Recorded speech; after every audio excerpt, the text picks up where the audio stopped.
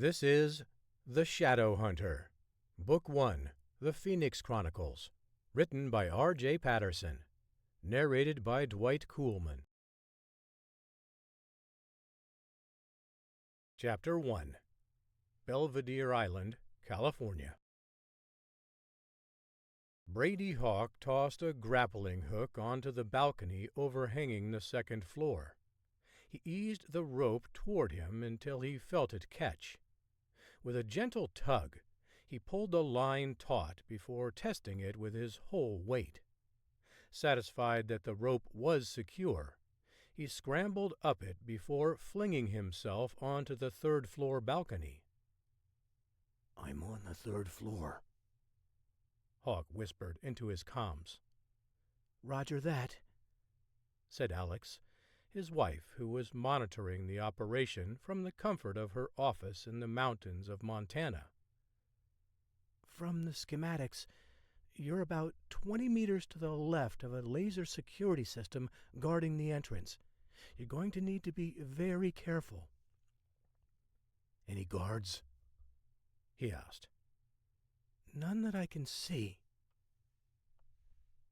Hawk drew a deep breath and exhaled slowly.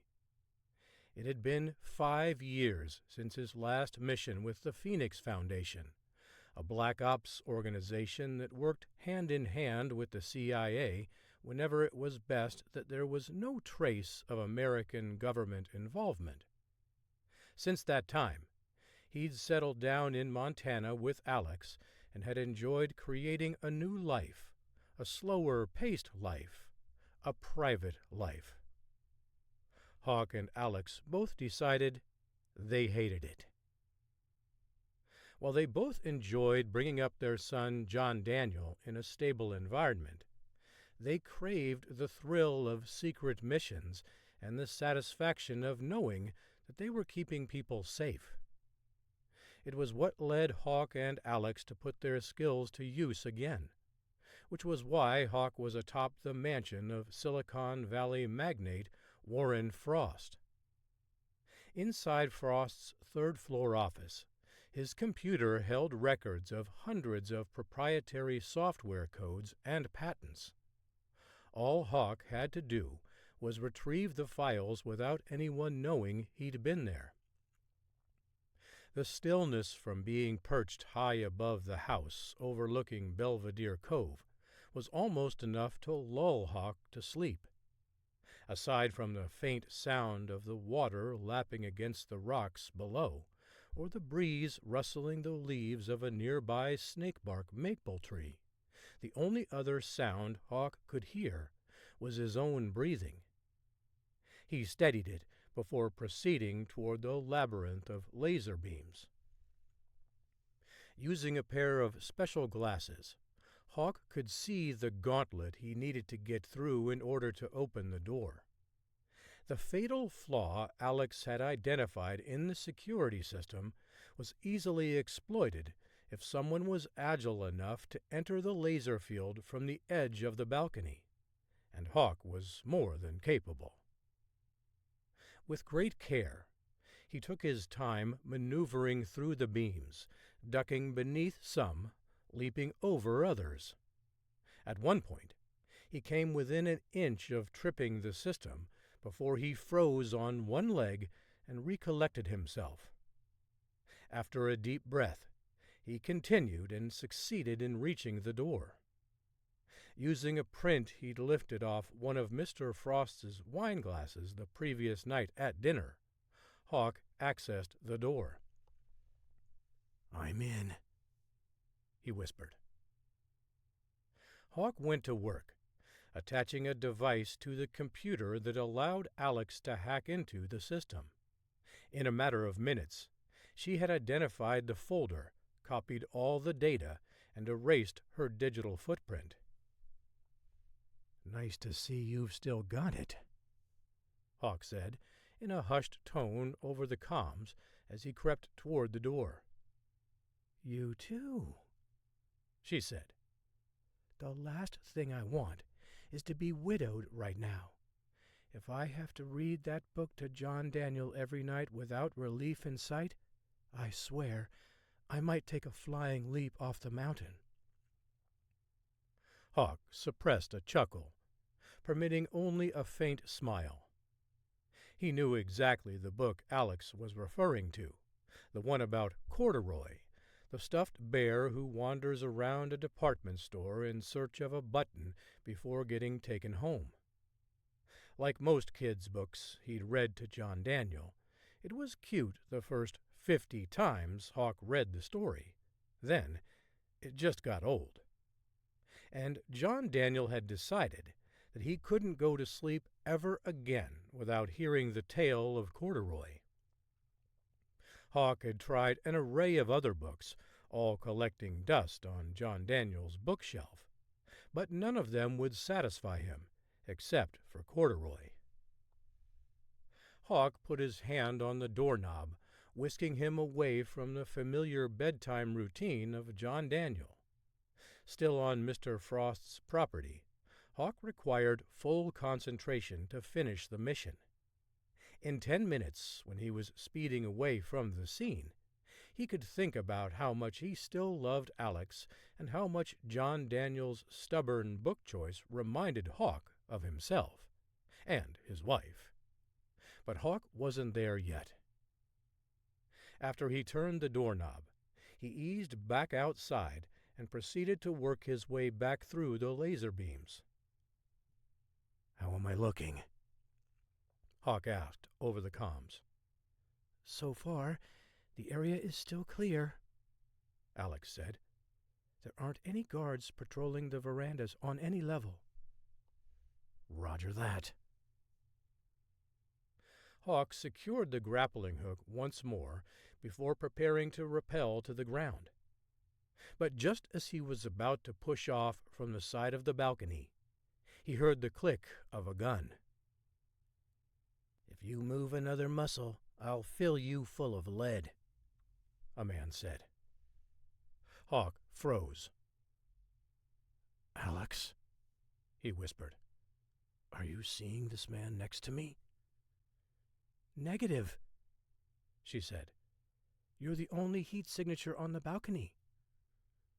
"Well, unless Mr. Frost's guards are ghosts, the infrared feature on the satellite must be broken." "I still see you on there," she said. "Well, I've been made," Hawk said. "Just wait. Use the time to come up with an exit strategy. After all, that's what you do best." Hawk agreed, but the problem persisted. There was a huge amount of risk involved no matter what move he made, even the kind where he stayed still. Following a brief pause, Hawk responded to the guard. "I'd show you my hands, but they're clutching this rope," Hawk said. "I'm going to walk slowly up to you."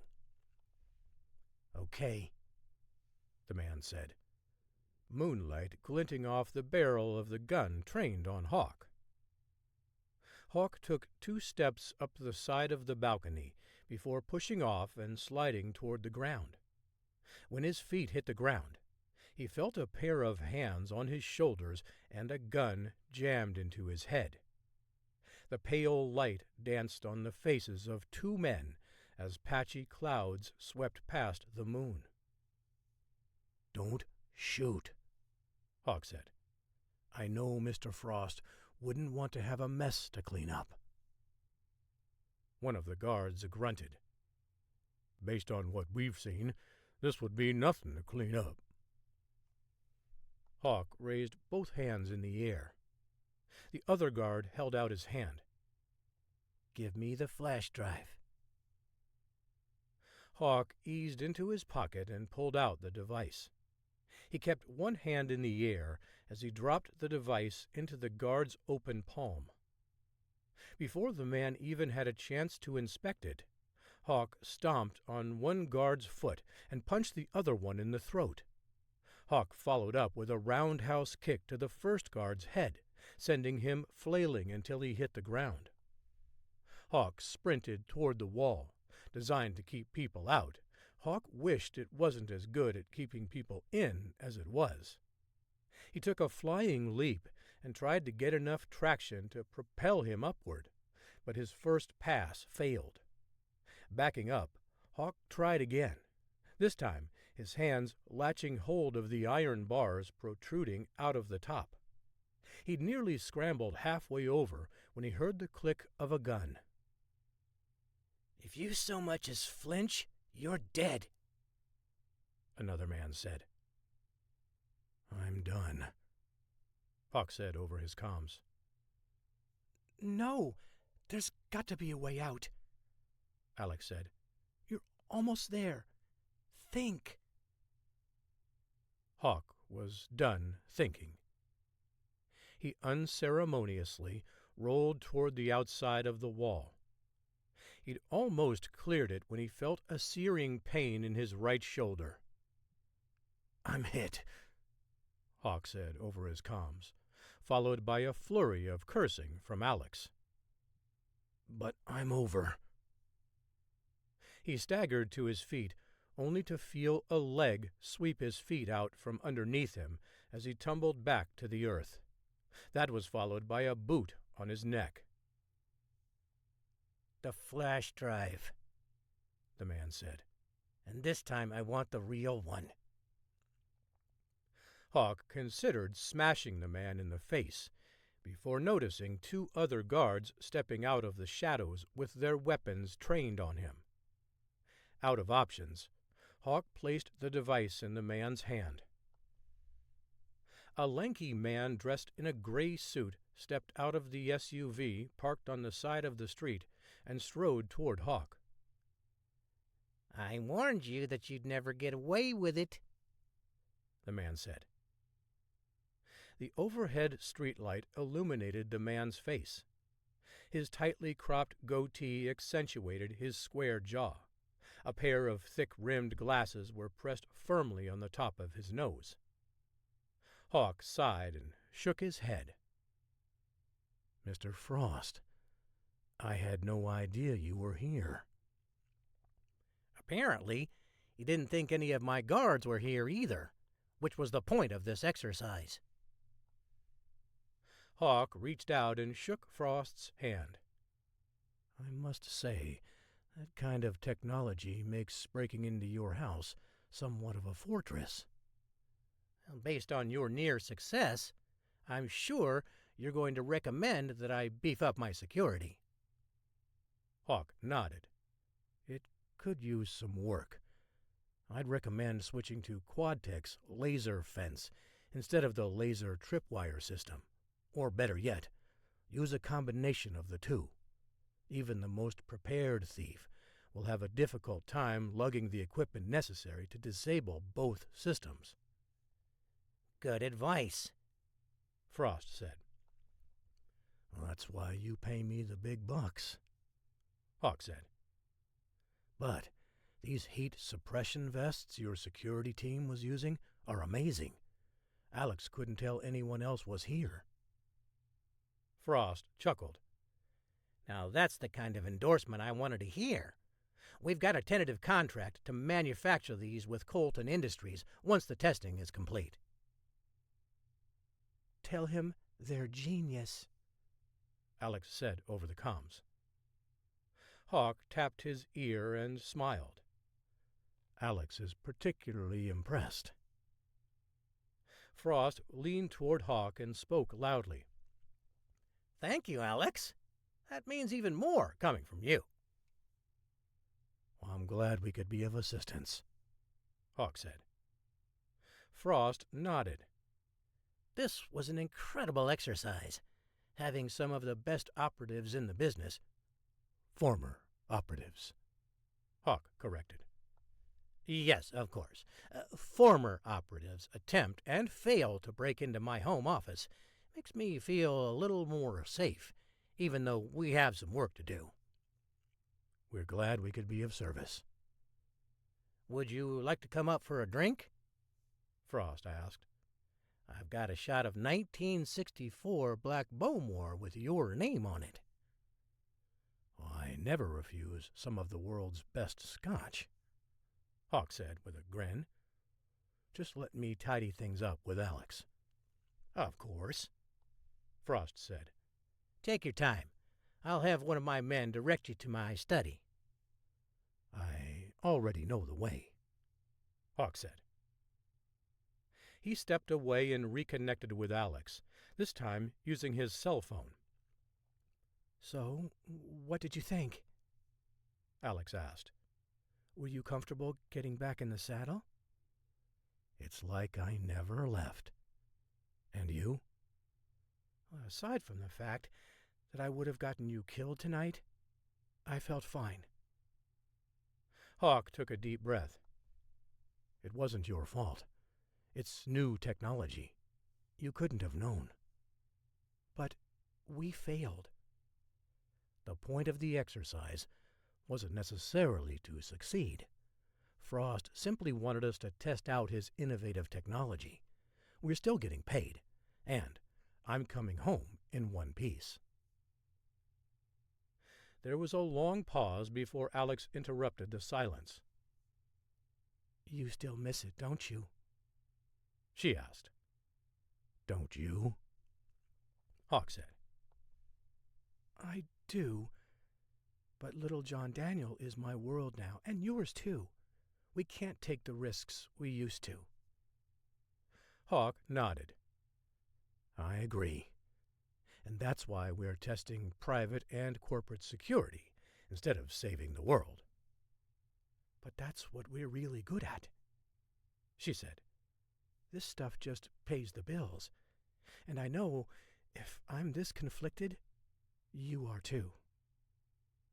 John Daniel is our world right now, so I'm not sure I would call how I feel conflicted. Hawk? Don't you lie to me, Alex said. You know I can tell when you're lying.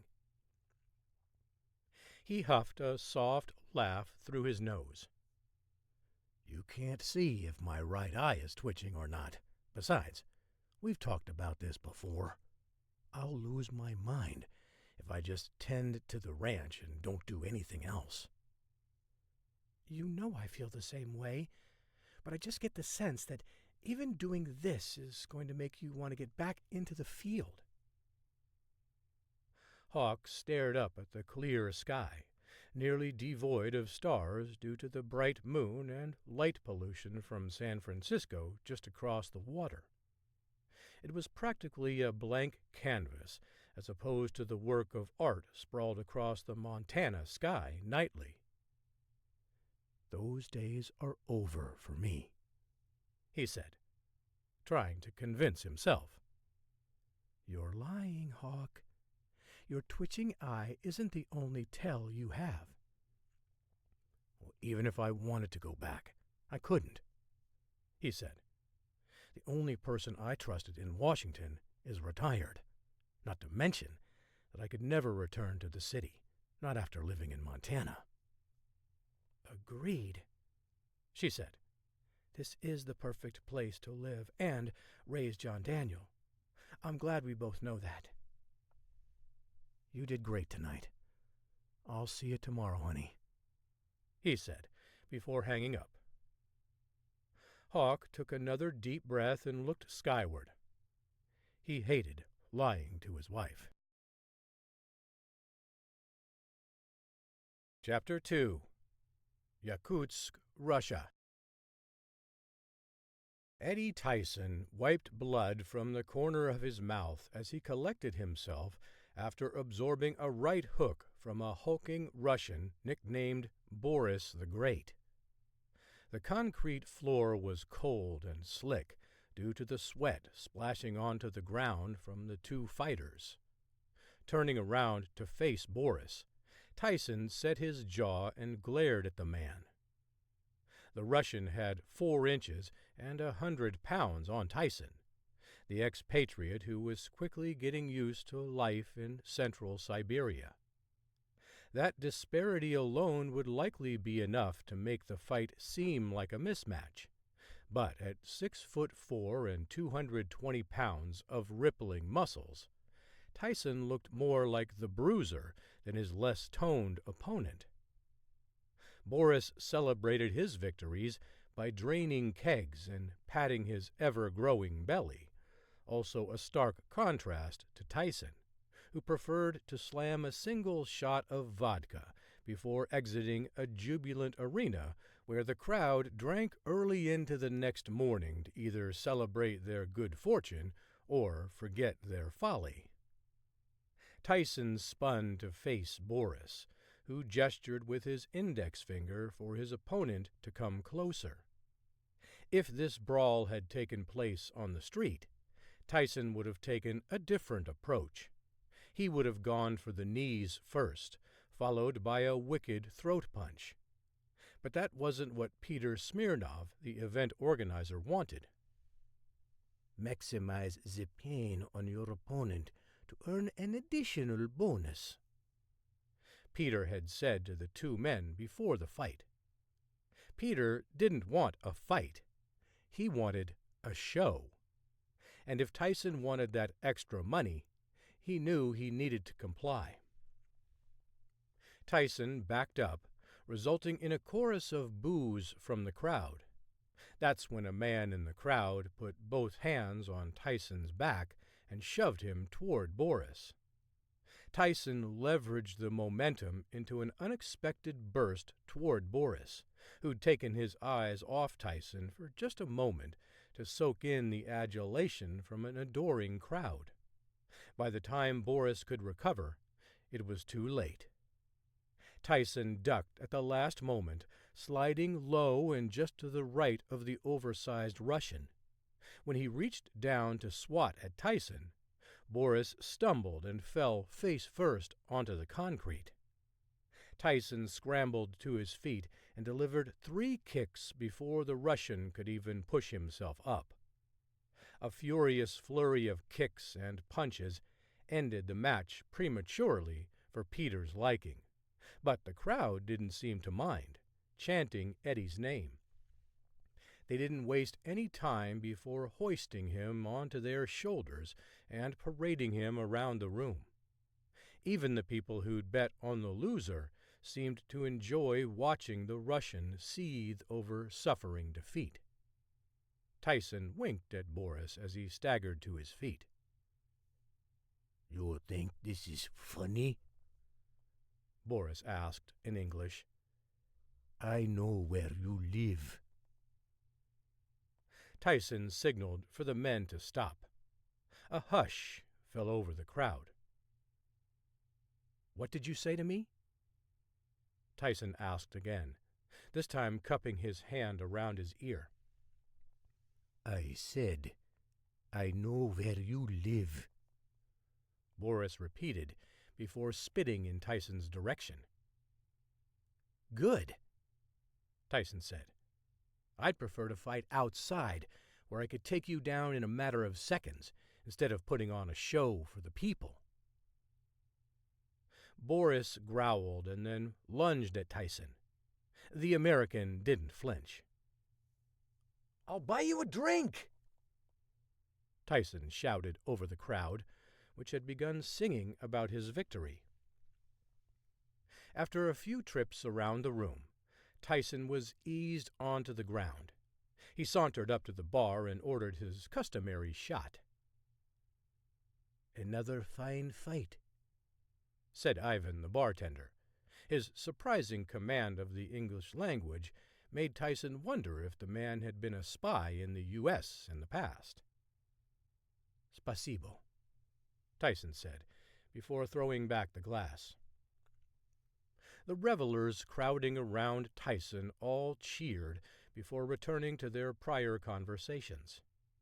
He went to the makeshift locker room in the back of the warehouse to collect his gym bag and coat. Just to the left of the door, a striking young woman adorned in a fur coat shot him a knowing glance.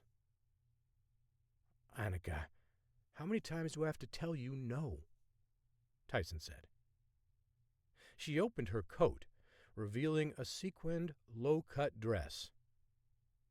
"The real question," she began in her clipped English, "is how many times will you deny this?" Tyson stopped and shrugged. As many times as you ask? He resumed his march into the locker room, which didn't stop her from running after him. I just don't understand, she continued. Nobody's ever resisted me like you do. I already told you, Annika. I'm spoken for. You Americans and your fidelity. Tyson chuckled and shook his head. How did you say that with a straight face? It's not true, no? Hardly, Tyson said. Americans are virtuous in many ways, but when it comes to temptations such as this, we're not known for putting up much of a resistance.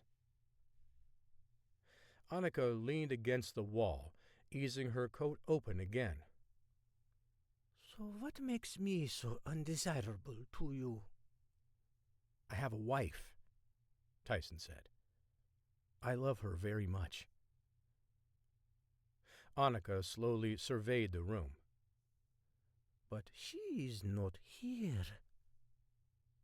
Opportunity is never an excuse to break one's vows. And when will she be joining you in the middle of Siberia? Never, Tyson said. And you never expect to leave? No. Annika's bottom lip protruded as her face fell. Just tell me you think I'm ugly, so I will leave you alone. If you want me to lie, I will, Tyson said, as he slid on his coat. Just say it, so I can go away in peace. Tyson was more than ready for Annika to leave, but he held firm. I don't say things that aren't true. As she leaned against the wall, she slid to the floor before turning into a blubbering mess. I wish you hated me. Good night, Annika, Tyson said, as he left her in tears. He made it halfway down the back corridor before 3 men stepped into Tyson's path. Twisting his body so he could penetrate the shoulders of the 2 men, Tyson found neither of them were interested in moving. We need to talk, Mr. Tyson, one of the men said. I'm sorry, but I'm in a bit of a hurry to get home. Tyson tried again to get through the barrier they'd formed. He took a step back and tried to skirt them on the outside, but they shifted their feet, maintaining their imposing presence. Most of the time, he'd punch his way through, but he realized that these men were going nowhere, and they knew where he lived. You're not going anywhere until we've had a word with you, one of the men said. Another man pushed open a nearby door and led them into a room. The cramped office was littered with a couple of broken desks and chairs that were no longer salvageable. A wooden bookshelf against the far wall was almost bare, save a few copies of Joseph Stalin's Foundations of Leninism. One of the fluorescent lights in the back corner intermittently flickered. Have a seat, one of the men said, nodding at a bucket turned upside down on the floor. He pulled back the corner of his coat and revealed a holstered gun. Tyson understood that this was the international signal for don't even think about objecting unless you want to die. He sat down and looked up at the men now spread out with their backs against the wall. That was quite a performance you put on tonight, the mustached man said as he ran his fingers through his hair. You fight pretty good for a dead man. Well, dead or alive, that's how I've always fought, Tyson said with a shrug. Now what's the meaning of this? I don't suppose this is some strange FSB ritual? The bald man stepped forward. We need you to do us a favor. Tyson eyed the man closely. Are you asking or telling? Mr. Tyson, you are here merely as a guest of the Russian government, Baldy said. We don't ever ask for favors. I'll be sure to remember that next time, Tyson said. So what do you want?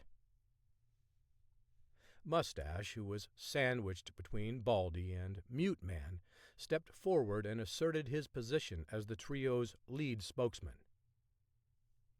Mr. Tyson, we've been more than gracious hosts to you over the past 3 years, but we no longer see this as an equitable relationship. What do you mean? Tyson asked.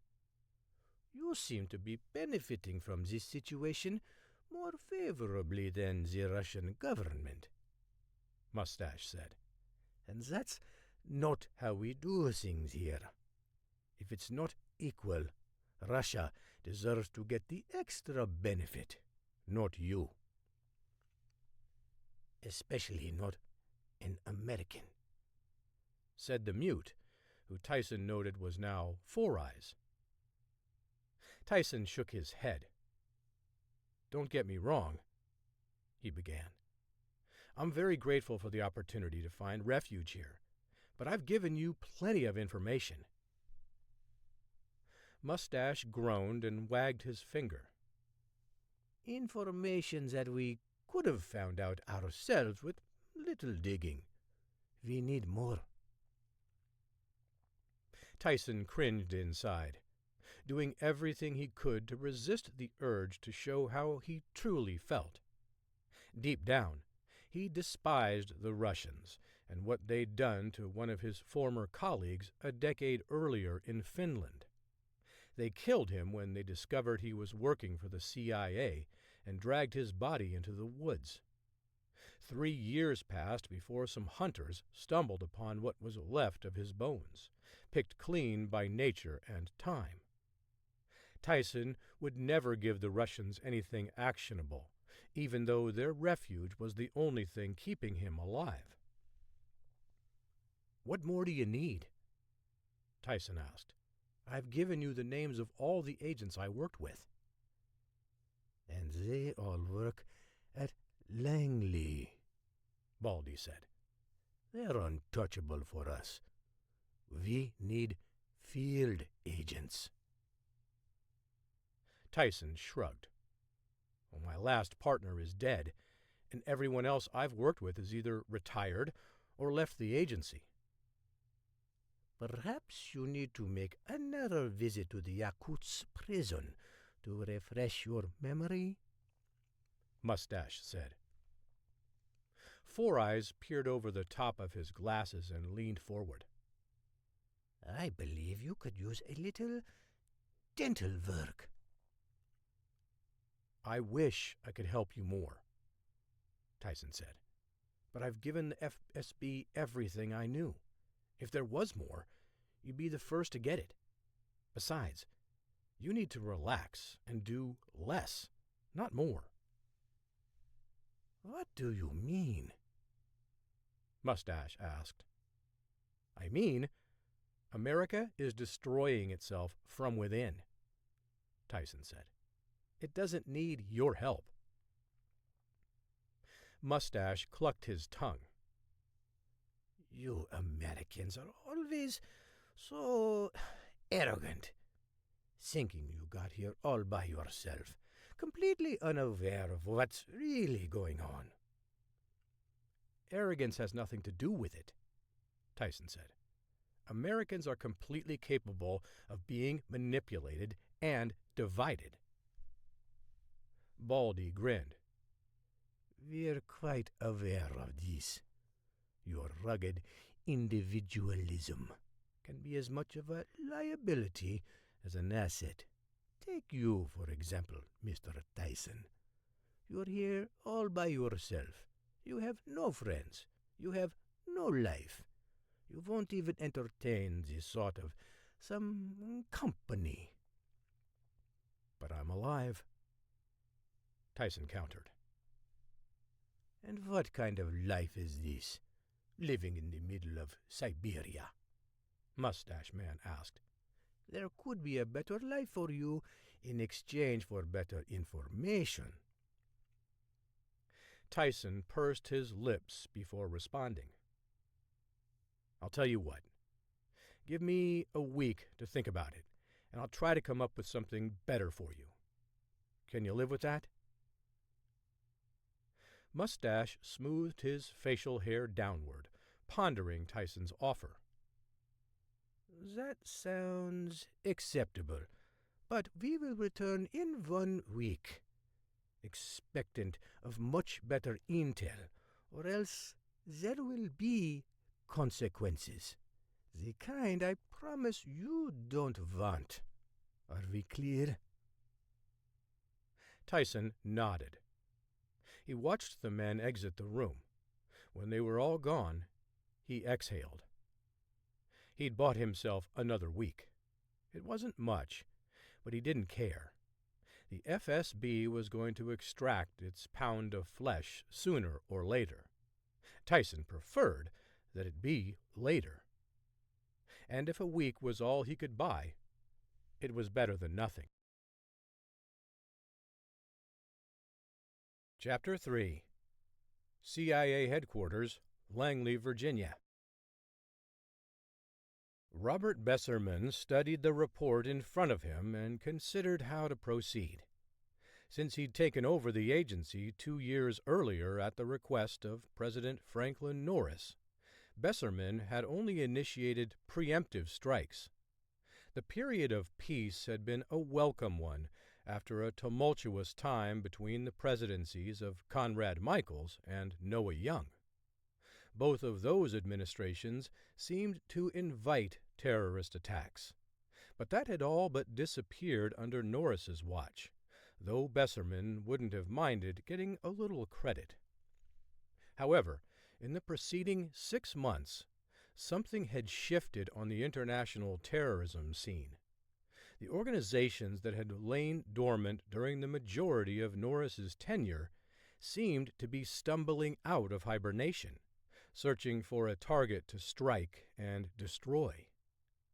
Never had Besserman remembered receiving so much intel from his strategically placed agents all over the globe. If he didn't know any better, he would have thought it was a global conspiracy. But he was smart enough to know that unifying terrorist groups was akin to herding cats hyped up on catnip into a bathtub. It would never happen. Yet something was happening. Besserman checked his watch and gasped. The time was getting away from him, and he was already 5 minutes late to a briefing he'd ordered. One of his best analysts, Craig McMurtry, had floated the idea that perhaps a coalition wasn't being built, but that maybe someone had decided to coalesce scores of terrorist groups by supplying them with funding. Besserman wanted to know more. To him, the idea sounded like chaos theory on hard drugs, and the idea of fighting back had given Besserman a couple of sleepless nights. Besserman hustled into his seat at the head of the table and set his briefcase in front of him. Everyone else was staring at the projector screen, trying to figure out how to adjust the color. "We've got a building full of the brightest minds in the country, yet not a damn one of you knows how to work the projector," Besserman said. Several people seated at the table chuckled before looking at Besserman. He wasn't laughing. "Let's go," Besserman said, gesturing for McMurtry to start. "If this is as serious as you're making it out to be, we're losing ground as we speak." McMurtry didn't need to be told twice. He started by giving a background report about the inactivity over the past few years and when the change was initiated. In 1 month, 45 agents reported back that the cell where they were embedded had come upon a windfall of financial help.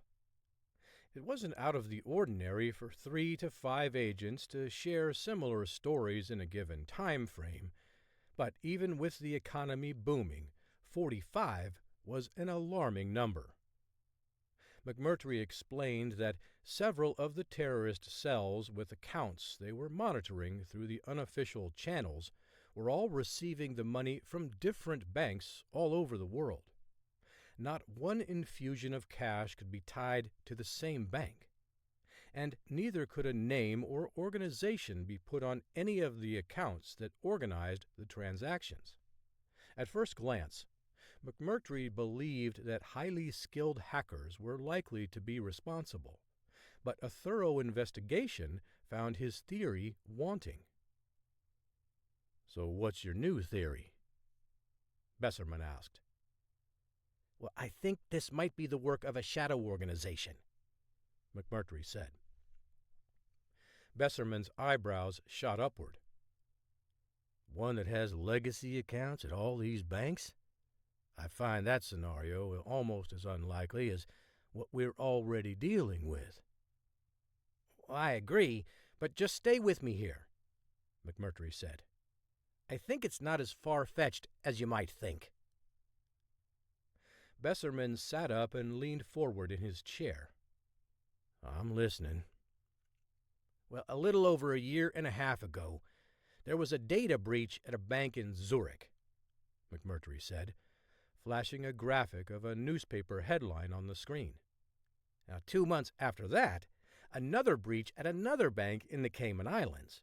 Then, every 45 to 60 days for the next year, there were breaches. Some of them so small that they didn't even make major news. But someone was targeting banks. What information was stolen? Well, according to digital forensics experts, nothing. Not a name, not an account number, not an email address, not a phone number. Zilch. These hackers went through a lot of trouble, but never retrieved a single shred of information, according to the investigating companies." "Then what were they after?" Besserman asked. "No, that's the wrong question," McMurtry said. "What did they really get? That's what I want to know. Because these hackers weren't just showing off, taking their skills on the equivalent of an internet joyride. They found exactly what they were looking for." "And how do you know that?" one of the women at the table asked. "Well, I decided to investigate the company that handles these investigations," McMurtry continued. Trans Global Security, or TGS, was started by a Saudi prince, Prince Ahmed Salman, who'd gotten his hand slapped numerous times for hacking into various systems. Now, about 5 years ago, he proclaimed himself cured and announced that he was putting his skills to good use.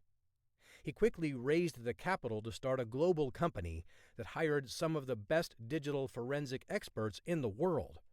They opened offices in London, New York, Paris, Sydney, Johannesburg, and Frankfurt. Now, they are viewed as the experts, dwarfing their competition in both talent and capital. "And TGS investigated all of these breaches?" Besserman asked. TGS and their partners, McMurtry affirmed. What I found was that no matter who was called on to investigate the various breaches, ultimately, TGS was the one handling the process. Many of the smaller firms didn't have the bandwidth to launch a massive investigation." "But TGS did?" another man asked. "Exactly," McMurtry said. Part of their visionary plan was to form partnerships with other similar businesses, seeing them as mutually beneficial as opposed to a competitor. And in this case, the smaller firms landed what was essentially a finder's fee, while TGS did all the grunt work. "Isn't it usually the other way around?" another agent in the room asked. McMurtry nodded. Yes, which is what made this business model so unique. But TGS has been doing this for a while, essentially building its reputation and ours inspecting hacks. They've become one of the most trusted names in their field. And it was all started by a Saudi prince? Besserman said, shaking his head. How did people not see this? Well, the truth is, Prince Salman raised the capital necessary to launch the company, but then stepped away. Unless you knew the origins of TGS, you wouldn't have any idea that he was a part of it. He's not even listed on the website anymore. P.T. Barnum nailed it when he said there was a sucker born every minute, one of the agents at the table quipped. So what do you think the hackers actually got? Besserman asked. What I think they found were dormant accounts that didn't have any activity for a decade or more and would have gone largely ignored, McMurtry said. The owners wouldn't be monitoring it since they had likely forgotten about it, and the bank wouldn't be on high alert when money exited the account since the hackers utilized accounts with enormous balances.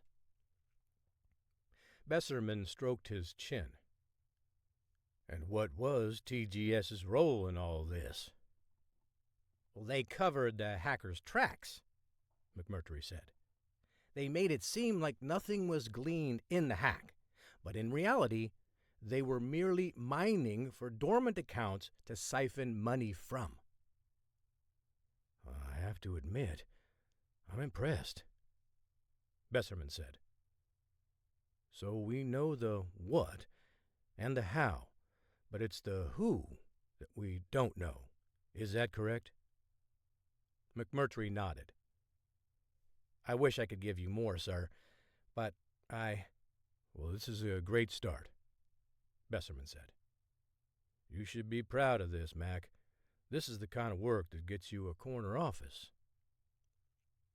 McMurtry turned 3 shades of red as he sat down. A knock at the door stole everyone's attention before a perky blonde poked her head inside. Director Besserman, you have a call, she said. Besserman sighed. Take a message. This is an important meeting we're in right now. I'm sorry, sir, but I can't. It's the White House. There's an emergency meeting and your presence is requested. Besserman shook his head as he stood. Well, this can't be good. Chapter 4. Bridger, Montana. Brady Hawk yanked a bale of hay off a stack and carried it out of the barn. He constantly looked down, checking for John Daniel darting back and forth around him. A thin layer of snow blanketed the ground, while the surrounding mountain peaks were coated with a fresh foot of powder. Watch out there, little buddy, Hawk said, as John Daniel zipped by, lost in his own world of make-believe.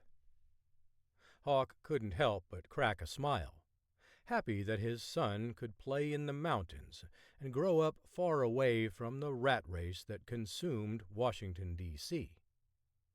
There was a time when Hawk didn't mind living in the nation's epicenter, but it seemed like ages ago now. He and Alex never imagined they could find such peace and contentment living on a mountainside in Montana, deciding to move into such isolation for a year to decompress from the enduring stress of keeping the country safe in the shadows. "Dad, watch me!" John Daniel shouted from atop a hay bale. Hawk turned toward the direction of his son's voice. The 4-year-old had a piece of straw hanging out of his mouth as he crouched low. Once Hawk locked eyes with him, the boy jumped upward, leaping into the snow. He rolled a few times before coming to a stop and then scrambling to his feet. Throwing his hands in the air, he looked up at his dad. "Was that cool or what?" John Daniel asked. Hawk chuckled and nodded. That was pretty great, son. Where'd you learn to do that? I saw Spider-Man do it on TV. John Daniel said. I'm gonna be like him one day. Hawk appreciated the fact that his son could have a stable childhood. Growing up with a single mother wasn't easy for Hawk. She was always looking for work and trying to figure out ways to keep food on the table.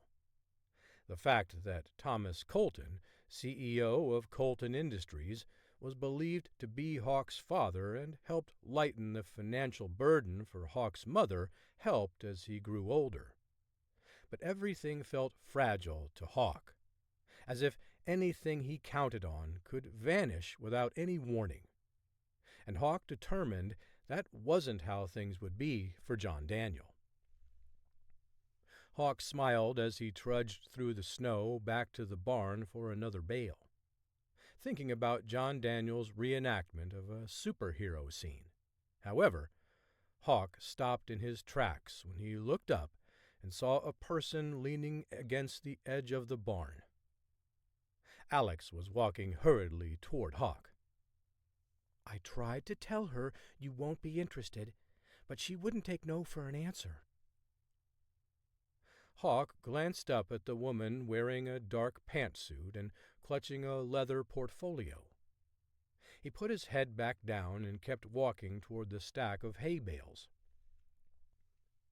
Alex is right, you know, Hawk said, as he wrapped his arms around another bale. Morgan May was tapping at the dirt floor when Hawk turned around. Right about what? About not being interested, Hawk said. How can you say that? You don't even know why I'm here, she said. Hawk lumbered toward the feeding trough before filling it with hay. He spread it out so the horses could get to it more easily before whistling. Tucker, Dusty, come and get it, Hawk said. He waited for the horses to come running before returning to the barn. Morgan hadn't moved. I warned you, Alex said to Morgan. I hate that you came all the way out here for nothing, but we're not interested in returning to your world. Alex, Morgan said. You were always a terrible liar. This isn't a lie, Alex said. We love it out here. Just look at this place. Hawk nodded. Alex speaks for the both of us, Morgan. This is our life now, and it's that little guy's life, too. Morgan cut her eyes toward John Daniel, who was constructing a horse out of snow. Look, Dad, this one is my size, he said. I'm going to call him Snowflake. Hawk and Alex both laughed softly and then offered John Daniel encouragement. He's definitely a cute kid, Morgan said. Hawk shrugged. What can I say? He takes after his mother. Morgan offered a thin smile before it quickly faded. What are you doing out here? Hawk said. Morgan sighed and stared off into the distance. You won't return my calls, and it feels like you're avoiding me. Unless you're selling ranch equipment, I'm not interested in whatever mission you're trying to wrangle me into. Actually, I wanted to speak with both of you about this particular mission, Morgan said, a faint smile creeping across her lips as she glanced at Alex. I don't plan on leaving until you've heard me out. Fine, Alex said. If it'll make you go away, I'll listen. Should we go inside? Morgan asked. Alex led everyone back to the house. They sat down across from the large fireplace situated in the center of the room. Don't you worry about John Daniel climbing up on that hearth? Morgan asked. Alex shook her head and laughed. It only took one time for him to get too close before he figured out on his own that it wasn't a good idea. Morgan leaned forward in her chair. I understand the two of you are helping with private security now. Are you enjoying the work? It beats getting shot at with real bullets, Hawk said. And I get to stay home most of the time, Alex said, glancing at John Daniel, who'd moved on to riding around the house on his metal fire truck that was more suited for outdoors. But if I have to travel, my aunt and uncle live in Billings, which isn't too far away. John Daniel seems to enjoy his visits with them as well. Hawk stared at the mix of snow and mud still clinging to his boots. How's J.D.? Oh, my uncle, the infamous Senator Blunt, Morgan said, shaking her head. He's still enjoying retirement. He's not the one who sent you here? Hawk asked. Morgan looked at the floor and shifted in her chair. To be honest, he told me not to come. He said you'd be reluctant to do anything for Magnum. Magnum? Alex asked. Is this the name of your new secret task force? Morgan nodded. It's not quite as secret as I'd like it to be, but keeping our base of operations in Los Angeles has at least kept the meddling politicians out of our business. Good move, Hawk said. Blunt was always proud of you and told me on several occasions that he anticipated you'd do great things in the intelligence field. We're just getting started, but I hope to prove Uncle J.D. to be a prophet. Hawk wanted the conversation to end. He didn't want to be lured into joining any of her missions. He also wasn't sure he could resist, which would devastate Alex. They'd both agreed that their life of harrowing adventure was over. No more globe-trotting, no more danger, no more risk-taking. They'd entered a new phase of their relationship with the birth of John Daniel, and decided they couldn't continue as they had. Someone else would have to save the country from imminent threats. They were done. Morgan explained briefly that Magnum had been designed to replace the Phoenix Foundation, picking up where it had left off several years ago. She was working with CIA Director Robert Besserman for off-the-books operations, the kind where the U.S. government couldn't be involved no matter how badly it wanted to. Then she shared that she'd hired Mia, the infamous Hellenist 9 black hat hacker, as well as Big Irv, a former Secret Service agent that Hawk and Alex knew well from their time in Washington. So you want to get the band back together? Hawk asked. In a manner of speaking, yes, Morgan said. I can tell you more later about what we do and how we operate, but I first want to tell you about this mission. I could save you the time, Hawk said. We could just call this visit good, and you can drive back to the airport knowing that you tried. Or you could at least hear me out, Morgan said. I've come this far. What could it hurt to listen for a few seconds more? Hawk sighed and looked out the window at John Daniel. I really do appreciate you thinking about me, but Alex and I can't leave. We have John Daniel to think about now. Well, we have an operative who may never see his son again unless you help us, Morgan said. Hawk squirmed in his chair, reluctant to ask the question because he was afraid of what Morgan might tell him. But he also couldn't let her leave without at least knowing who was in trouble. Do I know this operative? He asked. I think so, she said. Do you recall serving with Eddie Tyson? Morgan asked. Hawk pursed his lips and nodded almost imperceptibly. He was one of the Navy SEALs I met during training. We have quite a history. Go on, she said. On our final training mission, my oxygen tank started leaking when we were trying to investigate a shipwreck. We had to swim through an old destroyer that the Navy sank off the east coast of our base at Coronado. On our way out of the wreckage, I got hung up on some rusted metal, and when I tried to get free, some of the structure collapsed, pinning me down. Tyson gave me his tank while he freed me from the debris. If he hadn't been able to get me loose so quickly, I don't like to think about what would have happened, but I have a feeling you know this already. Morgan shook her head. Well, I knew you were close, but I didn't realize he'd saved your life. Yeah, we didn't exactly put that in the post-op report, Hawk said. So what's going on with Tyson? Is he in trouble? Yes, very much so, Morgan said. And he needs your help. Chapter 5.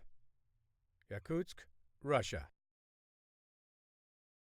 Eddie Tyson looked at his bloody knuckles as the Russian who'd once appeared invincible was lying prone on the concrete floor. The crowd shouted at the fallen fighter, urging him to continue with the match. Tyson took a deep breath as he shot a sideways glance at the event's organizer. Peter gave Tyson a knowing look, one that he was about to ignore. The Russian staggered to his feet amidst the chants of "Ursa, Ursa, Ursa." The Russian Bear was his nickname, and tonight's bare-fisted brawl was supposed to be staged. With a handful of Russian generals in town visiting the Yakutsk prison, the owner instructed Tyson to go 3 rounds before taking a dive in the 4th. But 5 rounds into the match, Tyson was getting the best of his opponent. The Russian staggered to his feet and spit in Tyson's direction. You missed, Tyson said. Bear growled through gritted teeth. He backed up a few steps before rushing toward Tyson. Diving to his left, he avoided all contact. Tyson scrambled to his feet and hit the unsuspecting Russian in the back. Bear turned around and grabbed both of Tyson's arms, lifting his feet off the ground. As Tyson struggled to free himself, the crowd laughed and shouted, delighted by the power move. "Finish him! Finish him!" they chanted in Russian. He had seen the Bear's signature move before and wanted no part of it. Frantic to escape Bear's grip, Tyson drew his leg up and kicked backward, jamming his opponent in the stomach. The shock of the blow was just enough for Tyson to break away. He hustled across the room and spun around to find Bear charging toward him. This time, Tyson didn't have a chance to evade the Russian. Instead, Tyson dropped to the ground and aimed a kick toward Bear's kneecaps. The Russian buckled and collapsed, falling on his side with a thunderous clap on the concrete. The bloodthirsty crowd gasped as their hero lay motionless. Tyson glanced over at Peter, who set his jaw and shook his head subtly. The warning wasn't heeded. Tyson delivered several body blows before dishing out a half-dozen headshots. He would have happily continued, but the Russian tapped out, ending the match to a chorus of boos. In the corner of the room, Tyson noticed the generals tearing up their betting slips and throwing them onto the ground. A scantily clad woman presented a tray full of glasses of vodka that one of the men knocked out of her hand, sending the drinks crashing to the floor. Tyson resisted the urge to smile as he shuffled toward the locker room. He only took one full stride inside it before Peter started berating the American. "We agreed that you would take a dive in the fourth," Peter said. "But what was that? You knocked him out in the fifth." "Maybe you should be talking to Bear for not being able to hold his own," Tyson said. Moments later, Bear shuffled through the door, his face already starting to swell from the beating he'd taken. If he was upset about the way the fight had gone, he didn't show it, instead taking a seat near his locker and changing in silence. Peter put his hands on his hips and paced, muttering to himself. Tyson ignored the man and started changing. After Tyson finished putting on a fresh pair of sweatpants, he heard the door whine as 3 familiar men entered the room. One of the men looked at Bear and Peter, who both understood that they needed to leave. "So," Tyson said, "you came back for another show, and it hasn't even been a week." "It's been 5 days, but this is no laughing matter," the mustache man said. "Were you aware that there were generals here to witness your fight tonight?" Tyson nodded and refused to suppress a smile any longer. "They got one hell of a show, didn't they?" The bald man settled onto a bench across the room. "One of the generals wanted to put you in the Yakuts prison immediately." "And who could blame him?" the bespectacled man chimed in. "He lost $5,000 on that fight." "That explains why Peter wasn't as mad as I thought he was," Tyson said. "Peter will be dealt with in due time, but you are the person who ruined the visiting general's evening," Mustache said. "and that doesn't reflect well on any of us." "So, what are we going to do about this, gentlemen?" Tyson asked. "Are you just going to keep threatening me?" Mustache shook his head. "No more threats, just promises. And there's only one way out of this for you." "Sorry, but I don't have any more information for you," Tyson said. "We already know," Baldy said. "Instead, you'll be delivering a package for us." Tyson smirked. "A package? Has Russia run out of couriers?" Mustache shook his head. "We need you to make a special delivery to North Korea." "Oh, no, Tyson said. "That's not happening in a million years. You might as well put a bullet in my head right now, because I won't set foot in that country. They'll tear me from limb to limb if they catch me." "We're aware of what you did there," Mustache said. "but there are consequences for your actions, including your reckless ones tonight. You will atone for what you did." "Like hell I will, if it means going into that cesspool of a country," Tyson said, shaking his head. "Like I said, shoot me now or take me to the prison, because those people are sick, and I have no doubt that you'll just be using me and then handing me over to them." "You will do what we ask," Baldy said. Tyson sneered in disgust. "Unless you plan on physically forcing me to drive there, dream on, comrade." "When we come, you better be ready," Mustache said. "There will be no grace extended to you again." Tyson glared at the men as they filed out of the room. He finished gathering his things and stood to leave. Peter returned and looked at Tyson. "You should have taken the dive in the Firth." Tyson mouthed a few choice insults at Peter before exiting the locker room. Ivan Volkov ignited a cigarette and took a long drag before releasing a lungful of smoke skyward. He smoothed his mustache and looked at General Nikolai Orlov. The other two FSB agents accompanying Volkov flanked him, their hands dug deep into their pockets. "What did the American bastard say?" General Orlov asked. "He said he would refuse," Volkov said. "Who does he think he is?" Orlov asked, the veins in his neck protruding. "We have given him sanctuary here from his own government, and this is the thanks we get?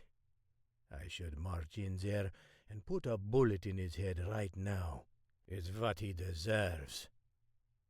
"But we need him," Volkov said. "There's unsavory business that would be far more beneficial to attach an American traitor than to anyone in the Russian intelligence community or the military, for the matter. Why sacrifice one of our own when we don't have to?" Orlov squinted as he stared off in the distance for a moment. "There are other ways we can coerce him, aren't there?" Volkov nodded. "It's always about finding the right pressure points." "I read his file," Orlov said. "And? He has children back home, does he not?" "3, to be precise," Volkov said. "The youngest is a little boy," Orlov said. "We know where they live, and even if we threaten Tyson, he won't make any attempt to warn his family for fear that he will expose them all." "Make the delivery, or we kill his son?" Volkov asked. "Is that the right pressure to apply?" "Maybe not kill. We don't want to turn him into a man with nothing to lose. Perhaps kidnapping will suffice." "I'll deliver the message," Volkov said. "I'm sure it will soften his stance on not going." "It better," Orlov said. "He owes me $5,000. Tell him it's nothing compared to what I normally do to people who steal my money." Volkov shook Orlov's hand. "Consider it done, comrade." Volkov and the other two agents saluted Orlov before he spun on his heels and disappeared into the darkness. Chapter 6. Los Angeles, California. Hawk and Alex piled into the SUV parked alongside the curb at Los Angeles International Airport. Hawk hated flying into LAX for the simple fact that it required venturing out into the city's gridlocked traffic. And that was saying something after living in the nation's capital. Morgan May adjusted the rearview mirror and offered a polite smile. "How was your flight?" "Not as comfortable as your uncle's jet," Hawk said. "But flying first class into LAX does have its privileges." "Did you meet someone famous?" Morgan asked. Alex smiled. "Jennifer Garner. If there's a better person in Hollywood, I wouldn't believe it." "Did you give her your personal assessment of her portrayal of a spy?" Morgan asked with a wink. "I doubt she'd believe me even if I told her," Alex said. "Well, I'm looking forward to seeing the Magnum headquarters," Hawk said. redirecting the conversation back toward the business at hand. I'm especially interested how you can hide such a facility in plain sight in this city. Sticking with our Hollywood theme so far today, Morgan began. It's not exactly in plain sight. Alex leaned forward in her seat. Then where is it? I guess you could say it's a little movie magic. The short 14-mile journey from the airport to the gates of Paramount Studios took just over a half hour, which was nearly a record time, Morgan noted aloud. What are we doing here? Hawk asked. We don't need to be entertained. We're at the Magnum headquarters, Morgan said. She wheeled the SUV around a corner and down into an underground parking lot. After securing her vehicle, she led Hawk and Alex to a stairwell. They descended 2 flights of stairs before Morgan waved an access card in front of a black panel next to a door. A click released the lock, and Morgan tugged on the handle. She gestured for Hawk and Alex to proceed. They strode down a dim corridor that twisted left and then right, and then left again, before reaching a more well-lit section of the structure. Morgan approached a door and placed her face in front of a screen. A quick retinal scan granted them access. We're here, Morgan said. Underneath Paramount Studios? Alex said, before letting out a low whistle. I never would have believed it. If half the actors in Hollywood knew they were working on top of a secret government site, they'd lose their minds, Morgan said, with a wry grin. Hawk's eyebrows shot upward. Half? You're right, Morgan said. More like 95%. That's why we prefer Bollywood movies, Hawk said, flashing a quick smile at Alex. We don't have to worry about our favorite actors getting political one way or the other, because sometimes I just want to watch a movie and not think about all that stuff. I mean, does anyone really care about the political opinion of an actor anyway? I think you know the answer to that question already, Morgan said. Or at least it'd be unanimous here. Hawk chuckled. You're more like your uncle than I first thought. I'm glad to see you're keeping an open mind, Morgan said. Follow me. They continued down a sterile hallway until they reached another set of doors that began to open as they approached. Inside, a handful of men and women sat at computer terminals, busily typing or talking on the phone. Welcome to Magnum, Morgan said. Morgan gave them a brief tour of the facility, which contained a research division dedicated to developing new technology to help with counterintelligence. She tapped on the window, and a young man sporting a pair of goggles and a white lab coat hustled over to her. Zachary, I'd like for you to come meet someone, Morgan said. Zachary nodded before striding over to the exit. His goggles sat cockeyed on his nose, and his hair appeared as though he'd just been jolted by a substantial number of volts from a recent experiment. Ma'am, Zachary said as he nodded at her. Sorry for my appearance. We were working on a device that could disable all electrical currents within a 25-foot radius by shorting them. Looks like that didn't turn out as well as you might have hoped, Alex quipped. Zachary put his hands on his hips and shook his head. Not in the least. This is Dr. Zachary Levinson, or as we refer to him around here, Dr. Z, Morgan said. We stole him straight out of Caltech.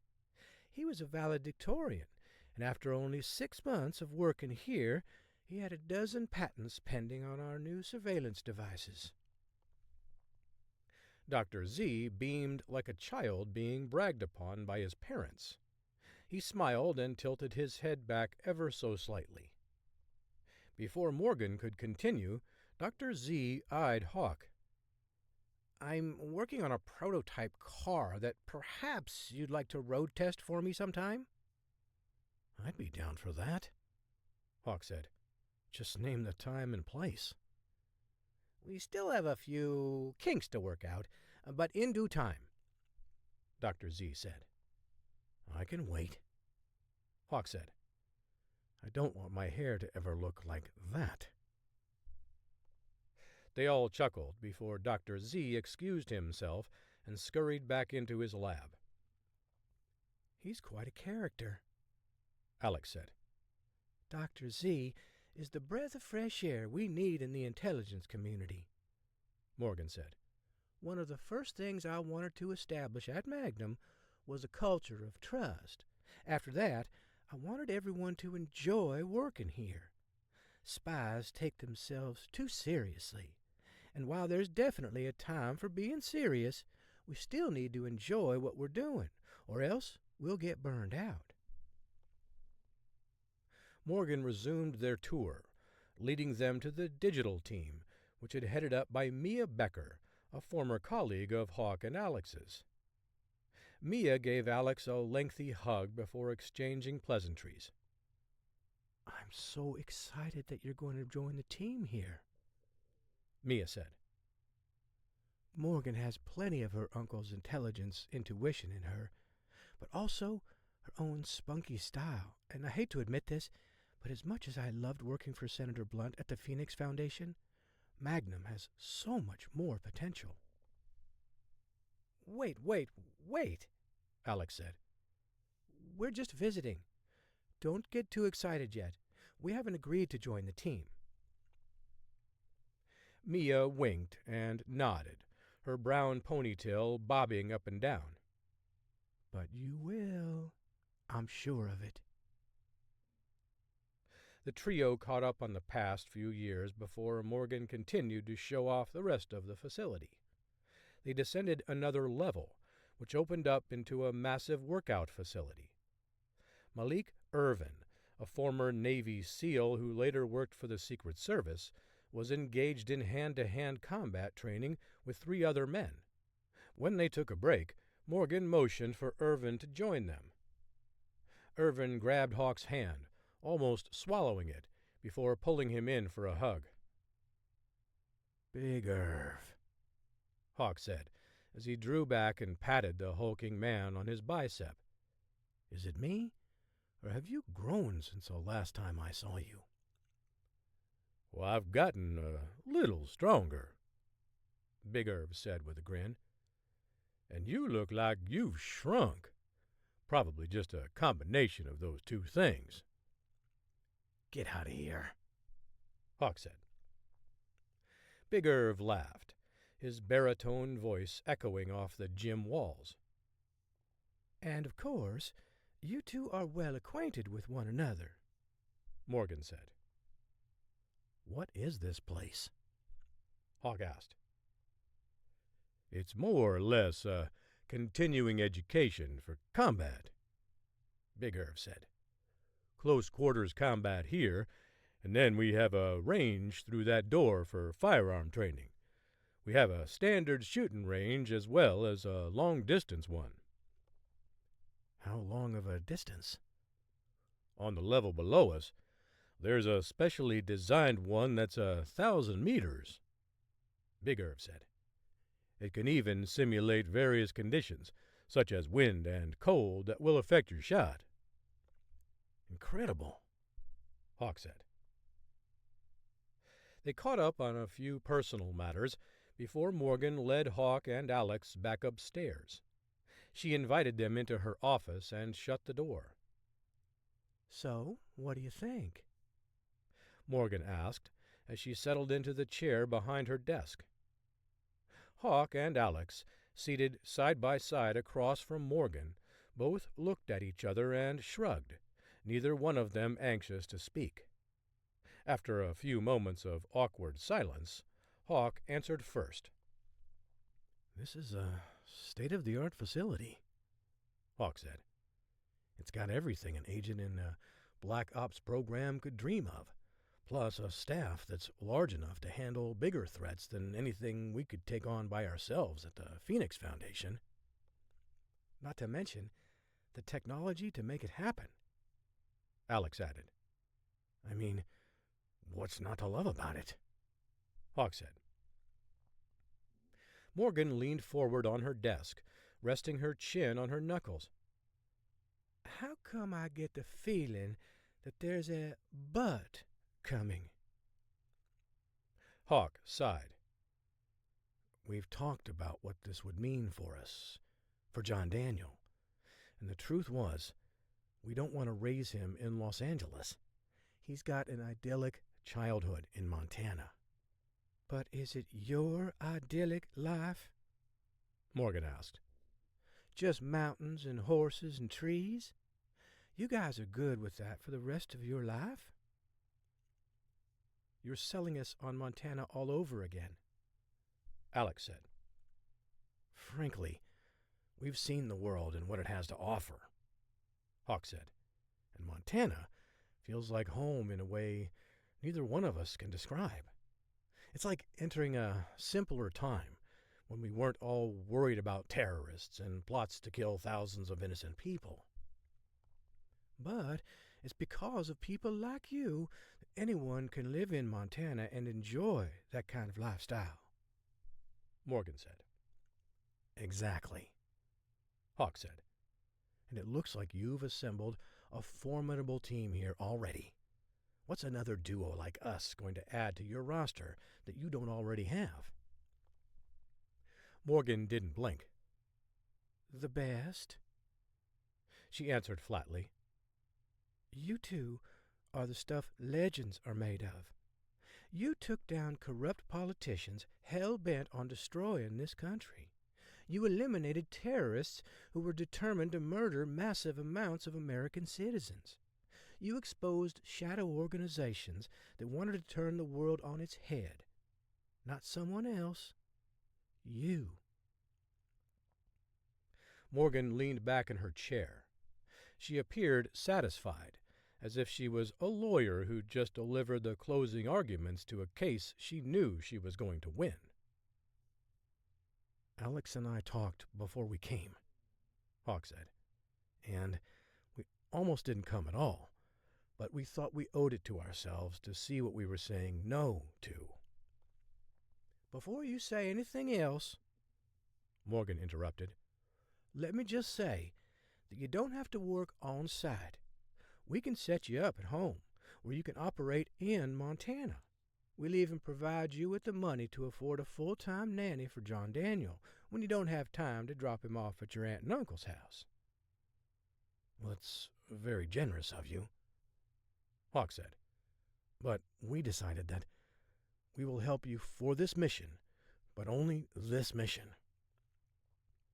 "That's great," Morgan said. "I can work with that."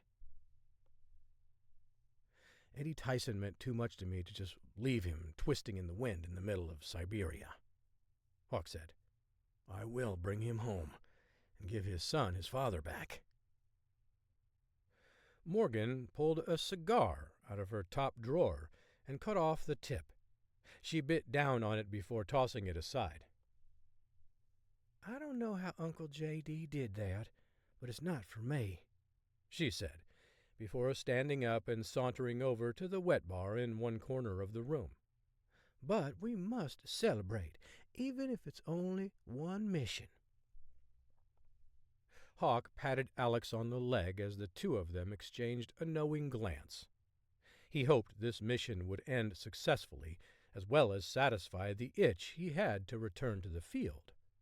Montana felt like home, but he couldn't suppress his urge to flirt with danger for the sake of his country. He'd have to tell Alex how he felt soon, but he could wait. Cheers, everyone, Morgan said as she offered a tray of tumblers to her two guests.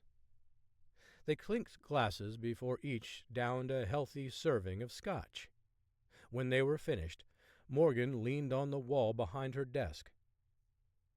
"Welcome aboard, you two," she said. "Now, let's get to work." Chapter 7. Washington, D.C. President Franklin Norris worked the toothpick over in his mouth as he stood near a window in the Oval Office and peered out at the south lawn. A few stray leaves tumbled along the faded grass, while the trees swayed with the wind. Overhead, the gray skies matched Norris's mood after he'd just received his daily security briefing. For the past 3 years, his time in the White House had been relatively devoid of any drama. The country's economy had exploded while experiencing an unprecedented time of peace. For the most part, military troops had remained stateside, and terrorists had been kept at bay. But in the past couple of weeks, Norris sensed the tremors of an impending seismic shift. The security briefing confirmed his intuition. Emma Washburn, Norris's chief of staff, swiped through a tablet situated on her lap. "I guess it's time to get to work," Norris said. "Well, sir, you do have several important calls today," she said, tucking her curly brown locks behind her ears. "But I can postpone them if you want me to." Norris turned around to face Emma and shook his head. "There's no need to push anything back. I'm sure I can manage this growing crisis with everything else I have." "In that case, I suggest you schedule a meeting with the Joint Chiefs of Staff this afternoon," she said. "They may have a better sense of what North Korea is up to." While North Korea had once been considered one of the biggest threats to the U.S., the isolated country's inability to obtain viable nuclear weapons relegated them to the status of a rebel-rouser, and nothing more. Their current leader, Kim Jong-ju, found an audience on social media and liked to post incendiary messages. Years of threats that never yielded even a hint of danger grew to be dismissed, the fodder of late-night TV show hosts looking for a cheap laugh. But for the past 6 months, Kim Jong-ju had gone silent, leading to plenty of speculation as to what he might be up to, or if he'd just dropped the grift out of frustration. But when Norris sat through the morning security briefing, he realized Kim Jong-ju was serious about striking the U.S. and shredding his international image of being all talk and no action.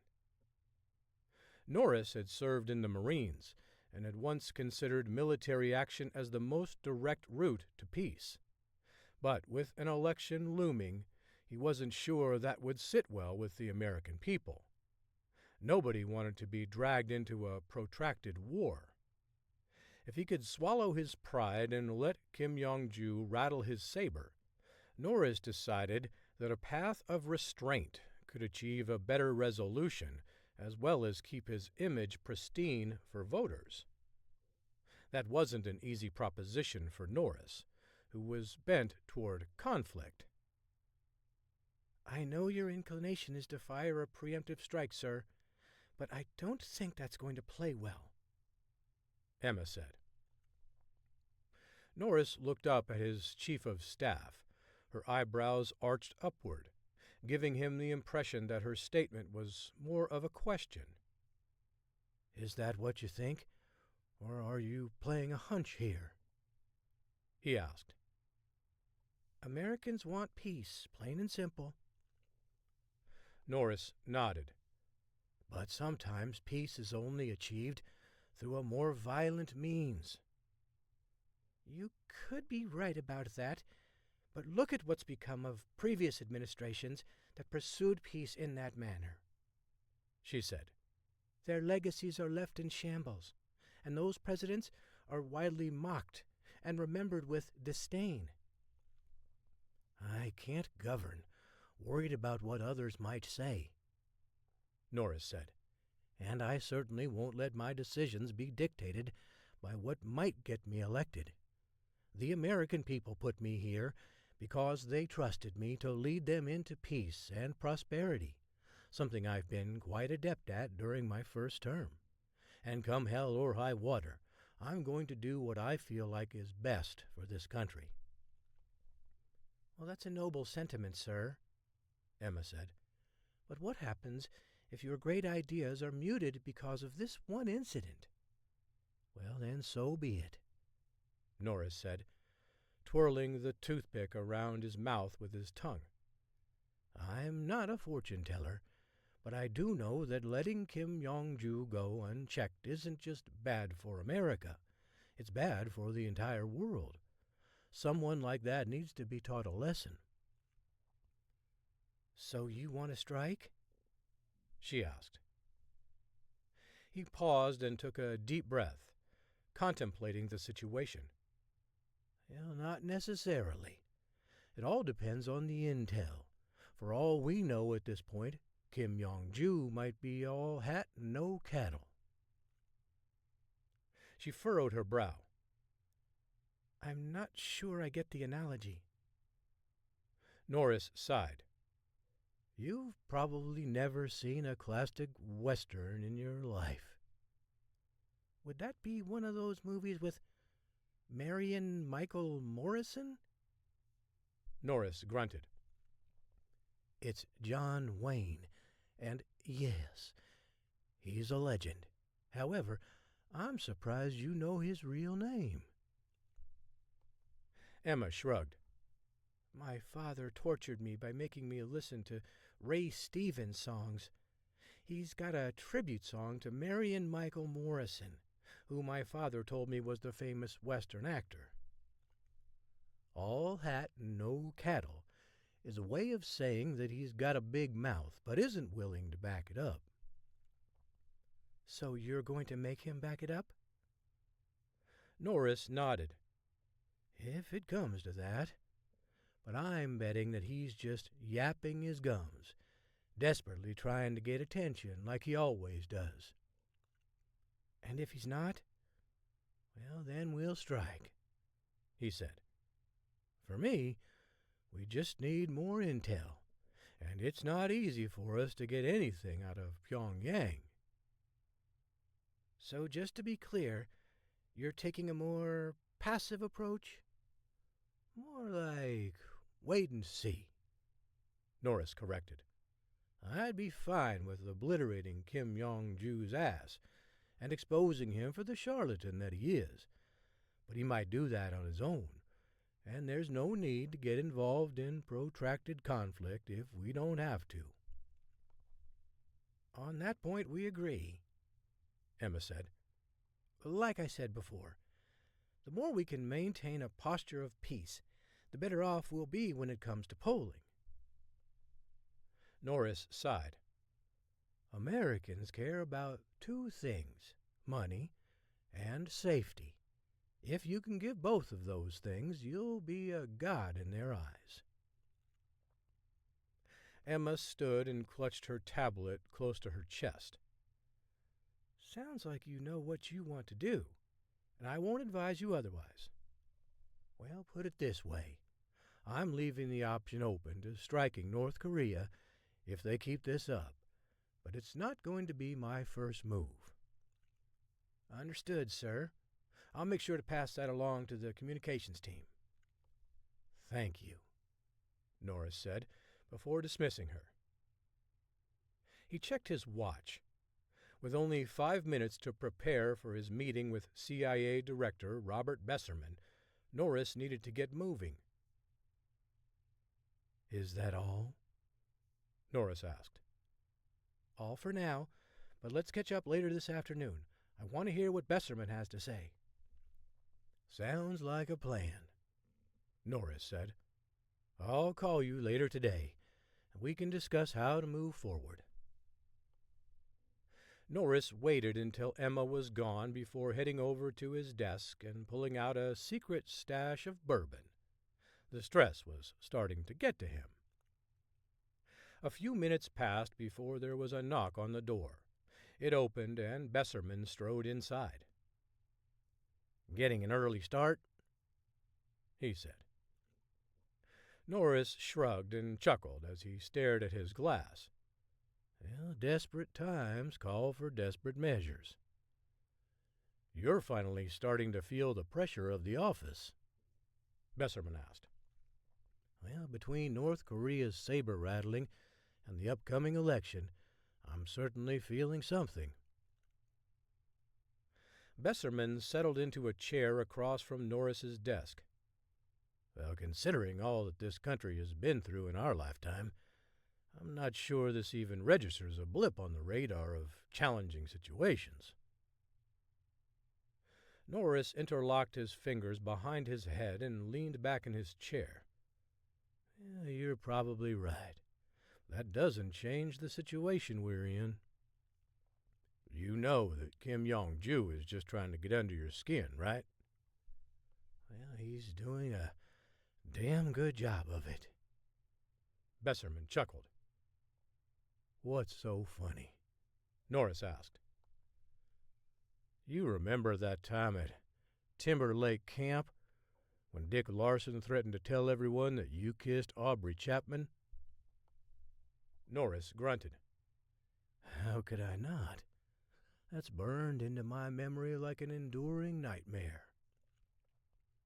Besserman grinned. You haven't even told Priscilla about that, have you? It was a long time ago, Bobby. But it still bugs you, doesn't it? Well, how couldn't it? I wanted to punch Dick Larson in the face. And if you did, you both would have gotten sent home. But you exercised restraint. And what happened? Well, Dick ran his mouth and got into a fight. And he was gone by Wednesday, Besserman said. Both men laughed while reminiscing about the event. I think your dad said I should have knocked his front teeth out to teach him a lesson, Norris said. My dad never saw a fight that he didn't like. Norris smiled. The lone front tooth dangling from the top of his gums was proof of that point. He didn't take anything from anybody, Besserman said. That's pretty much how he wound up with a Purple Heart. He received a Purple Heart from his time during the war? Besserman nodded. Your father never told you that story? Well, not that I recall. Well, it was a staple for my dad, telling it at every dinner party I think he ever attended. The version I remember is that they were in France after storming the beaches of Normandy, and a man made a rude comment about your dad. My dad approached the man, who looked like a German soldier. When he pulled out a grenade and yanked out the pin, my dad grabbed the explosive device off the floor and hurled it through a window. The grenade detonated in the street, sparing everyone inside. Several soldiers proceeded to beat the German before taking him prisoner. If my dad hadn't acted so quickly, who knows if either of us would even be alive. Well, Norris said, his eyes widening. I've never heard that story. It's a good one, Besserman said, and all true. My father was adamant about not embellishing war stories. Yeah, so what you're trying to say is that I need to pounce on the grenade and throw it outside to avoid disaster? Norris asked, with a wry grin. If you can do that, Besserman said. Otherwise, I'd bomb the shit out of Kim Jong-ju. I'd shut him up for good.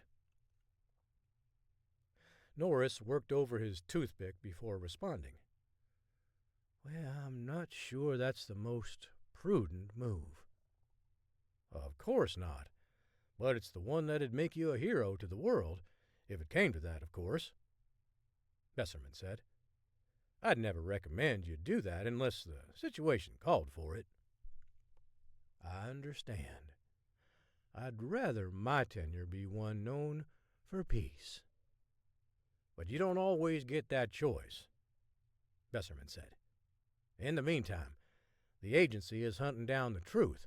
I'll keep you posted on what's happening and let you know if such an action is necessary.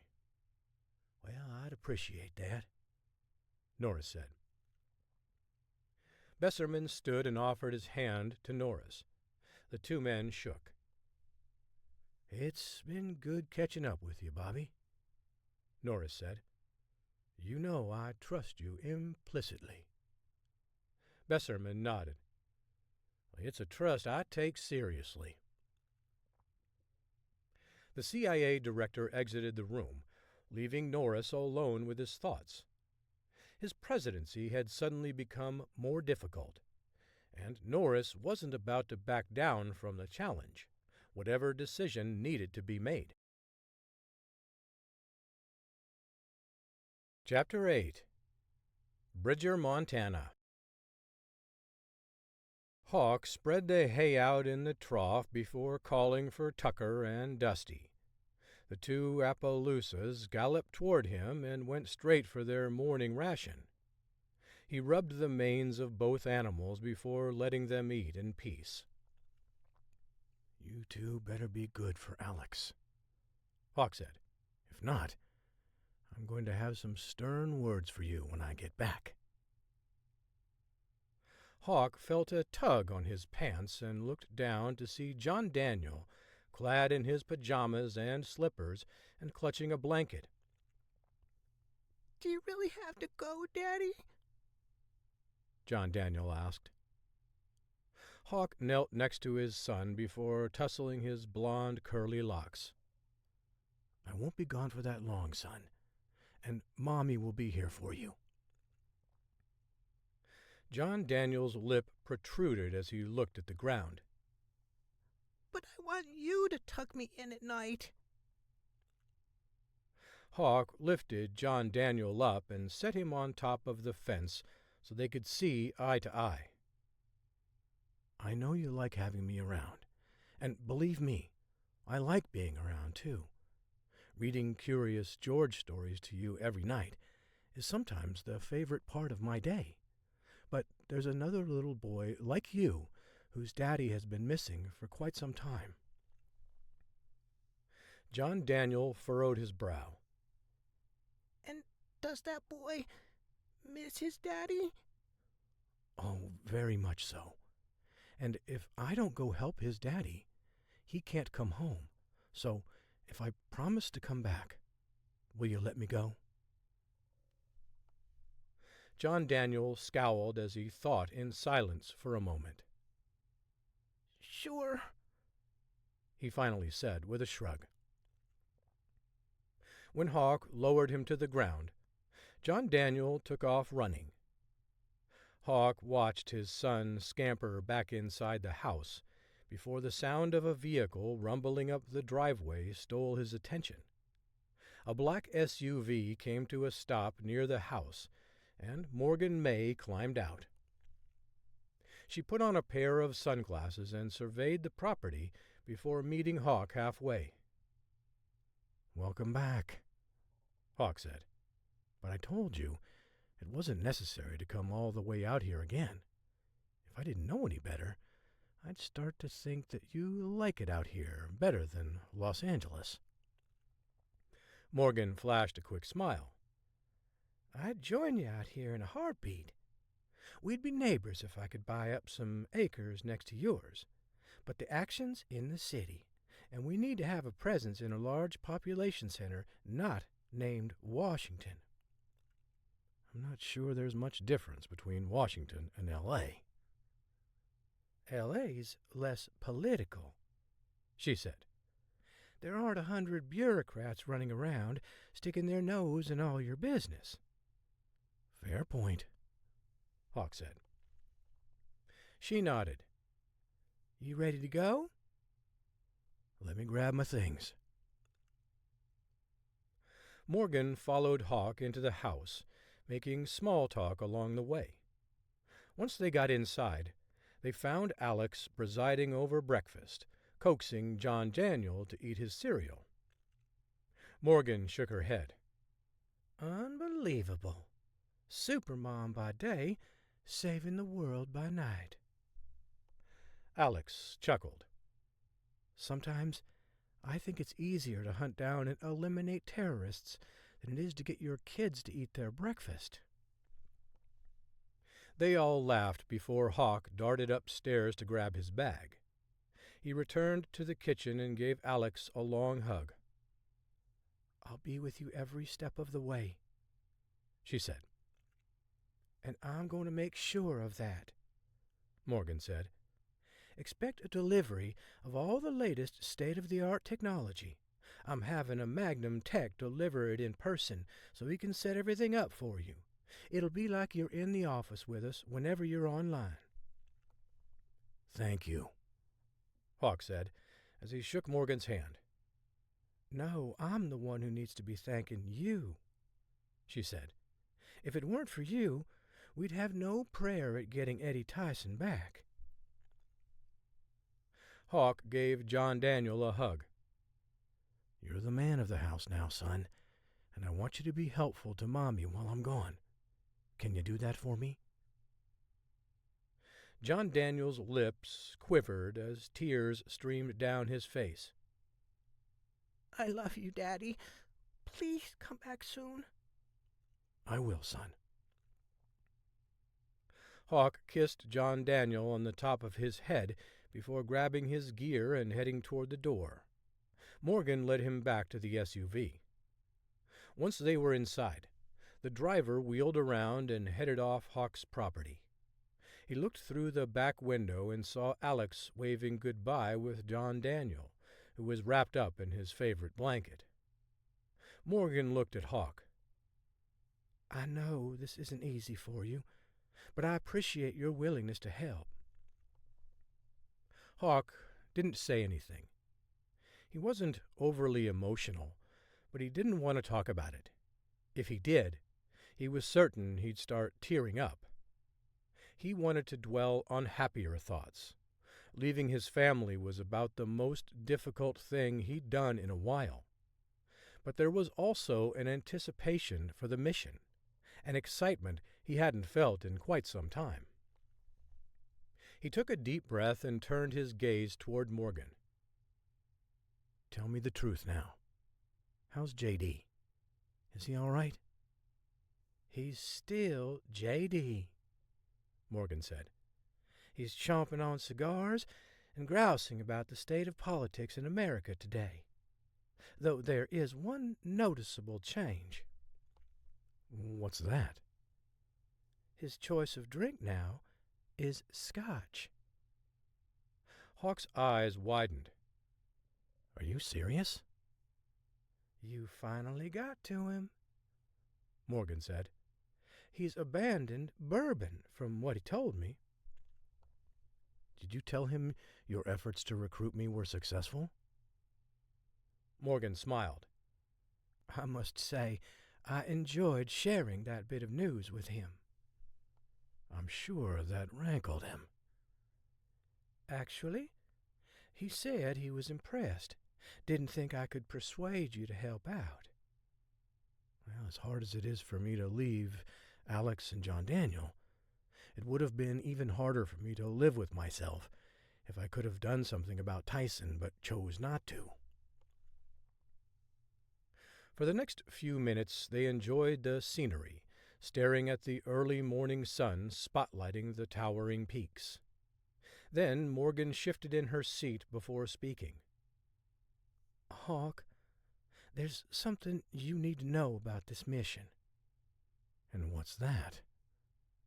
We don't have a ton of intel on Tyson. Everything we have on him indicates that he's still in prison, but we received a message recently that he might be out. What does that mean? Out of prison and just living in Russia still? She sighed. maybe. We're not sure if he isn't doing this on his own volition right now, if he really isn't in prison anymore."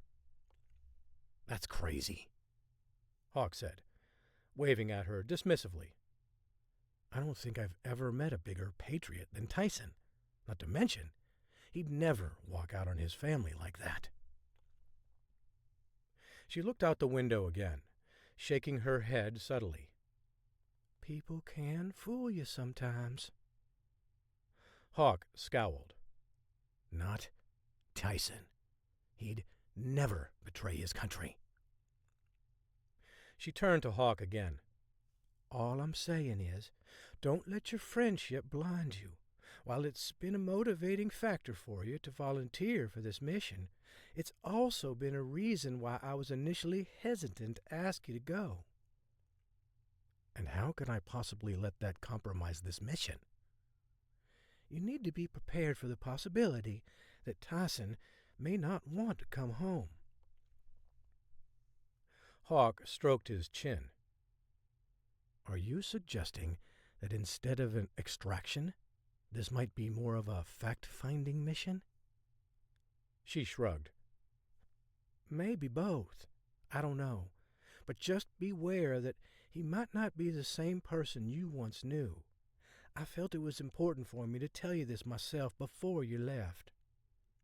"You should have told me that up front," Hawk said. "Does that change your mind now? I can still have this SUV turn around and take you back home." "No.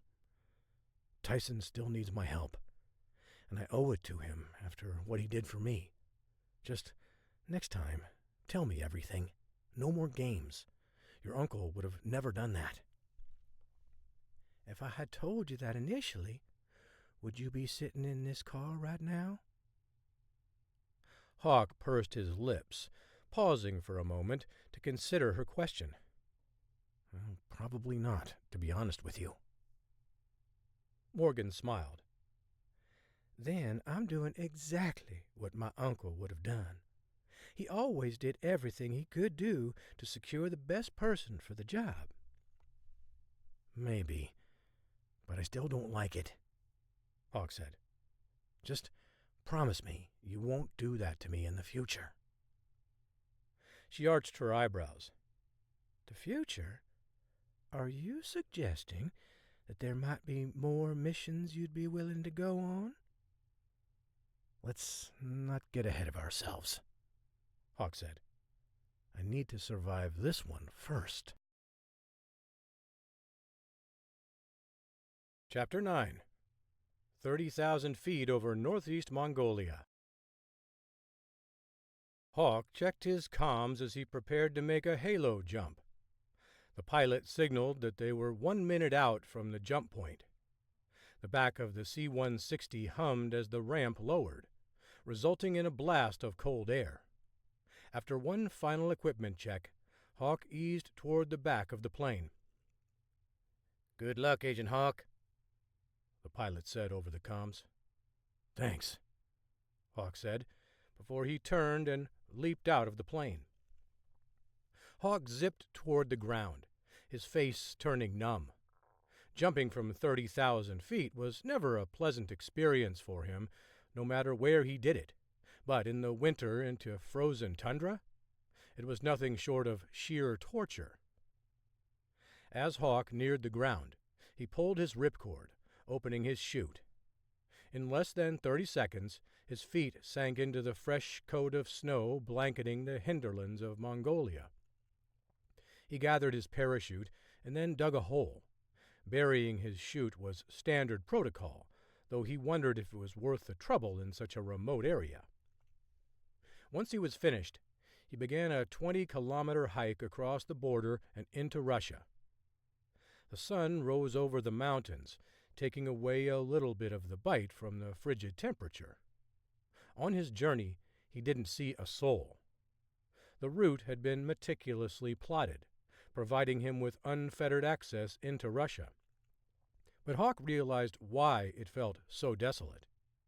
The ground was undoubtedly too frozen to cultivate for most of the year, not to mention that in a vast region no sane person would settle out here.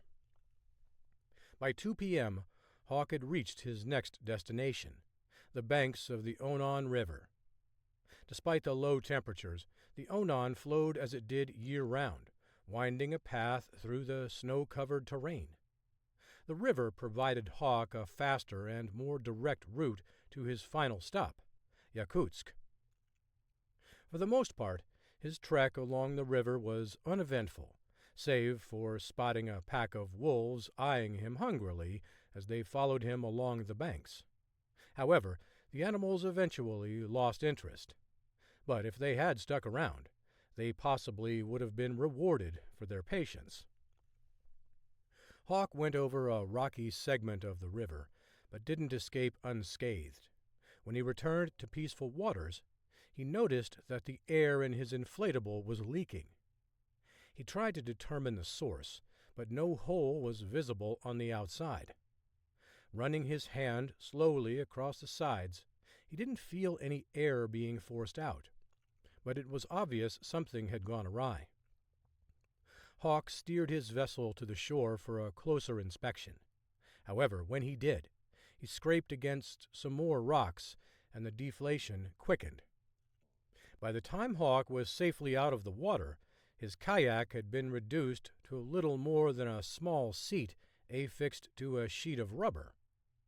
He bit his lip and shook his head, irked at his new dilemma.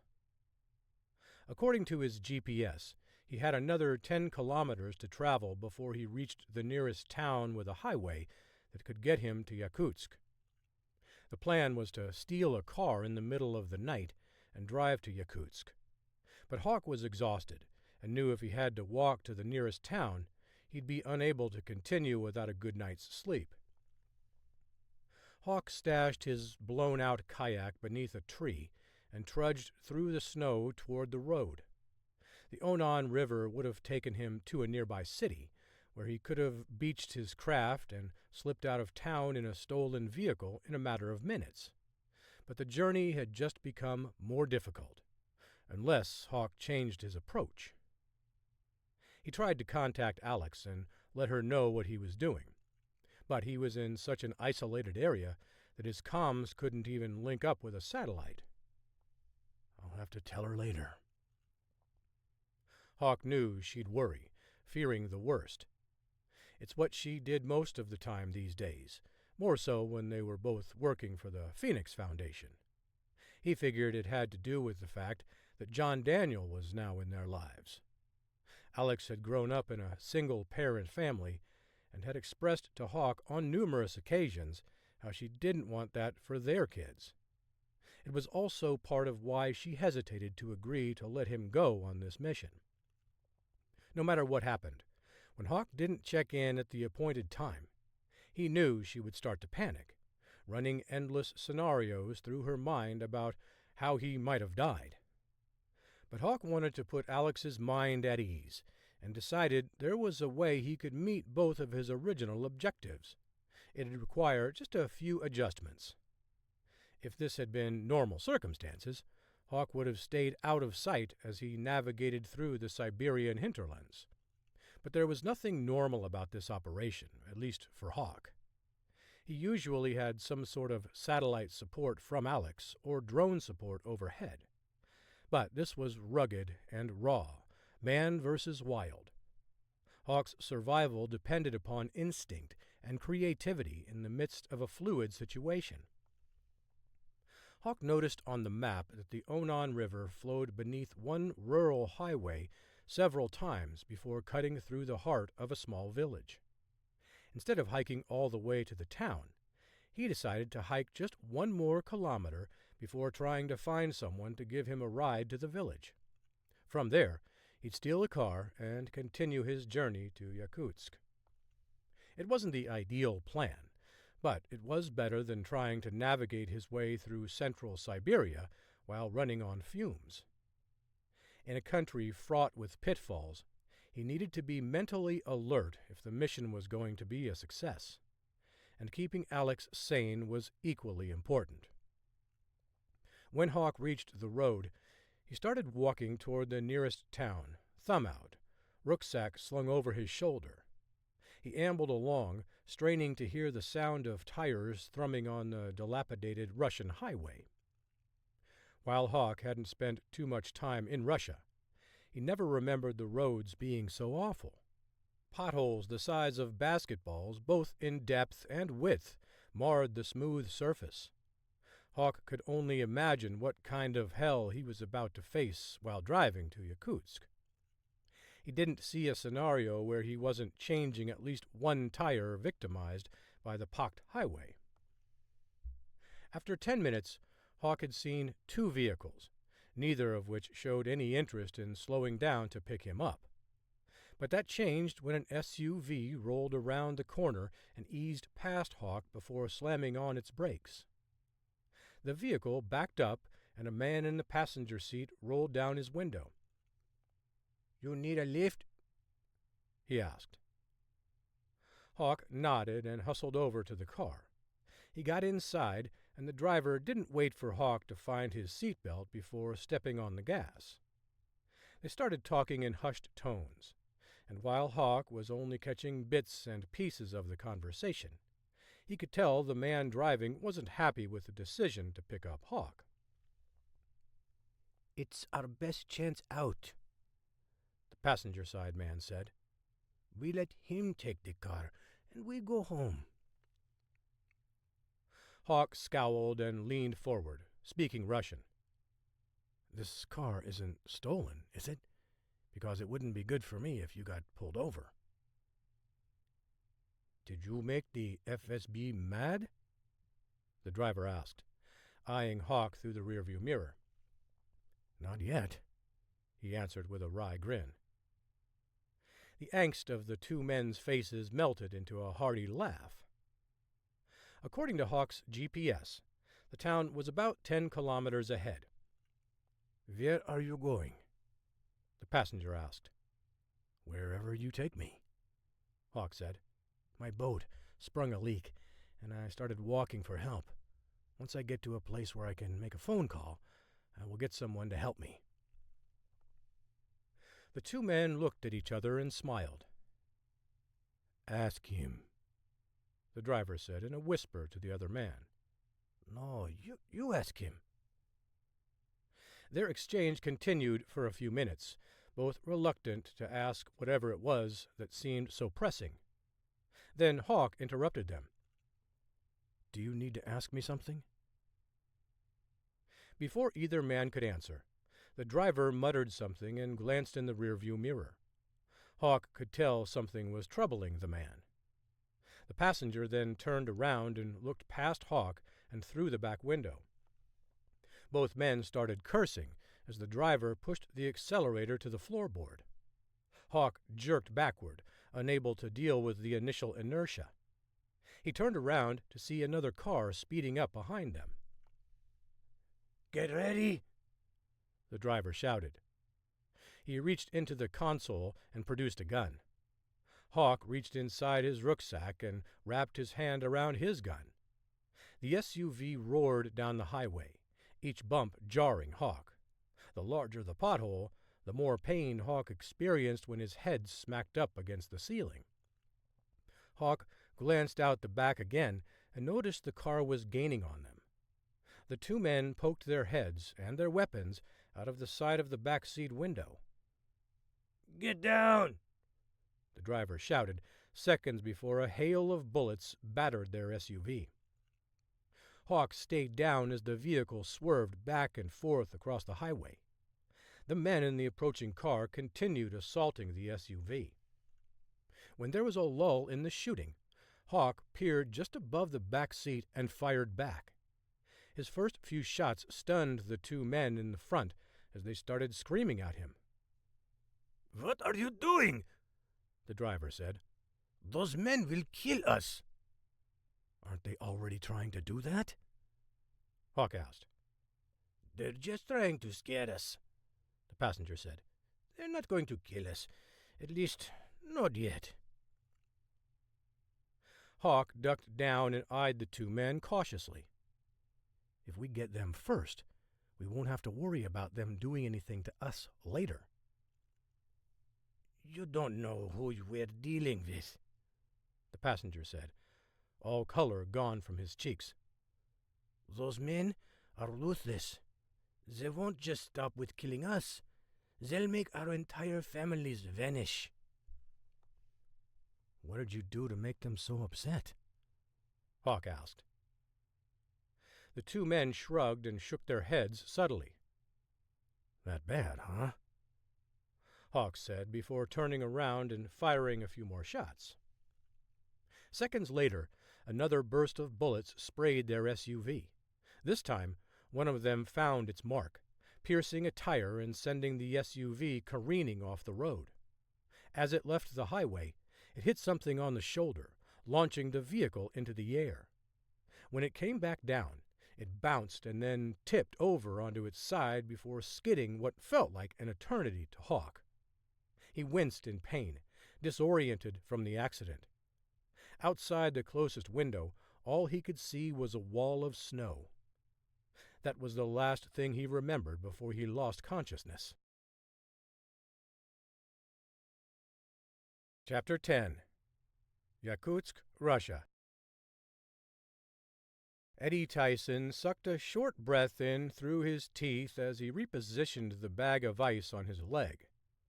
It had been 3 days since his last fight, but he still wasn't fully recovered.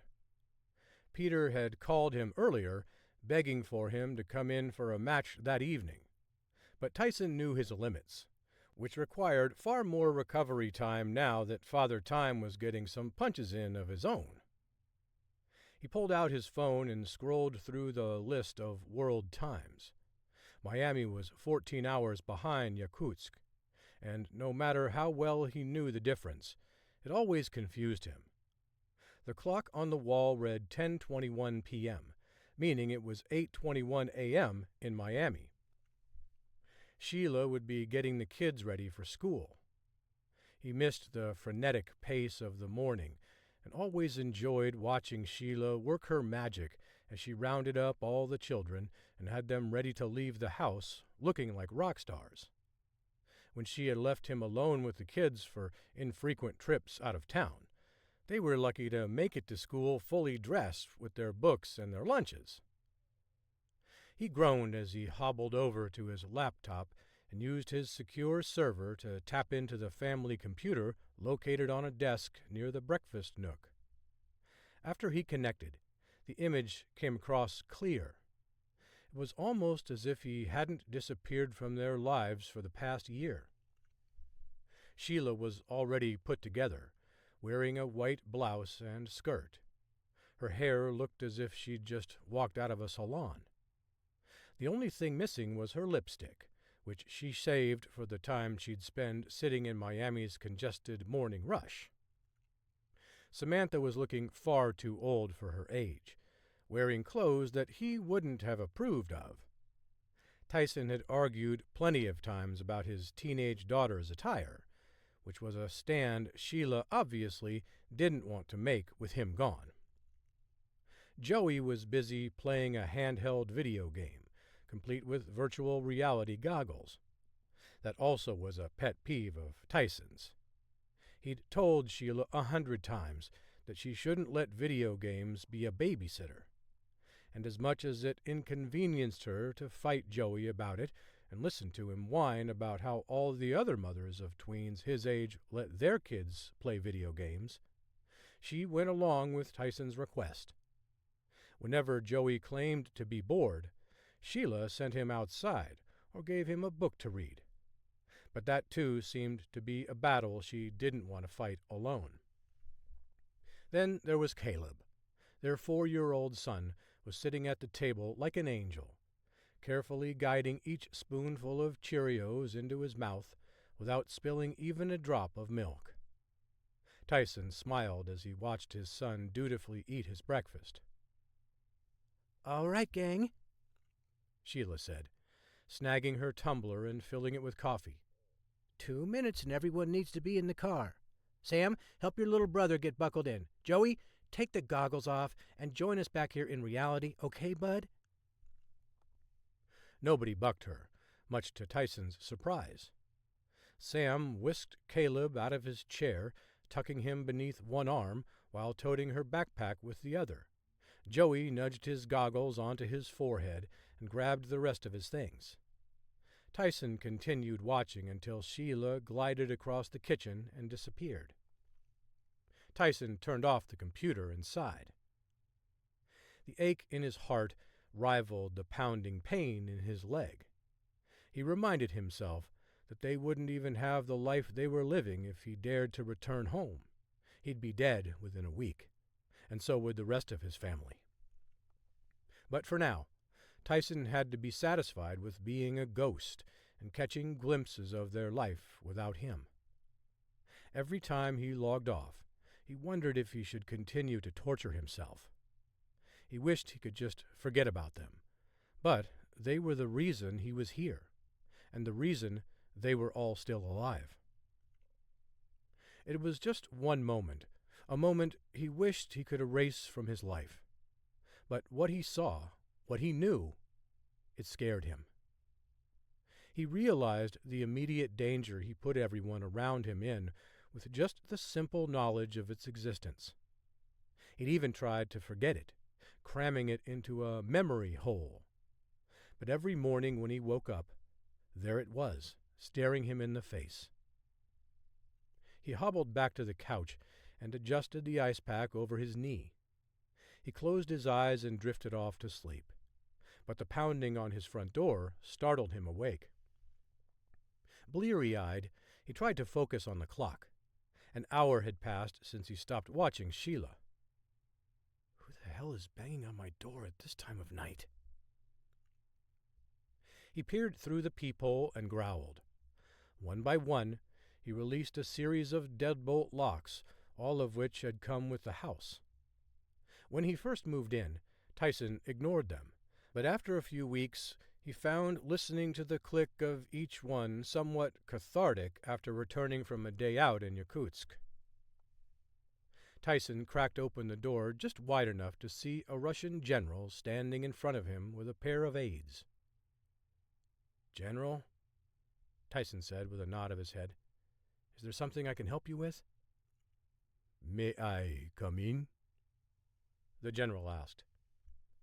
"I'd prefer to keep this conversation brief," Tyson said. "You woke me up, and I'd rather get back to sleep." The general ignored Tyson's plea, pushing past him.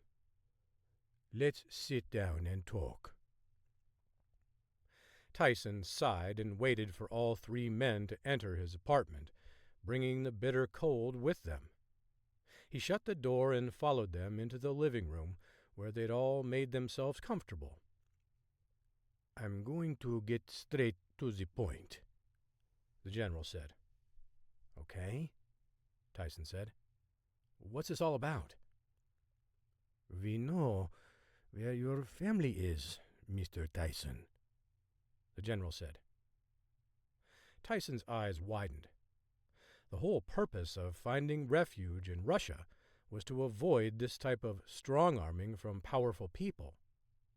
Tyson now realized he was the fool for thinking the Russians wouldn't play the same game. But he wasn't going to acquiesce to their threats without pushing back. "I don't believe you," Tyson said. "Perhaps you should be more careful about how you keep up with your family," the general said. "You use your computer to check on them quite often, and thanks to you, we know exactly where they live." Tyson stood and clenched his fists. He set his jaw and glared at the general, who gave a disinterested glance. "Don't you dare threaten my family," Tyson said with a growl. "I think you saw what I did to your precious bear."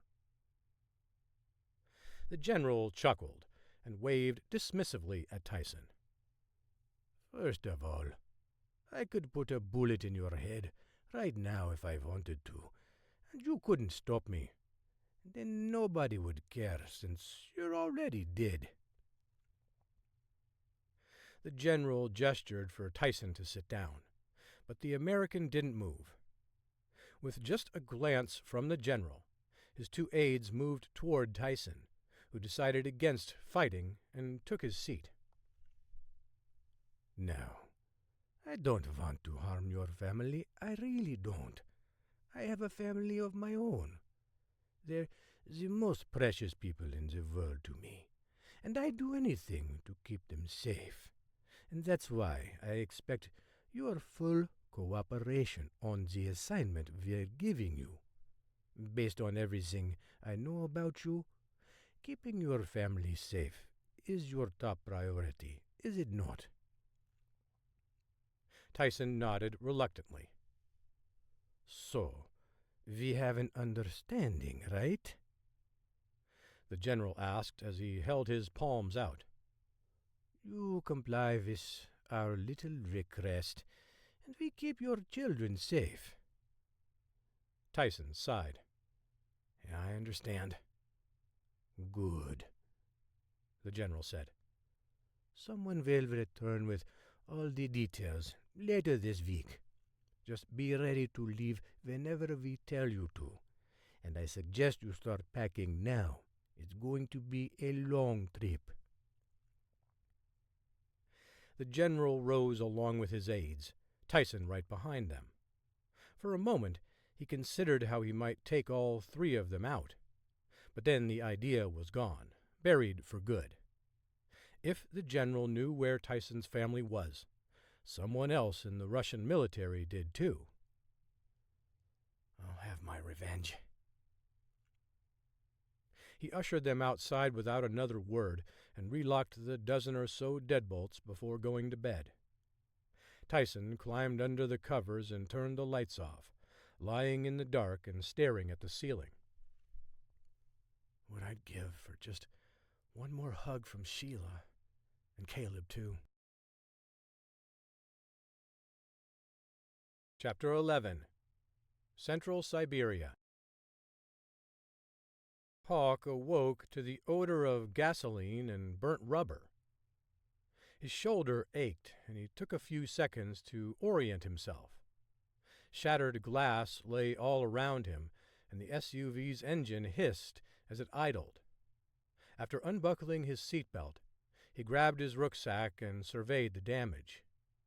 In the front seats, the front windshield was gone, pieces of it covering the two Russians. Both men appeared unconscious, with slight scrapes and cuts on their faces. Hawk checked for a pulse to make sure they were alive. Once confirming they were, Hawk went to work. The vehicle had come to rest on its side against a snowbank, giving him only one option to exit. With the driver's side resting on the ground, he muscled open the back passenger side door.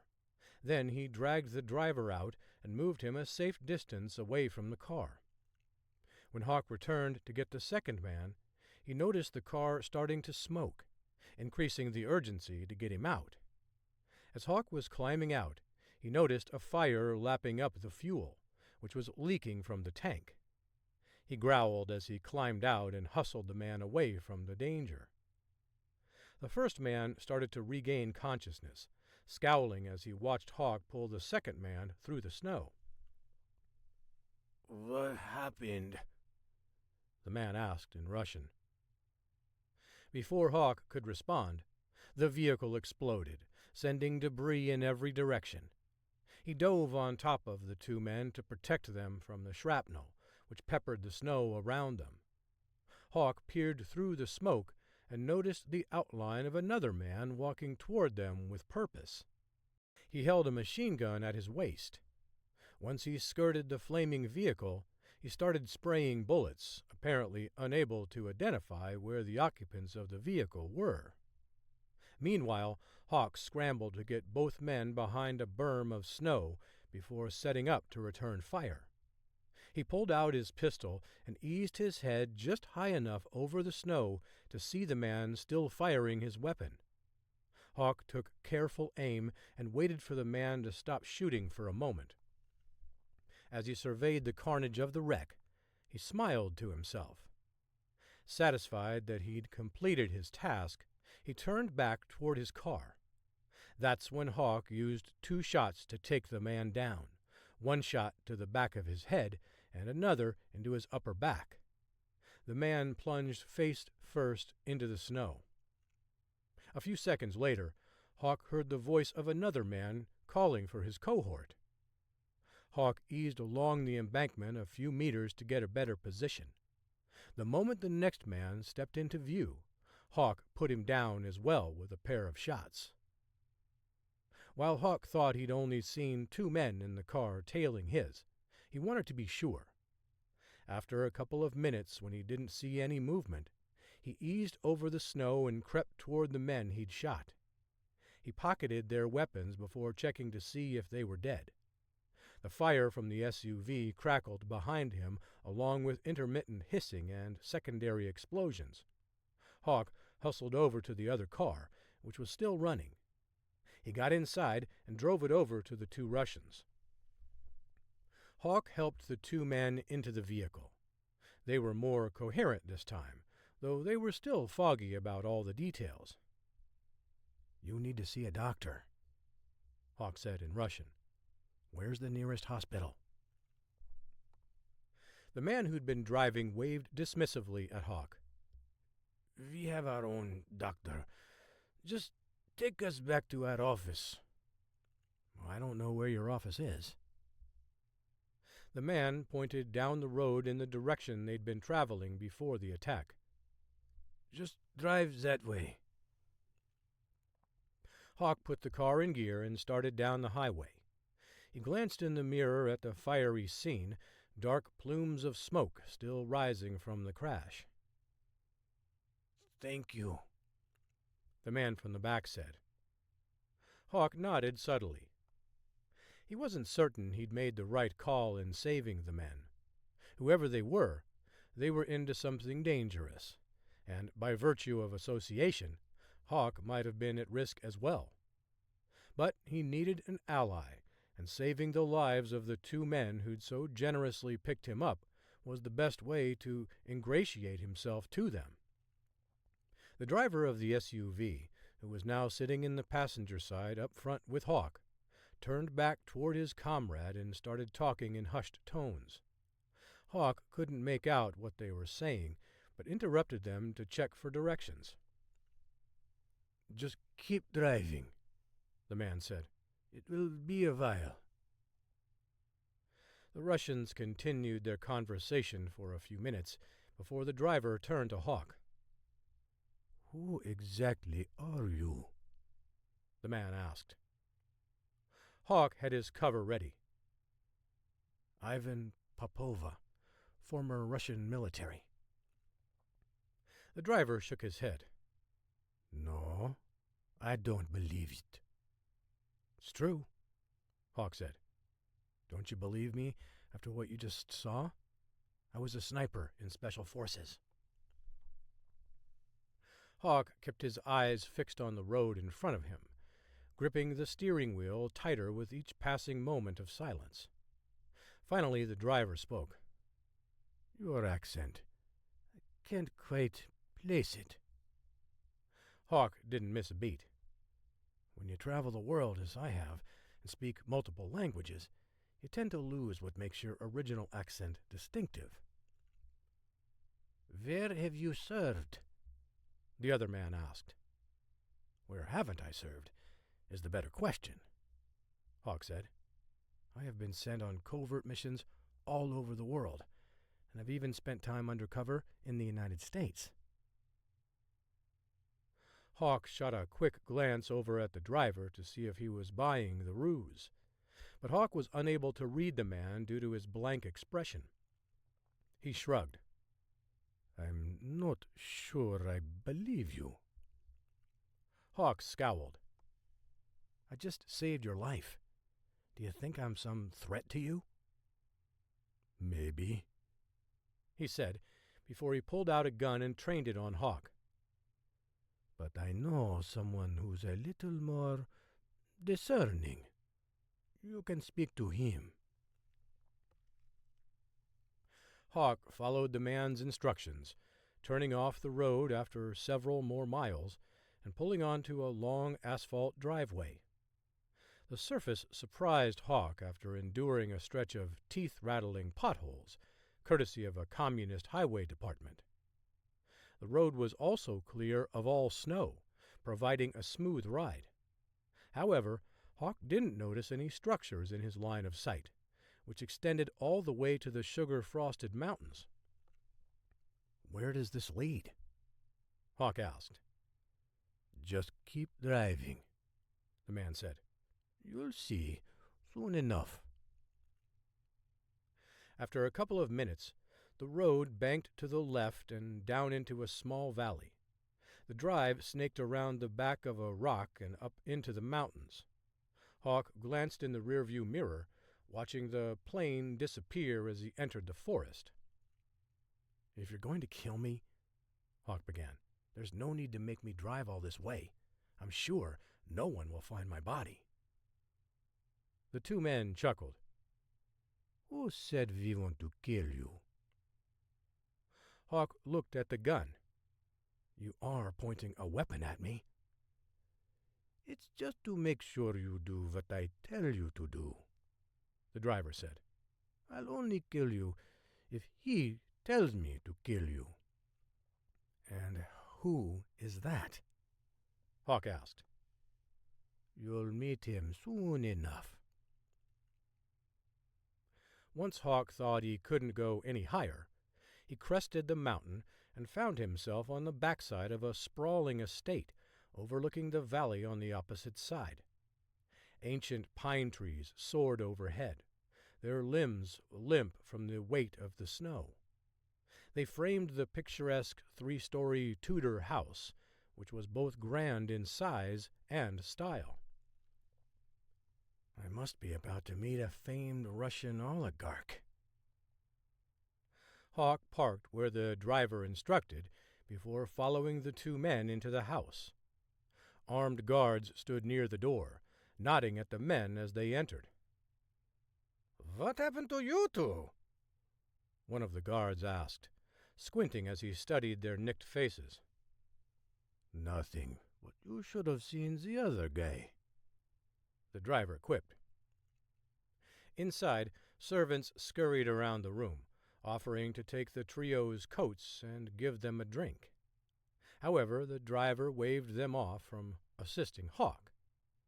"He's not a guest, just yet." Hawk felt naked without his gun, walking into such danger. Despite his combat skills, he wouldn't have a prayer of surviving should he be inclined to attempt an escape. The driver gestured for Hawk to enter a room that contained a sizable dining room table surrounded by chairs and a small serving table in the corner. A couple of oil paintings of Russian commanders adorned two of the walls, while a large mirror hung on the other. Hawk hoped his good deed wasn't going to spell his doom. Left in the room by himself, all he had to keep himself company was his thoughts. "I should have just taken the other car and driven off after I killed those men." Hawk was acting on instinct. The accident kicked in his fight-or-flight mechanism, and Hawk didn't know how to flee. He felt indebted to the two men for their kindness, though now he wondered if they hadn't picked him up for some other nefarious reason. After sitting alone for 10 minutes, the door swung open.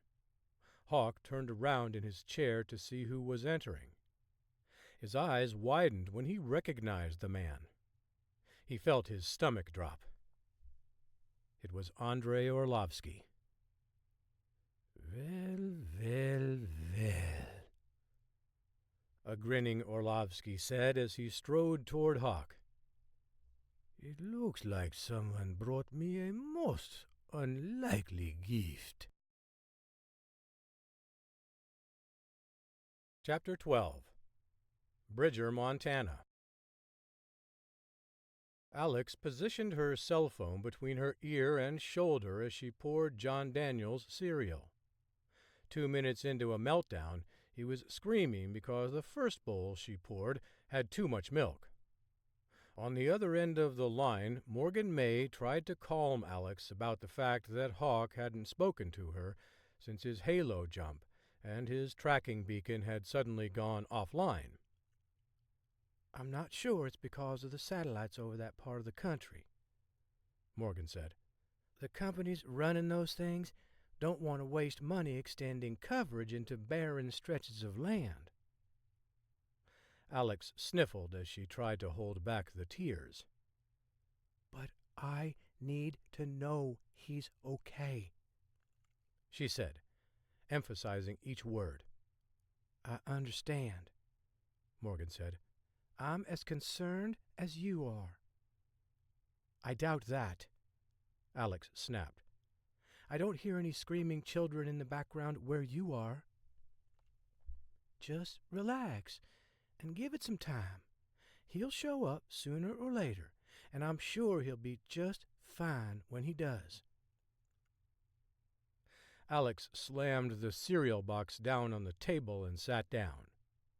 John Daniel continued his whining, pointing at the milk jug in front of him. Alex sighed and then poured the milk, careful not to fill it up too high and incur the wrath of an emotional preschooler who was clearly missing his father. When she was finished, she slumped into the chair before leaning forward. She rested her head on one of her hands and tried to focus on what Morgan was saying. "Alex, are you still there?"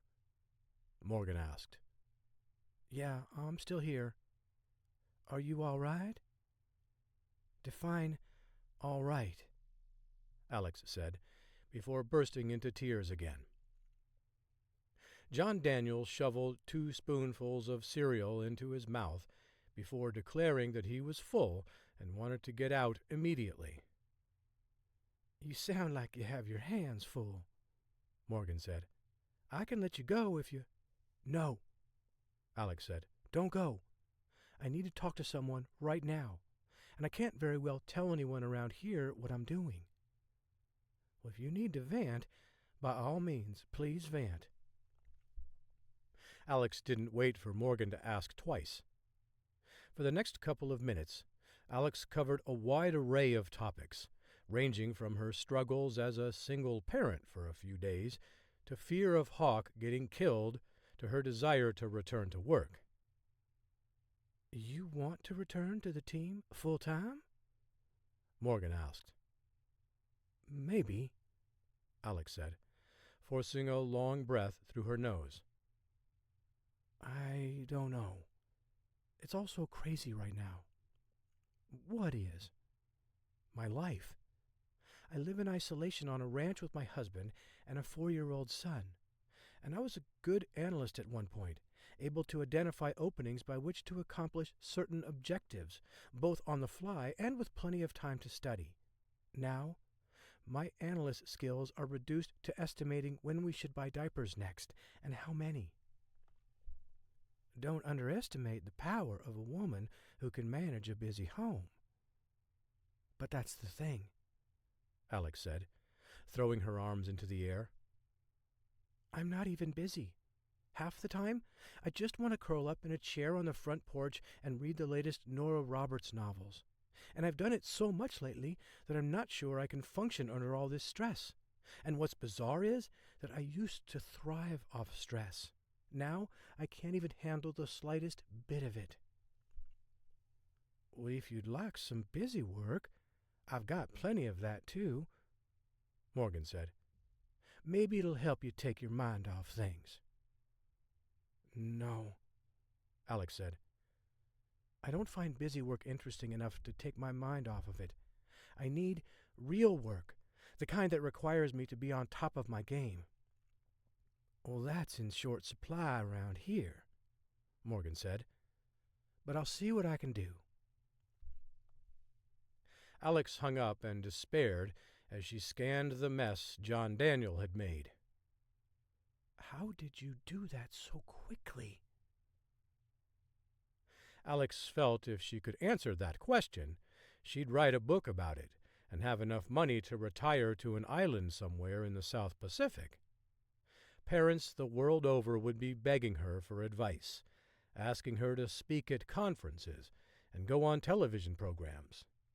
In short, how preschoolers could turn a room upside down so effortlessly in the blink of an eye was one of those mysteries of the universe. But she could ponder that later. At the moment, all Alex wanted to do was relax, something that was next to impossible due to the chaos John Daniel had created in just a matter of minutes. Her phone buzzed again, and Alex jumped. Is it Hawk? Her face fell as the phrase, "unknown number," materialized on the screen. She hated that terminology because a more accurate message would say, "The person on the other end of this line thinks they're important, but they don't want you to know their number." For a brief second, she considered sending the call to voicemail, but then again, Hawk was calling from a sat phone, which might conjure up the same message. She swiped the screen to answer the call. Hello? She asked excitedly. Alex? Said a woman in a smooth voice. Oh, thank goodness you answered. I know how much you hate those unknown number messages, but that's just how it is over here at the NSA now. Hey, Mallory, Alex said, trying to hide the disappointment in her voice. Mallory Kaufman was a longtime friend of Alex's who'd worked her way up the chain of command at the National Security Agency, ascending to the position of Technology and Systems Directorate. She oversaw the development of new technology for intercepting messages by foreign and bad actors, and every once in a while she leaned on her good friend for help. What's wrong, Alex? Mallory asked. Nothing. Why?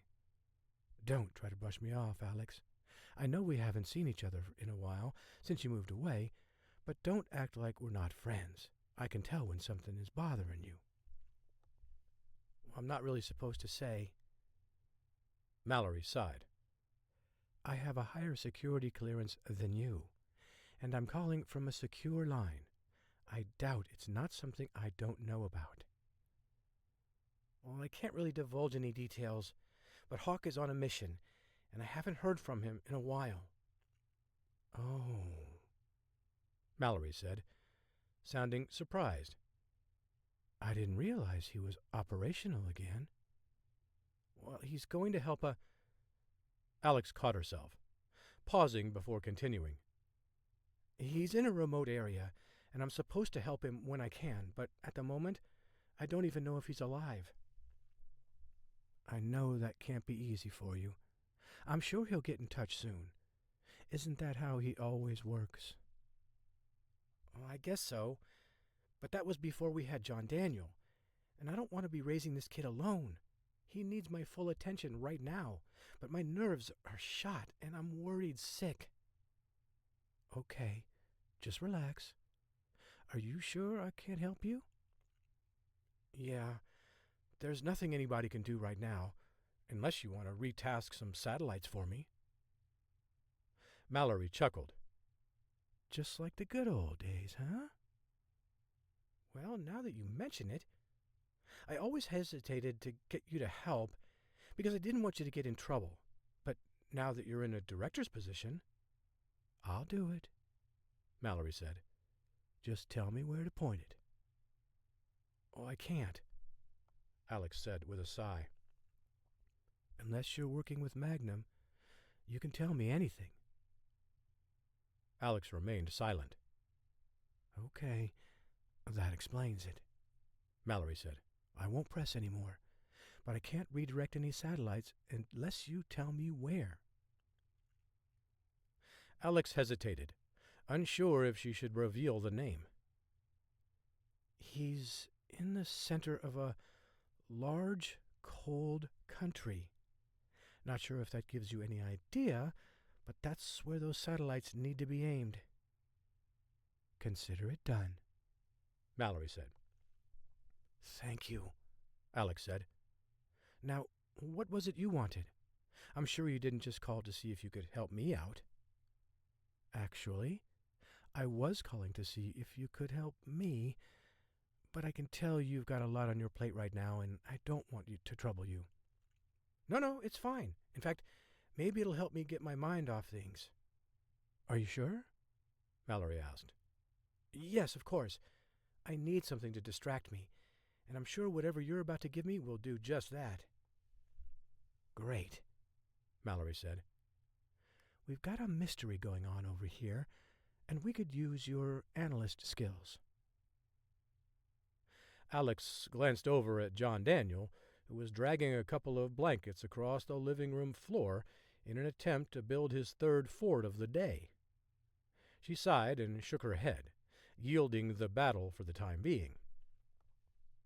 I'll be happy to dive in and help, Alex said. It'll beat cleaning up 5 messes an hour while worrying about Hawk. Now, is there anything else I need to know before you send me the files?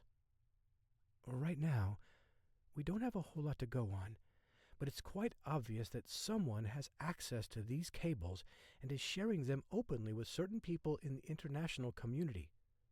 President Norris is... Oh, the president knows about this? Yeah, and he's irate about it. That's why there's so much pressure to figure this out, and so far, all of our analysts have struck out in determining the source of this leak. But you're the best, so I thought I'd at least ask you to help me. Well, beg, really. I'm not above that. We need your help in the worst way. I said yes already, Alex said. You don't have to grovel. But I will. This is a big deal, and we need the best and brightest in the country working on it, even if those people don't happen to live in Washington anymore. Alex laughed. I do miss getting together for coffee. Me too. But if you figure this out, maybe I'll fly you back to the big city so we can grab a cup together and catch up on the past few years. I'd like that, Alex said. But even if I don't figure this out, you can still invite me. I'd love to visit you in Washington again. I'm going to hold you to that, Mallory said. And I'm sending the files as we speak. The two women ended the call, and Alex turned to look at what mischief John Daniel was getting into. At first, when she scanned the room, she didn't see him as she was searching along the floor. That's why she didn't notice him standing on top of the counter preparing to dive headlong into a pile of pillows he'd amassed. He wore a cape and goggles and held his hands out in front of him. John Daniel, what do you think you're doing? She asked, as soon as she noticed him. She jumped out of her chair and ran toward him, but he'd already jumped. He looked at her with a devious smile before his soft landing gave way to a giggling fit. Alex stopped and joined him, laughing at his dangerous game. He was too much like his father, Alex thought, and she decided that letting John Daniel spread his wings, both figuratively and literally, was a better way to keep her sane than worrying over his every move. She sat down at her computer and opened the file Mallory had sent. At first, Alex wasn't sure what she was looking at, but as the hours ticked by, she noticed something. Her eyes widened as she made the connection. They're never going to believe this. Chapter 13. Washington, D.C. President Norris entered the Situation Room at the White House and took a deep breath. While he'd been inside this room a handful of times before, the stakes had never been this high. During his tenure, the world at large had been at peace. There had been a few clashes between tribes in Africa, a few separatist groups stirring up trouble with Russia, a terrorist bombing in Paris, but that was it. Given all that had transpired during the previous 2 administrations, none of those conflicts were hardly worth mentioning. However, today was different. A sense of angst and uncertainty marked the mood in the room. Huddled in a nearby corner were Joint Chiefs of Staff, while other cabinet members stood clustered against the far wall. Once everyone recognized the president, their conversations stopped. Well, let's have a seat, everyone, and see if we can figure this thing out, Norris said, taking his seat at the head of the table. He scanned everyone seated at the table, with a slew of advisors sitting alongside military personnel. He knew it wouldn't be easy to get them to reach a consensus about anything. Fortunately, he wasn't trying to get everyone to agree. He simply wanted to hear what was happening so he could make an informed decision. After all, he was the one with the most to gain or lose by the fallout of his ultimate order. Barbara Wheeler, Norris's highly diplomatic Secretary of State, clasped her hands in front of her and cleared her throat before speaking. Mr. President, I believe what's going on here is a lot of saber-rattling. Kim Jong-ju would only know how to give the order to fire a nuclear weapon if it was on the video games he reportedly plays around the clock. I'm sure this is all just a big smokescreen. Norris stroked his chin. Well, smokescreen for what? I don't know, she said. Maybe they don't want us to pay attention to the nuclear reactor they're building in the northeastern part of the country. Well, is that really happening? He asked. As we speak, though from everything I've read, they have no idea what they're doing. James Miller, the vice chairman of the Joint Chiefs of Staff, leaned forward in his chair and raised his hand to speak. Norris nodded at Miller. Well, I believe what Madam Secretary Wheeler is trying to say is that Kim Jong-ju couldn't find his own ass with a map, Miller said.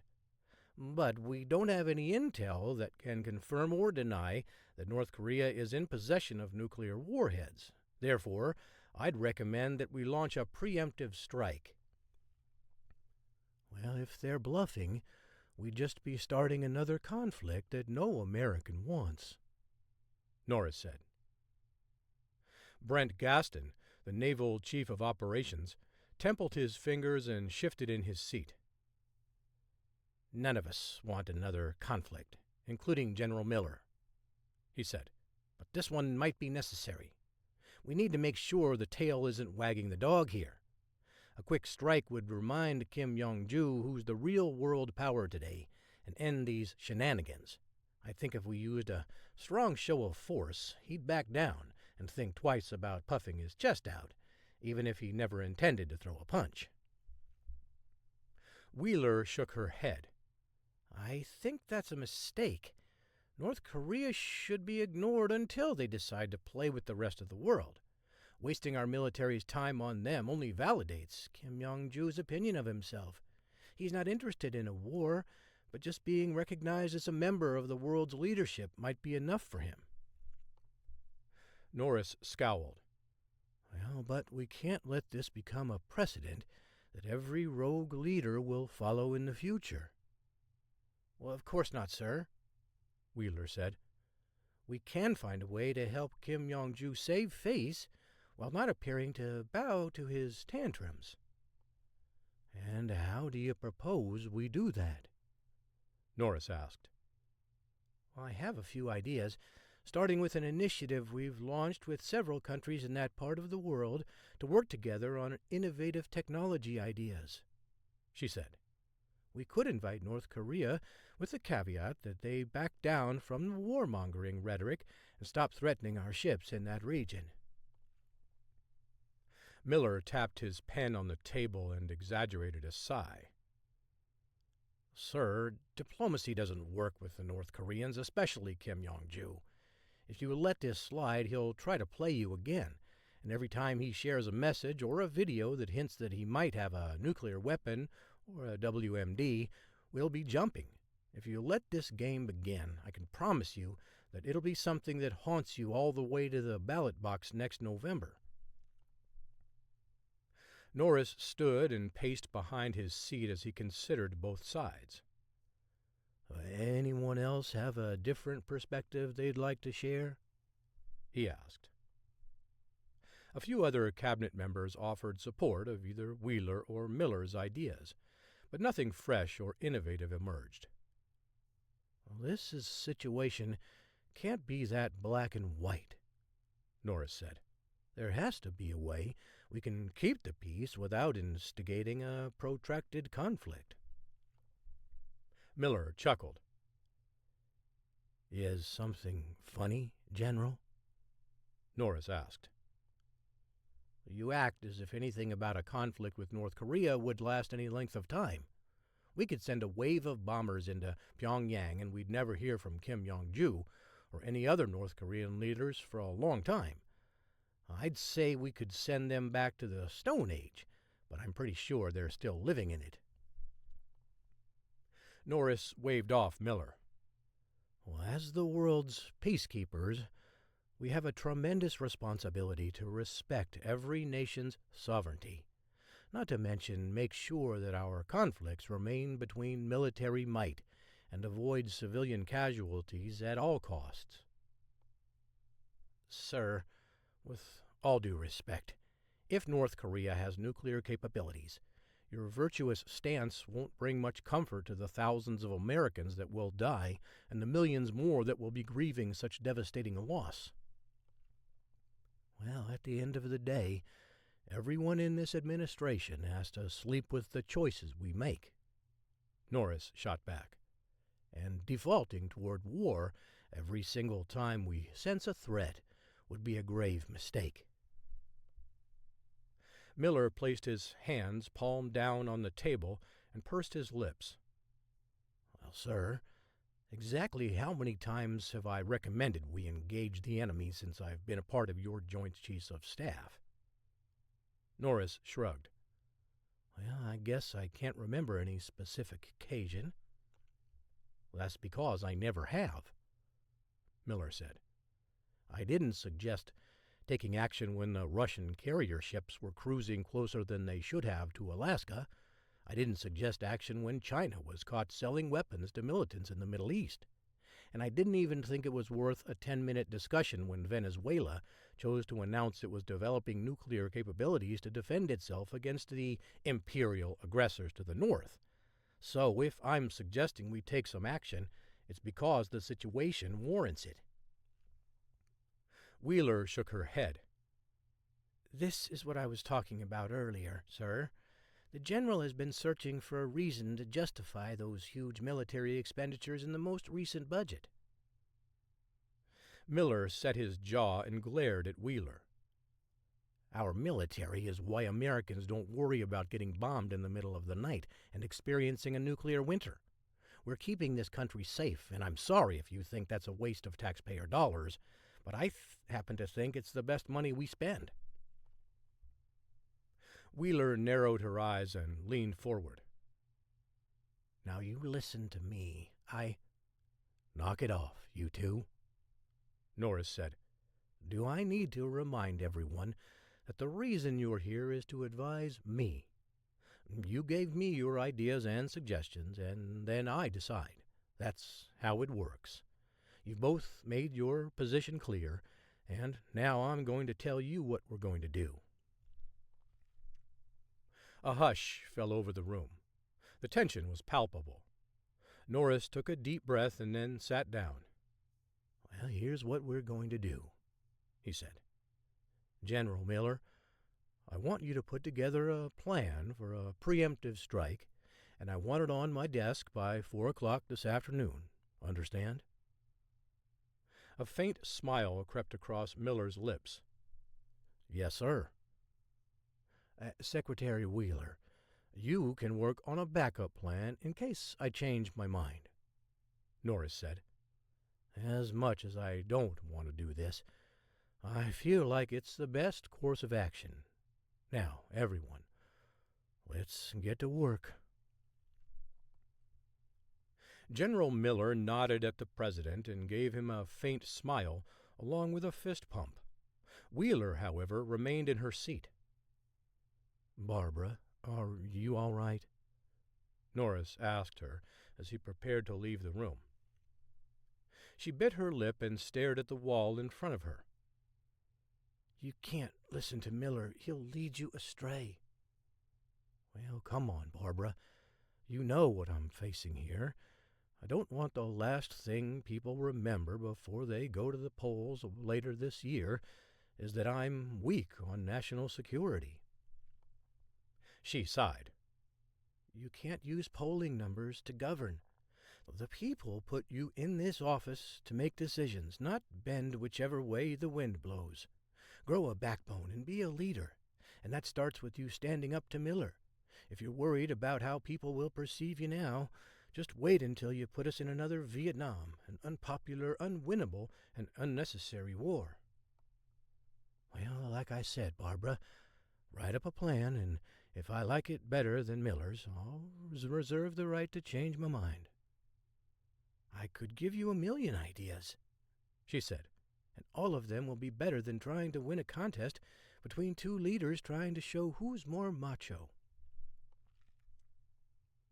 Norris interlocked his fingers behind his head and looked at the ceiling. You really think North Korea is bluffing? We don't have any actionable intel, which tells me that Kim Jong-ju is probably leaking that information just to get you all riled up. He's going to play you for the fool while gunslinger Miller coaxes you on. He paused for a moment before answering. Barbara's critique was hard to take, but he knew she was right. It's why he appointed her to the position. She never minced words before when she was serving in the Senate, and becoming the Secretary of State hadn't changed her. Yeah, okay, I'll sleep on it, Norris said. And just know that, as of right now, I'm still undecided about what to do, but your way seems to make more sense. And I know that's what you'd rather do, she said. You always lead better from a position of strength rather than one of fear. With that statement, Wheeler got up and exited the Situation Room, leaving Norris by himself with his thoughts. He sat with Wheeler's words for a few minutes before getting up. He knew she was right. All he needed from her now was a good excuse to tell Miller to shove his dreams of a conflict with North Korea. Chapter 14. Siberia. Hawk stared wide-eyed at Andrei Orlovsky, who templed his fingers as he surveyed his prisoner. Orlovsky wore a tailored gray suit and a pair of black Salvatore Ferragamo moccasins. As he paced around the room, the scent of too much Italian cologne wafted behind him. The once world-renowned illegal arms dealer was still portraying himself as a VIP from Venice, like a 45-year-old man still bragging about his days as the star quarterback while working at a car wash. If Orlovsky hadn't been responsible for thousands of deaths, Hawk would have felt sorry for him. The infamous Brady Hawk, Orlovsky said, as a faint smile spread across his face. Delivered to me as if you fell out of the heavens. This is a most pleasant surprise to my day. It's only going to get worse from here. Orlovsky chuckled as he walked over to the corner of the room where a liquor caddy rested on a serving table. He poured a pair of drinks and then handed one to Hawk. It's vodka, Orlovsky said, as he sat down in a chair across from Hawk. It's a custom for old friends to drink together in Russia. Who said anything about us being friends? The two men who'd brought Hawk to Orlovsky's compound stood against the wall near the door. They both tried to stifle laughs. Orlovsky turned slowly toward them and glared. Do you find his comment funny? Orlovsky asked. Their smiles disappeared as they turned silent. Orlovsky threw back his drink and slammed it down on the table. He smacked his lips and shook his head while studying the glass. It's like nectar from the gods, Orlovsky said. I hope you enjoy Russia's finest. Hawk placed his glass on the table as well, without having tasted a drop. I'm more of a Scotch guy. Orlovsky shrugged. We drink vodka in Russia. He glanced around the room, admiring the decor. What the house lacked in location, it made up for in style and craftsmanship. The crown molding contained ornate carvings of soldiers engaged in battle, and from Hawk's first glance, the scenes depicted appeared unique. Quite a place you've got, Hawk said. It's much nicer than your home in Venice, but it's in Siberia, so I'm not sure it's worth it. By the way, what are you doing out here in the middle of nowhere? Orlovsky pulled a cigarette case out of his coat pocket and ignited the tobacco. He took a long drag before exhaling the smoke through his nose. I have the same question for you, he said. At least my excuse is that I'm Russian. A Russian with connections doesn't live in the middle of Siberia unless he's either disgraced or hiding. Orlovsky grunted. You know little about Russia, and even less about me. Enlighten me. I'd love to, but I need to take care of a little business. Orlovsky reached into his coat pocket and produced a gun. With a cigarette dangling from his lips, he trained his weapon on Hawk's head. Orlovsky moved closer as Hawk placed his hands in the air, a gesture of surrender. Settle down, Hawk said. I'm not here for you. Your men brought me here, remember? Orlovsky jammed the barrel of the gun into Hawk's head. Do you have any idea what I had to endure while being held prisoner by the CIA? Hawk steadied his breathing, trying to remain calm. For a moment, he wondered if he'd be able to move fast enough to snatch the gun from Orlovsky, kill him, and shoot the other two men at the back of the room. But they were both armed, clutching their weapons. Then there were the armed men patrolling the perimeter of the house to consider. The odds were terrible, though they would give him a better chance of survival if Orlovsky's trigger finger twitched. Orlovsky backed away, but his gun was still pointed at Hawk's head. It was horrible, Orlovsky said. Inhumane, even. I didn't even get 3 meals each day. My bed felt like it was made out of rocks, and I was awakened at odd hours of the night and interrogated by angry men who beat me over and over.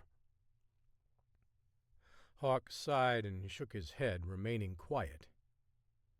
Don't give me that look, Orlovsky said. This is just the kind of arrogant thing I would expect from an American. I feel sorry for you, Andre, Hawk said. You blame others, completely unaware that you are at fault. Me? At fault? I am innocent. Hawk huffed a short laugh through his nose. Selling weapons of mass destruction to terrorists who use them to kill thousands of innocent people hardly qualifies as innocent. How do you Americans say it? A man has to make a living. There are other ways to earn a decent wage that don't include finding buyers for stolen weapons. Someone has to do it. Based on finding you out here, I'm sure someone else is doing it these days, Hawk said, as he scanned the room again. You're not interacting with many terrorists out here. Orlovsky took another long drag before removing the cigarette from his mouth and slowly releasing the smoke. I've diversified my interests, which leads me to the reason we're having this conversation. I need a new driver. Hawk furrowed his brow. A driver? For what? You've got one standing behind you. Orlovsky wheeled around and fired a bullet in the head of each of the men standing against the wall. They slid down to the ground and collapsed. They were useless, Orlovsky said. They picked you up because they wanted to frame you for what they did to Maxim Popov and his men. Hawk tried not to react to Orlovsky's brutal actions. Orlovsky leaned down, getting eye level with Hawk. Did that bother you? Hawk shook his head. If they wanted to frame me, I can't say that I care what you did to them. They acted carelessly in picking you up and then in bringing you here, Orlovsky said. They felt indebted to you because you saved their lives.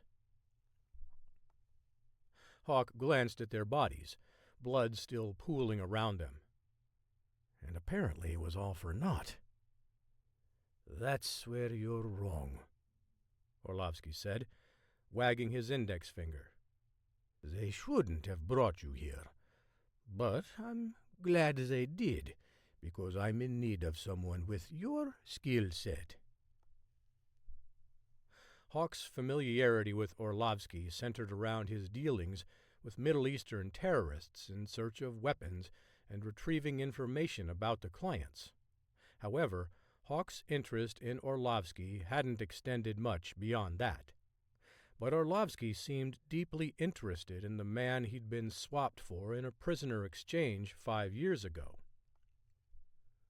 What if I told you that you being here wasn't just fate? Orlovsky asked. I wouldn't believe you because I'm here on my own. Orlovsky arched his eyebrows. All on your own? You sure about that? Hawk nodded. So you just got up one morning and thought that you'd come to visit Siberia? I hardly believe that's true. Hawk grew impatient with Orlovsky's attempt at mind games. Just tell me what you want, or I'm going to walk out of here. Orlovsky laughed. I love a man with a great sense of confidence, even if it's misplaced, because you'd be dead before you made it to the door. Hawk sighed and drummed his fingers on the table. Perhaps this wasn't what you expected when you came here, but I have an opening, and you need a way out of here, Orlovsky said. It's a perfect situation for both of us. I mean, we were once traded as prisoners. Why can't we help each other out again? And how are you going to help me out if I help you? Hawk asked. Aside from letting you live? Orlovsky asked with a smirk.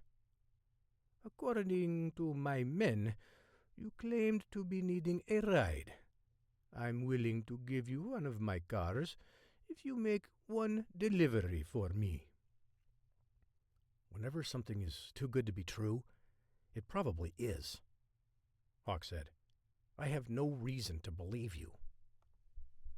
We must trust each other, Orlovsky said, as he placed his weapon on the table in front of Hawk.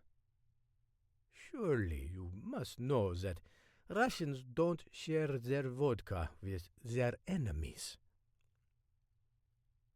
Hawk eyed the gun. Even if bullets remained inside it, escaping a sprawling estate with as much firepower as Orlovsky had would be a fool's errand. The trust was as phony as the idea that if he wanted to pick up the gun and go, he could make it out alive. Hawk had no other option but to go along with Orlovsky's plan. "Okay," Hawk said. "I'll do it." "Excellent," Orlovsky said, as he stepped over one of the bodies near the door. "I believe this might be the beginning of an unlikely partnership." Hawk seethed as the Russian left the room. Chapter 15. Bridger, Montana. Alex peeked through the cracked door of John Daniels' room.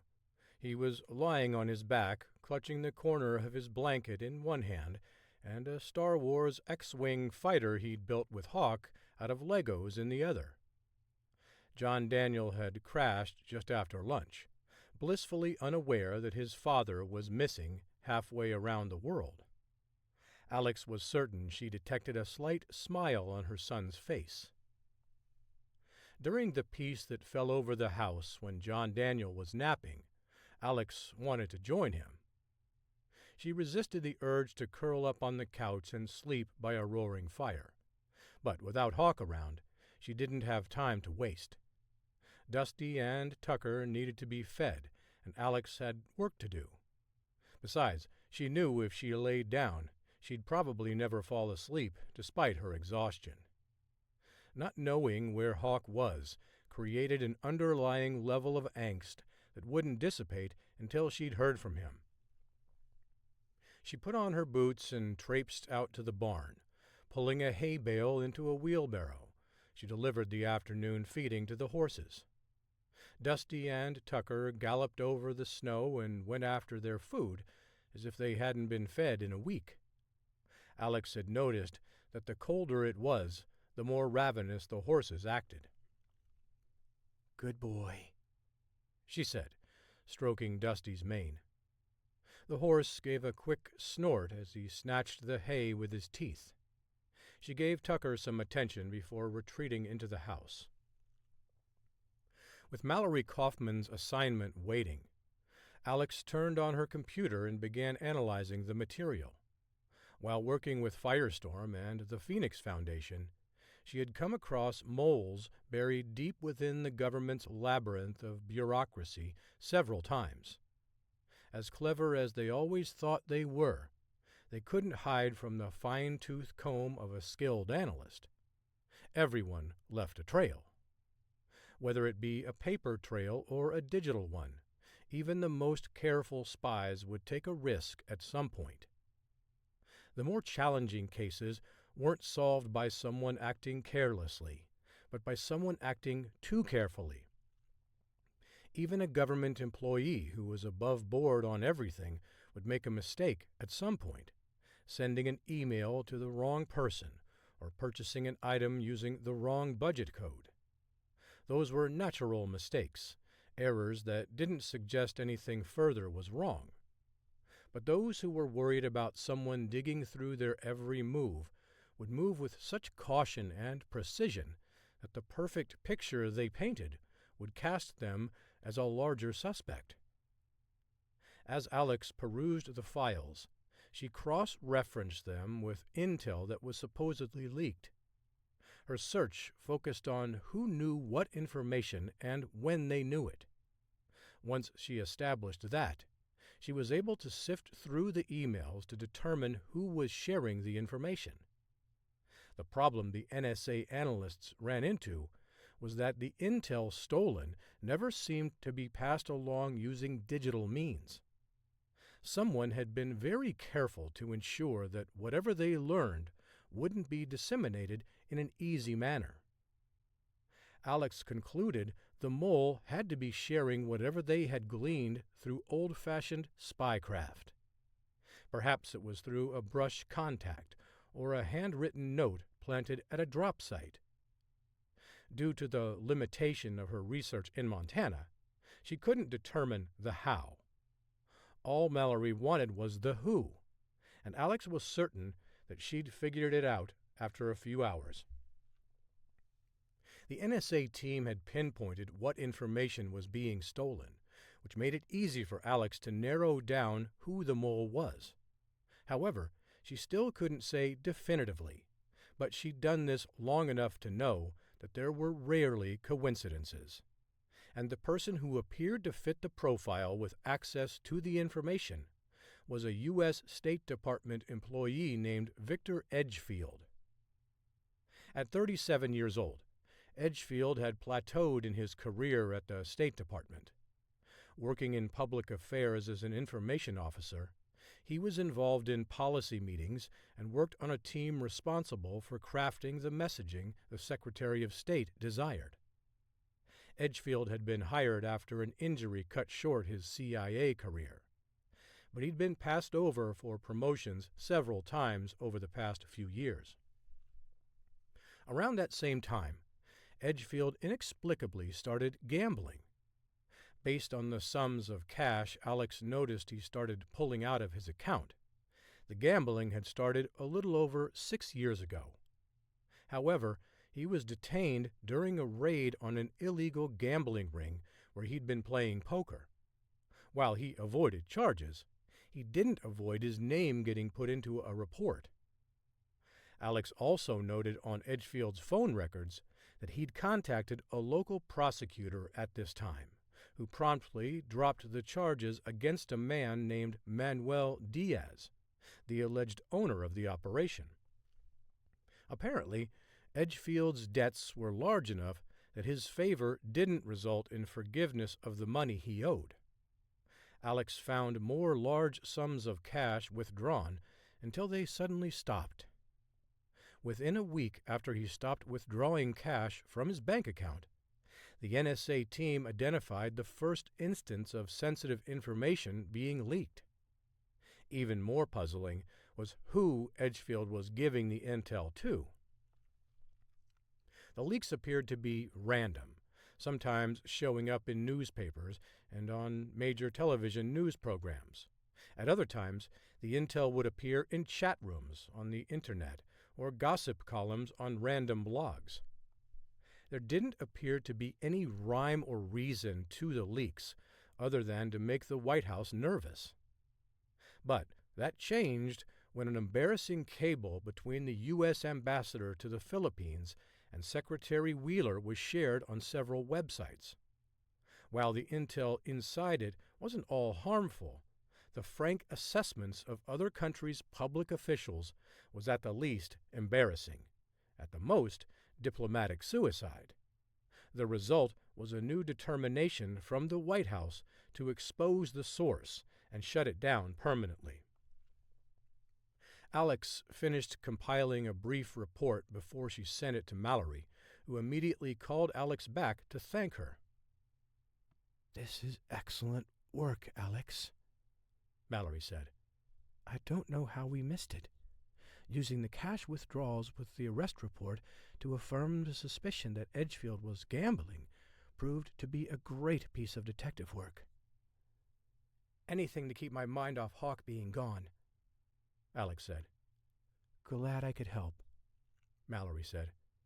"And whenever you can talk about that thing you can't talk about, give me a call." "Sure thing," Alex said as she hung up the phone. Within 15 minutes, Mallory was holding for President Norris on her cell. When he came on the line, he dispensed with pleasantries and jumped right to business. "Sir," Mallory started, "we believe we've identified the man responsible for the leak. Would you like for me to have him arrested?" "Well, I guess we could," Norris said. "But what if we waited? Would that be a problem?" "What did you have in mind, Mr. President?" "Well, if he doesn't know that we know, why don't we use him to our advantage?" "What do you mean?"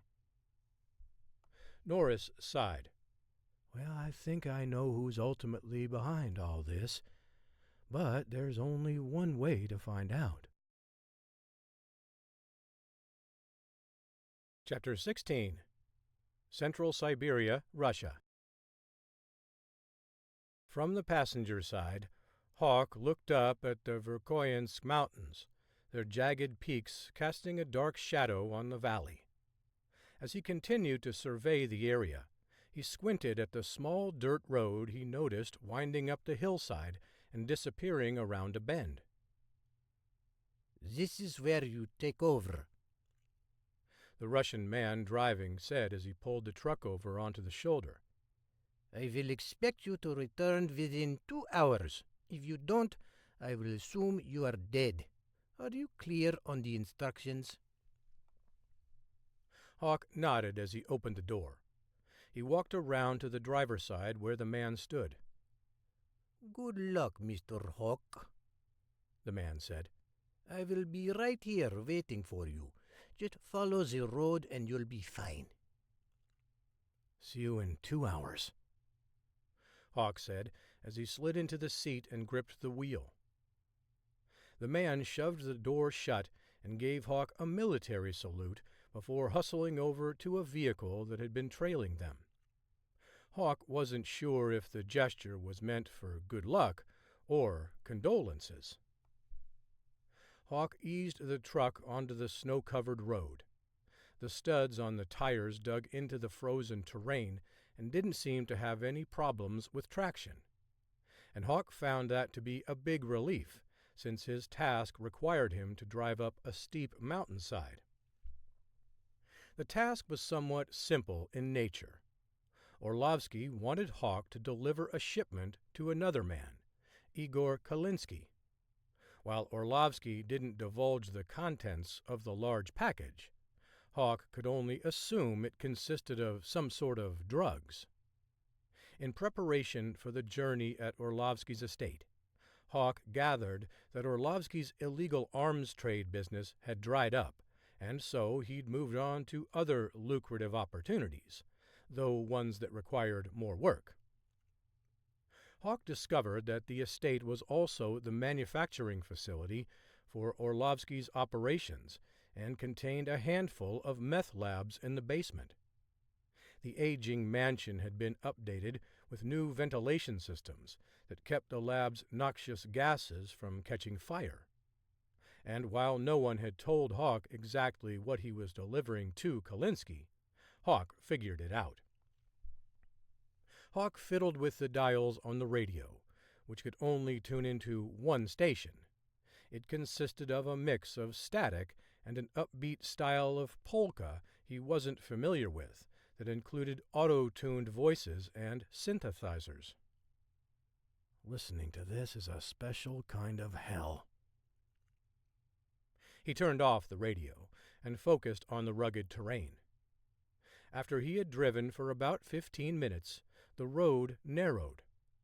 There wasn't enough room for 2 vehicles to pass for large portions of the drive, making the conditions even more dangerous. With no guardrail to protect him from dropping down into a rugged canyon, Hawk turned his entire attention to navigating the road to Kalinsky's estate. Hawk rounded a corner and eased into a stretch of road that appeared to be enveloped by the trees. The already waning afternoon sun was all but gone in the dark forest. Hawk rubbed his eyes and continued rumbling over the snow and ice. After another half hour of oscillating between flat segments and steep inclines, he started to descend. When he eventually emerged from the trees, he found himself in a valley on the opposite side of the mountain. At the base of the area, he noticed Kalinsky's estate, just as it had been described to Hawk. He approached the gate and slowed down as an armed guard lumbered in front of his vehicle and held out his hand. Hawk stopped the vehicle and waited for the man to walk around to Hawk's window. "What brings you here?" the man asked in Russian. Hawk explained the purpose of his visit. Satisfied with the response, the man signaled to proceed, waving him through with the barrel of his weapon. As instructed, Hawk drove around to the side of a large shed located about 200 meters away from the house. Once he got out, 2 men approached him with guns and shouted at him in Russian. I was just told to make this delivery to your boss, Hawk said. Don't shoot the messenger. The men nodded and then worked together to retrieve the package, which was about the size of a pallet and no more than a half-meter thick. They hoisted the large item out of the truck bed and retreated inside. Hawk remained inside the truck, awaiting further directions. After a couple of minutes had elapsed, a large bare-chested man with nothing on but a Ushanka cap and denim overalls stormed out of a side door and headed straight toward Hawk. He caught a glint of light off an object in the man's hand and realized trouble was afoot. Hawk threw the truck in reverse and gunned the engine. The slick surface made Hawk's truck slip for a second before catching the ice. When the tires caught hold, he flew backward across the open space leading to the exit. Hawk saw the man pull out his weapon and start firing. With only one escape route, Hawk ducked low enough that only his forehead and eyes peered above the dashboard. He made a straight line for the gate. Guards scrambled to stop Hawk, but they were too late. When Hawk struck the metal gate, it flew open in a flurry of sparks. Men peppered the back window with bullets, but didn't do any damage that compromised the integrity of the vehicle. Through the new openings in the glass, Hawk heard more clearly the hum of the two-stroke snowmobile engines whining as they pursued him. Driving a more stable vehicle, Hawk plowed through the snow. Over the next half hour, he managed to increase the distance between them to about 200 meters. As he veered around the corner, the road narrowed again, wide enough for just one vehicle to pass. Hawk saw this as his opportunity to rid himself of Kolinsky's men. Once he rounded the corner and was out of sight, he scrambled out of the truck and up an embankment. Upon taking up his perch there, he eased into a prone position and waited for the snowmobiles to round the corner. When the first man roared up on the truck, Hawk squeezed off 2 shots. The first one pinged off the windshield visor on the snowmobile. The second one hit the engine. However, the man kept going. When he realized that he was going to hit the back of the truck, he applied the brakes and braced as the vehicle skidded toward the truck's tailgate. That slowdown was just enough for Hawk to hit the man in the chest and knock him into the snow. He tumbled off the edge and disappeared. Seconds later, the other snowmobiler suffered a similar fate. Only this time, Hawk didn't miss with any bullets. Instead, his only 2 shots were true. As soon as the man was hit, he fell limp. The snowmobile's momentum carried it into the other one before a slight redirect from the collision sent both vehicles careening off the side. Hawk scrambled down the embankment and drove away, hoping that he wouldn't hear or see any more of Kolinsky's men. However, when Hawk reached the highway, he'd almost forgotten about his looming problem. To Hawk, there was little doubt that Orlovsky had told Kolinsky to have his men kill the new carrier. But Hawk wasn't interested in receiving confirmation. All he knew was that the giant standing in the road had a weapon in his hand. It was drawn and trained on Hawk. Well, this ought to be interesting. Hawk needed a moment to think. He stopped the truck about 50 meters away from the main road. He revved the engine and weighed all his options. After throwing the truck into gear, he shifted into drive and stared at the man, who was waving his arms and pleading with Hawk to stop. That was the last thing Hawk wanted to do. Chapter 17. Washington, D.C. The Situation Room was buzzing when President Norris strode into it. He nodded in the direction of his Joint Chiefs of Staff before turning his attention to his cabinet. After he gestured for everyone to take a seat, he rubbed his hands together and opened up a portfolio on the table in front of him.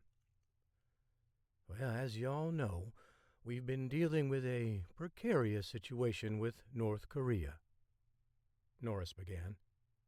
"For the first 3 years of my administration, we've experienced unprecedented peace in the modern era, and I fully intend for things to remain that way. The level of prosperity this country has risen to during that time is something every American can get excited about, no matter what party you belong to. And I must admit that it's a credit to each person in this room doing your job the right way to make sure we don't wander into a conflict. Well, but with that said, we need to do something about North Korea." "We're standing by, ready to strike, sir," General Miller said. "Well, I appreciate your enthusiasm," Norris said, "but I need to address how we're going to proceed. After the opportunity to review both a plan considering military action as well as one utilizing diplomacy, authored by the State Department, I've decided that we should take a less confrontational route." Miller raised his hand, but didn't wait to be acknowledged. "But, sir, if I may—" "No, you may not," Norris said. "I didn't bring you here to debate the merits of my decision, simply to inform you about why I'm doing what I'm doing. Now, Kim Jong-ju started out his tenure as North Korea's leader by rattling a lot of cages. But for the past 5 years, he's been relatively quiet, so it led me to question why he changed his tactic all of a sudden. If he was a democratically elected official, well, I'd assume that he realized what he was doing wasn't working and decided to take a different approach. After all, that's what I would do, especially if I felt like my plan wasn't working. I'd be more concerned about accomplishing what I felt was best for the people than I would about my pride." Norris paused to take a sip of water. "But as Secretary Wheeler pointed out in her report, North Korea is crumbling beneath the weight of our sanctions. If we can get Kim Jong-ju to the negotiating table, well, I think we can create a winning situation for us all. We will lift some of the sanctions in exchange for tamping down all the saber rattling in the Pacific Ocean. He's got to realize that if he pushes us, well, we can obliterate the country. Mind you, that's not what I want to do. But it is an option if he wants to engage us in a conflict." Norris saw General Miller crack a smile. Norris continued, "So, while we need to be prepared for the possibility that he might get his hands on some nuclear warheads someday, that day isn't today. We should resist entering into a military conflict with North Korea and see what kind of results some targeted diplomacy will yield." "Sir, with all due respect, Kim Jong-ju doesn't understand diplomacy," Miller said. "Like most terrorists, what he understands is force and might. If we demonstrate to him that we aren't going to tolerate his tantrums, he'll stop." Wheeler shook her head and sighed. "Come on, General. Dealing with Kim Jong-ju is Psychology 101. He's feeling abandoned or neglected, so he acts out to get attention.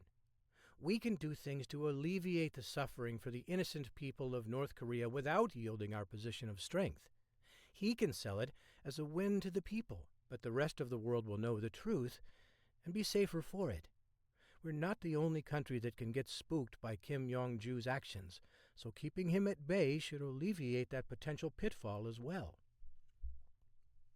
Miller huffed.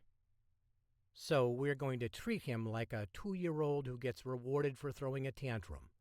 What gets rewarded gets repeated." "Well, perhaps that's true," Norris said. "But I'm more concerned with the long-term picture. And if he's not firing anything at us and just threatening, we know he has no nukes, which is the most important thing to remember. Miller crossed his arms and leaned back in his chair. Well, I think it's wrong to assume that Kim Jong-ju's just throwing a tantrum. One of these days he's actually going to get a warhead and hurl it at San Francisco or L.A. By the time we realize it, it'll be too late, and we'll all wish we'd shown him that we mean business instead of kowtowing to his demands. As the conversation started to get more tense, an aide entered the room and asked to speak with Norris. He walked over to the man. "What is it?" Norris asked. "Sir, you need to turn on the monitor," he said. "We have visuals on the missile." Norris's eyebrows shot upward. "The missile?" "Yeah, the North Koreans just fired one over one of our carriers patrolling the Pacific." Norris nodded the remote. "Someone turn that monitor on." When the screen flickered to life, they all watched grainy images of a missile soaring over the USS Roosevelt. "What are we looking at?" Miller asked. "Well, this is footage from just moments ago when the North Koreans fired over the USS Roosevelt," Norris said. Miller shook his head. "Sir, I think this changes things." Wheeler glanced at Norris, her eyes pleading for him to disagree, but he didn't. He couldn't. Miller was right. It was one thing for Kim Jong-ju to beat his chest and talk about engaging the U.S. in a conflict, but it was an entirely different matter to actually do it. Letting him off the hook would make Norris look weak and make the U.S. vulnerable to a more deadly attack, maybe even one that struck U.S. soil. "Sir, remember what I said," Wheeler said. "Sorry, Madam Secretary," Norris said. "This is an egregious error, one that can't be mended by making a few concessions through our sanctions. We need a show of force." "The Navy is ready, sir," said General Adams, the naval representative to the Joint Chiefs of Staff. "I just received confirmation that we can scramble our fighters and have them respond within the next 15 minutes. Norris drew in a deep breath and exhaled slowly before answering. "Well, do it." Chapter 18. Central Siberia. Hawk skidded to a halt in front of the man, who opened the passenger side door and started swearing. He held his gun trained on Hawk and ordered him to get out of the vehicle. With his hands held high, Hawk obliged. He walked slowly in front of his captor, who didn't move, eyeing Hawk closely. The highway was bumpy, undoubtedly littered with potholes underneath the ice. There wasn't a guardrail either to protect cars from dropping straight down into a steep canyon. Acting recklessly on an icy surface, as Hawk did, was borderline suicidal, enough to unnerve anyone interested in living. As soon as both men were in the vehicle, Hawk didn't waste any time in gaining an advantage. He grabbed the man's hand and yanked it through the opening in the steering wheel, pulling back on the man's arm. Hawk applied pressure until it snapped. The man screamed in anguish as he squirmed in an attempt to break free from Hawk's grip. As the man tried to put the vehicle in gear, Hawk swatted the man's hand before slamming his head against the side window. After a series of hits, the man fell unconscious. Meanwhile, the driver in the other vehicle noticed the fracas and attempted to help. He wheeled his vehicle around to face Hawk. Hawk shoved the other man out of the driver's seat and took his place. By the time he'd got his bearings, he noticed the other car was headed straight toward him. Hawk threw his vehicle in reverse and waited for the right moment to accelerate. With the approaching vehicle about 15 meters away, Hawk stomped on the gas and drove backward up the road he'd just come from. The other vehicle didn't have a tight enough turning radius and found himself spinning his wheels on the ice after he'd stopped.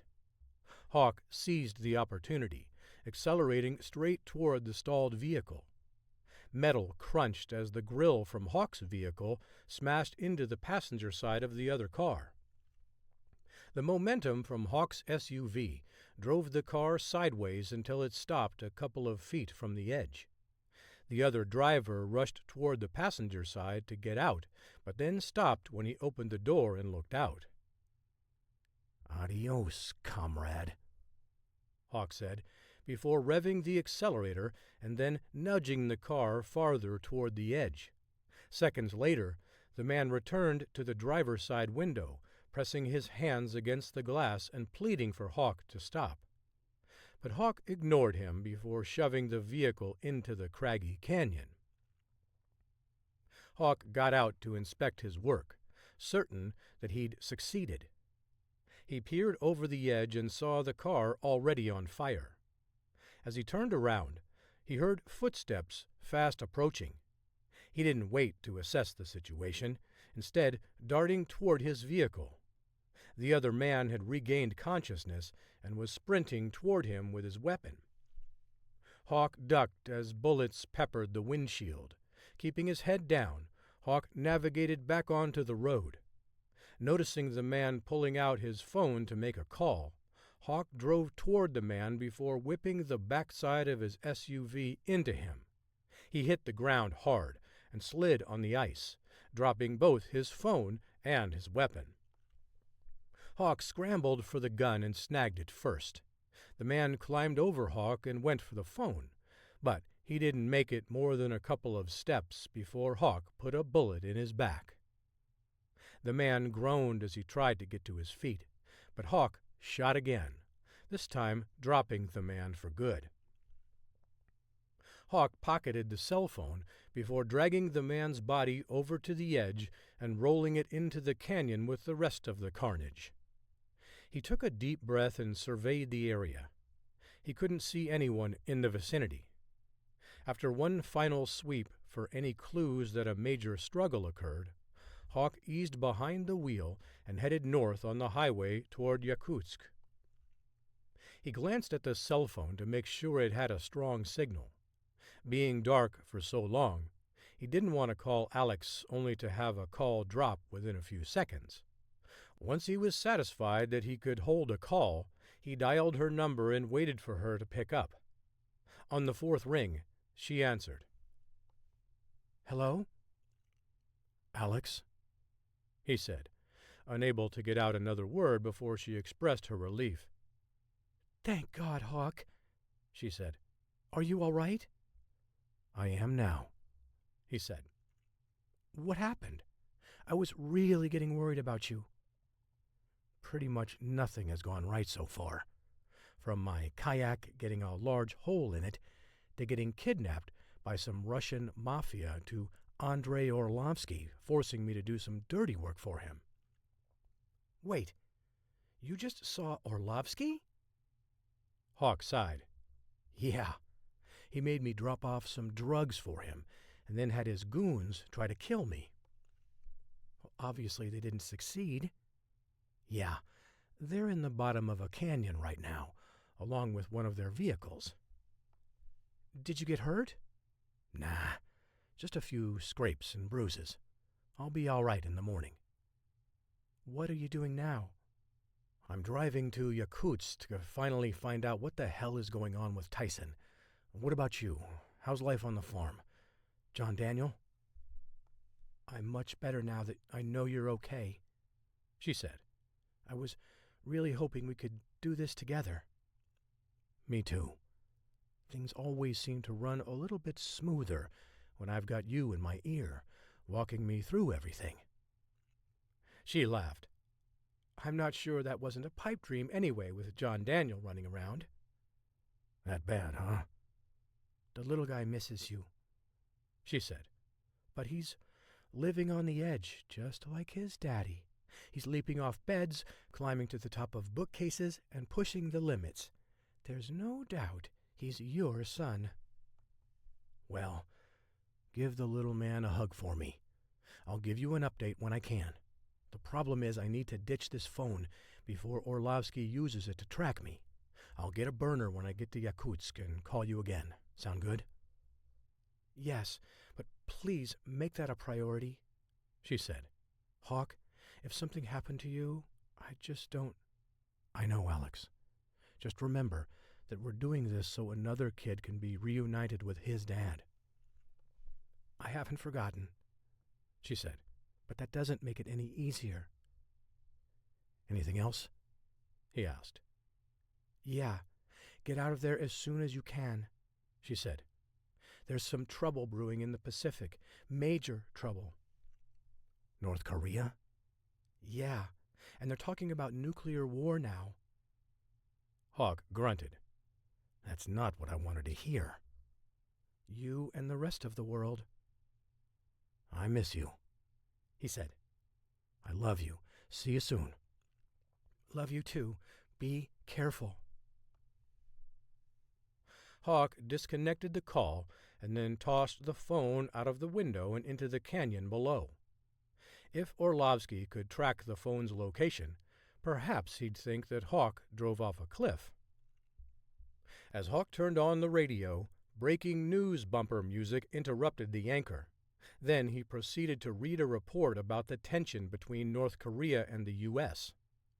Hawk detected a hint of joy in his voice as he explained the scant details available to the public.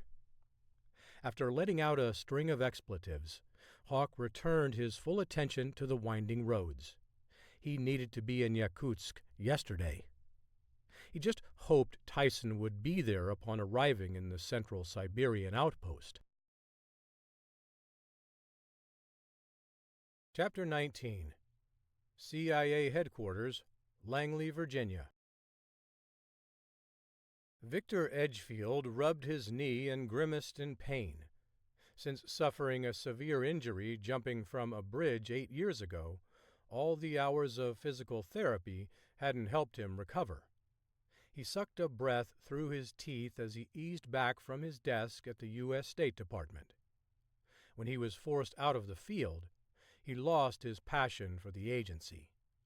Working as a desk analyst was torture, serving as a daily reminder that he couldn't be assisting on operations. Frustrated with his plight, he put in his early retirement papers. His supervisor used connections to get Edgefield a job at the State Department, working as an information officer. But instead of the job being what he needed for his mental health, he resorted to other means to get his adrenaline pumping. At first, betting on sporting events was a passing fancy, but it grew into an obsession. And before Edgefield could stop, his debt had grown into a mountain. The hours he spent poring over statistics, analyzing each game, created a chasm between him and his wife, Rebecca. She was 5 months pregnant when she learned how deep he was into gambling. He didn't tell her until 3 months later that he was $250,000 in the hole with an illegal bookie who promised to exact as much pain as possible. The aluminum bat and a man nicknamed the Hatchet put to Edgefield's knee exacerbated his injury. It also strained his marriage to the point that within a few months after Corey's birth, Rebecca left Edgefield. He didn't really blame her on the nights when he sat at home alone drinking a fifth of scotch. Given his state of mind, he wouldn't want to be married to himself either. Instead of marrying a spy, she woke up one morning to learn that she was married to a degenerate gambler. As the debt piled higher, he never thought he could recover. But that was before the man with the scar on his face approached him. Scarface went by the moniker The Hustler, and he asked Edgefield if he'd be interested in getting out of debt. "Of course," Edgefield had said. "What do I need to do?" "Sell your soul to the devil," the Hatchet had replied. Edgefield had remained stoic. "Where do I sign?" The two men broke into laughter, but the hatchet was only partially joking. Edgefield didn't owe his soul, but he did owe his allegiance to someone other than his country. When he began scouring diplomatic cables for information that the hatchet's superiors might find useful, Edgefield felt dirty, used, traitorous. But the guilt lessened each time he received a large deposit in his offshore account, which he quickly rerouted to Manuel Diaz, who stopped sending over any enforcers when he began receiving regular payments from Edgefield. After the latest cable landed on his desk, he made a copy and tucked it into his coat pocket. He opened up his desk drawer and stared at the bottle of whiskey peeking from behind the yellow legal pad. Instead of succumbing to the desire to take a little nip before he left the office for the day, Edgefield took a deep breath as he looked at the ledger. His debt was down to $15,000. He was in disbelief, wondering how the number had dropped to such a manageable level. "One more and I'm out." Edgefield sifted through a few more cables before he found one that would earn him the extra funds to end his makeshift indentured servitude. He pulled out his burner phone and took a screenshot of the cable, one that would be sure to get his contact's attention. Within seconds, a text buzzed on his burner phone. "Perfect. A deposit has just been made to your account." Edgefield smiled, reveling in a moment he feared would never come. He checked his banking app and then forwarded the final payment to Diaz. Once he was notified, Edgefield wrote back his contact. "I'm out. That's the last one." Edgefield interlocked his fingers behind his head and leaned back in his chair. He'd finally done it. The 800-pound gorilla on his back had finally been shed. As he closed down his computer, Edgefield started whistling. He used to do it all the time, but he hadn't in years, until now. "Got a date tonight?" His colleague, Eric, asked as Edgefield headed toward the elevators. "Why do you ask?" "I don't think I've ever seen you this happy." "Sue me," Edgefield said, hitting the button to take him down to the parking garage. "I'm in a good mood." "But you're never in a good mood." "Sue me," Edgefield said with a sneer. "And now you're back to the Grinch." Edgefield scowled. "The Grinch?" "Yeah, it's what we call you behind your back, or, in this case, to your face. Work's a lot more fun when you aren't acting like a grumpy old man all the time." Edgefield flashed a quick hand gesture that wouldn't endear himself to Eric, but Edgefield didn't care. Nobody knew the kind of pain he'd been laboring under for the past few years. He put on as good a face as he felt was humanly possible, and if it made him seem like an old codger, so be it. Edgefield didn't have time, nor did he care to worry about what people thought about him. The elevator doors closed, and then he began to descend to the parking deck. Before he reached the bottom, his cell phone buzzed with a message. He whipped out his phone and read it before his mouth went dry. His stomach began to churn. The message was from his contact, who'd been receiving copies of all the cables Edgefield considered relevant. "No, you're not." Beneath the message was a picture of Edgefield's son. The implication was clear. Edgefield wasn't done until they told him he was done. Chapter 20. Yakutsk, Russia. When Hawk arrived in Yakutsk, he went straight to a store and purchased a prepaid cell phone. He next withdrew $1,000 in cash from an ATM so he could move more freely without getting tracked. It wasn't much, but it would have to suffice under the circumstances. After he secured a room at a dilapidated motel near downtown, he called Alex. "Did you make it?" she asked. "Finally," he said. "Driving through the middle of Siberia makes driving across Texas seem like a trip to the local grocery store." "That's because you didn't have me to keep you company," she said with a laugh. "I needed something other than that god-awful electro-polka music to keep me awake.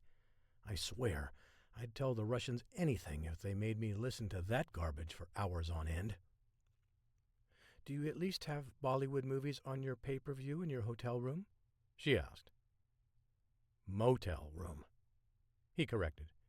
"And I'm pretty sure that's far too high of a production bar for this part of the world." "That bad, huh?" "Most of the programming looks like it was recorded on VHS." "I'm glad to hear you took time out of this mission to watch TV." Hawk grunted. "I only turned on the TV while I was settling in, mostly out of morbid curiosity. It's a decision I already regret." "So, what's your next move?" "Well, based on the operational briefing, the last known location for Tyson was in the Yakutsk prison." "And how do you intend on getting into there? Because you better make damn sure you don't get arrested." Hawk smiled. "Me? Get arrested? Whatever would I do that would land me in prison?" "Hawk, stop kidding around. It wouldn't be a joke if they detained you for any reason." "Don't worry. I've already hidden my backup passport just in case they try to play that game, and it wouldn't be the first time some bureaucrat took away my passport and used that as justification for keeping me in prison." "Until the bribe was paid, no doubt." "He never got a dime from me," Hawk said. "That happened to be once in Romania. I told the guard that if he didn't, when I got out I would hunt him down, and he'd never get to use the money anyway. I guess I spooked him, because he let me go in the morning." "So what's your plan this time?" "I need to talk with Mia," Hawk said. "Can you patch me through to her?" "Give me a second." Hawk heard a series of clicks before Mia's smooth voice came through on the other end. "Agent Hawk, I'm glad to hear you're still alive after all your misadventures in Siberia," she said. "Whatever you're hearing, it's all a bunch of lies," Hawk said. "Even the part about you single-handedly dismantling an entire drug operation run by a Russian oligarch?" "No, that part was mostly true," he said. "Mostly?" "All right, that might be a small embellishment." "Small embellishment?" Okay, Hawk said, conceding. "That's an outright lie, but I doubt my wife is making up stories about my exploits here." "She thinks rather highly of your skills, though those of us who've been in the field with you know the truth." Hawk chuckled. "And on cue, I have a question about some tech because I lost all my gear, and I have no idea how I'm going to create a makeshift device that will help us learn where Tyson is at the Yakutsk prison." His voice continued rising, the tension clear to anyone listening. "Calm down, Hawk. I'm going to get you taken care of. It's not that difficult." "Not that difficult?" he asked as he stared at the water stains in the corner of the ceiling. "If it doesn't require me shooting someone from a kilometer away or punching them in the face, I'm not your guy." "False humility is so unbecoming," Mia said. "You're more than capable of making this little device, especially if you still have that watch Morgan gave you before you left." Hawk looked at his wrist. "Believe it or not, I still have it on. And even more shocking is the fact that it still works." "Excellent," she said. That's going to make this simple for you. Mia proceeded to rattle off a list of supplies Hawk needed to purchase before he could put together a small device on the fly. She explained that if he did it right, he'd be able to connect his watch to the device that would enable her to gain access to the prison computer system. Once inside, she could help Hawk determine where Tyson was being held and scheme a way to get him out. That is, if Tyson was still alive. 2 hours later, Hawk had assembled the device and tested it on the motel's computer system. In a matter of minutes, Mia discovered that Ivan Antonov was staying 2 doors down from Hawk and had the room rented for just an hour. "That ought to let you know what kind of place I'm staying in," Hawk said. "Swanky," Mia said. "I can only imagine how tasty that gourmet breakfast is every morning." Hawk eyed a rat darting across the hallway near the closet containing the meager computer system. "This little gadget works fine on this piece of junk, but do you think it will work on a more complex system?" he asked. "As long as the information is getting relayed to your watch, this is all I need. I'll be able to hack in and tell you what size underwear the warden wears." Hawk sighed. "You people scare me." Mia giggled. "You should be afraid, especially when you set "I hate tech nerds 45% as your password." "Now why would you take offense at that?" Hawk asked, as he disconnected the device. "I can see you getting upset if it's like 85 or 90%, but 45? That's less than half. Nobody is going to get mad about that." I know one hacker who drained a 92-year-old woman's bank account for the password HackerStink2. You gotta remember, these were the kids who got made fun of and bullied years ago.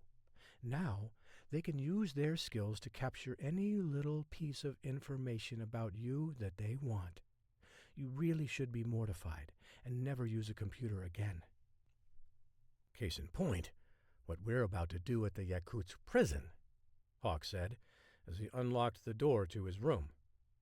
"Exactly," Mia said. "So now the fun part," Hawk said. "How am I going to get inside without having to get arrested?" "I thought you'd never ask," she said.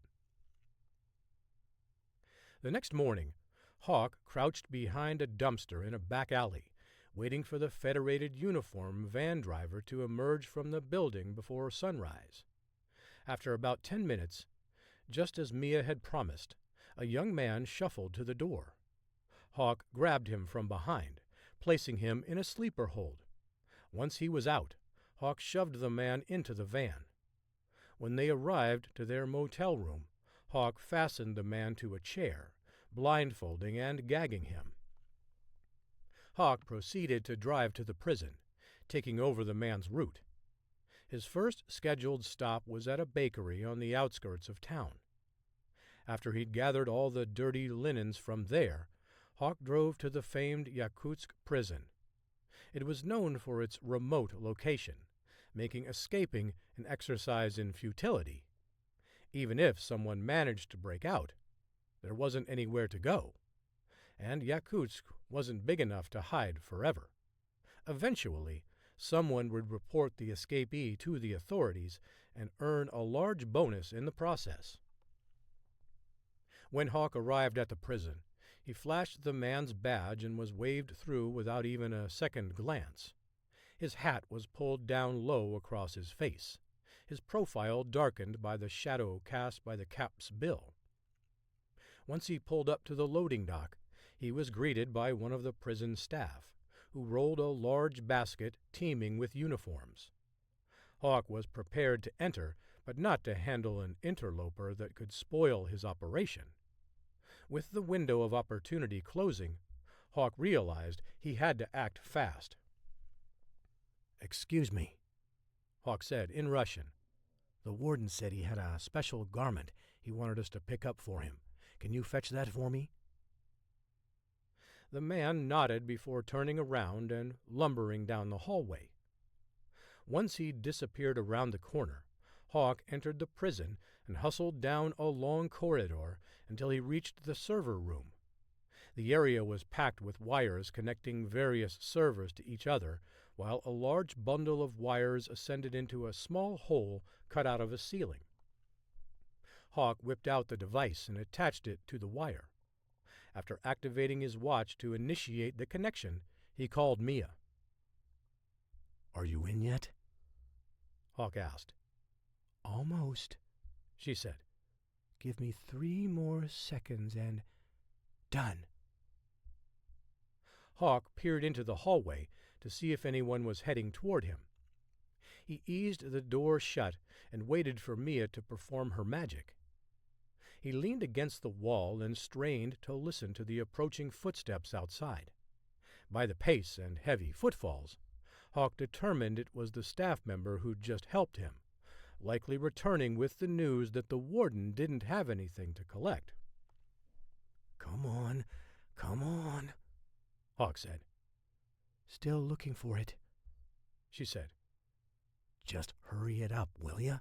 If you don't, I'm going to be the one in here on a more permanent basis." Hawk heard the man in the hall calling for him. The footsteps became more harried and frantic. Instead of lumbering, he was sprinting up and down the corridor. "I'm not seeing it," she said. "He may be under a different name," Hawk suggested. "Try matching a picture to Tyson." Hawk heard the man start checking every door and calling for him. "And make it snappy.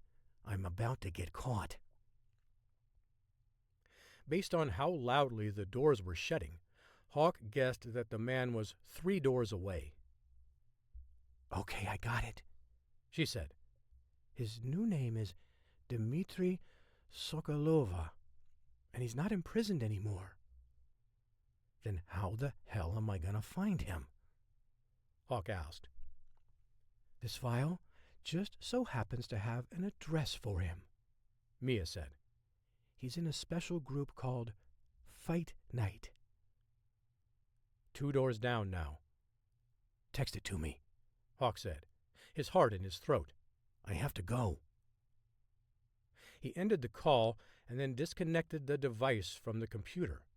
Then he waited until he heard the next door open. When it did, Hawk sprinted down the corridor near the entrance and shouted for the man when he reemerged from the other room. "There you are," Hawk said, calming his nerves as quickly as he could. "I went to the restroom. Did you place the warden's items in the van?" The man scowled. "I was looking everywhere for you, but you weren't anywhere to be found." "I'm sorry. My mistake." He spun on his heels and returned to his van. In less than a minute, he was off the premises. He dialed Mia again. "I take it you made it out," she said. "And in one piece, too." "Good," she said. "I just sent you the address. Good luck." Hawk returned to his motel room to transport the delivery man a half-mile away before strapping him behind the steering wheel and removing his bindings. When he exited the vehicle, demanding to know why this had been done to him, Hawk was walking briskly along the sidewalk and never looked back. He had an old friend to visit. Chapter 21. Washington, D.C. President Norris's response to North Korea's literal shot across the bow of the USS Roosevelt had been swift and harsh. At General Miller's urging, Norris ordered Navy jets scrambled into the air to attack a small North Korean destroyer. In a matter of minutes, the vessel sank, and the tension had been escalating ever since.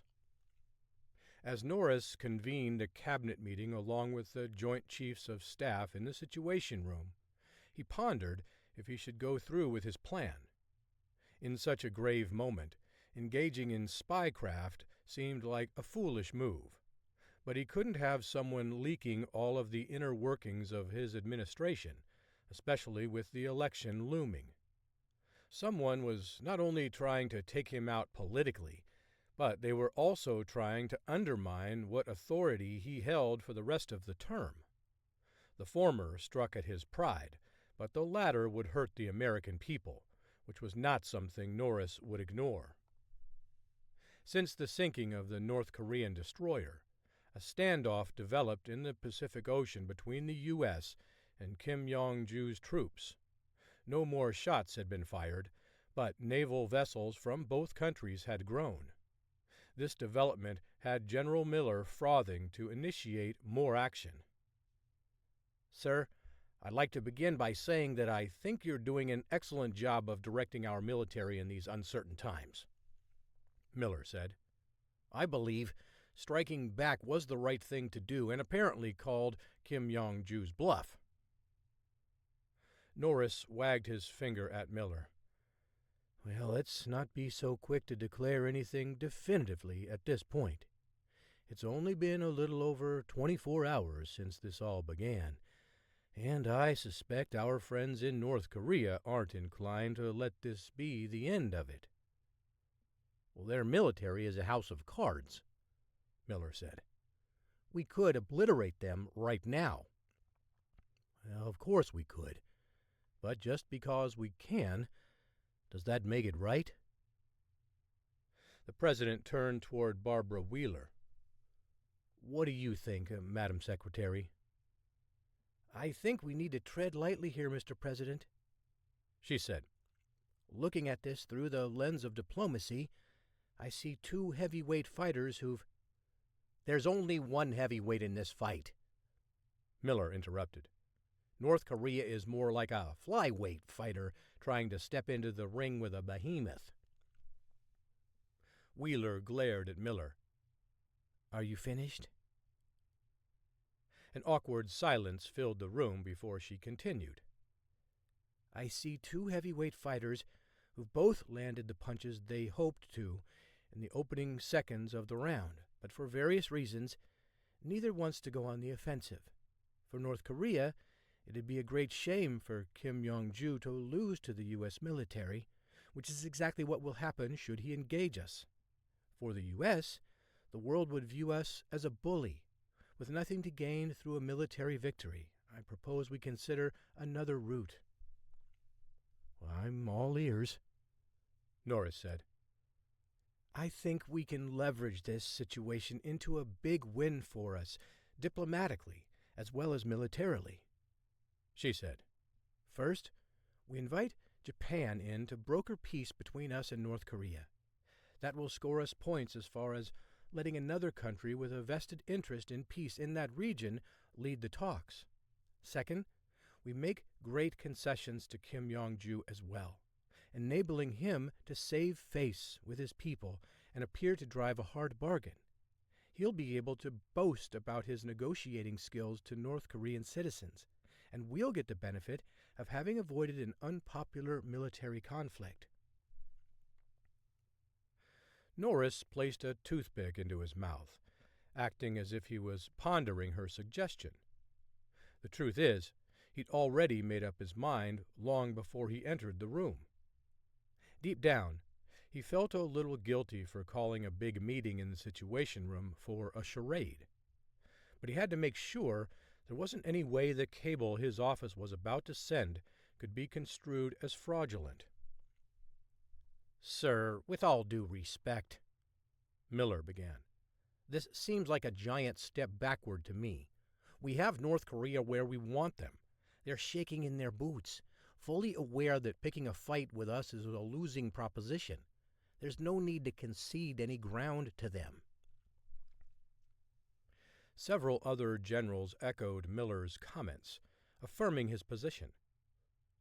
Norris nodded at one of his aides, who passed out a report about a survey conducted by White House strategists.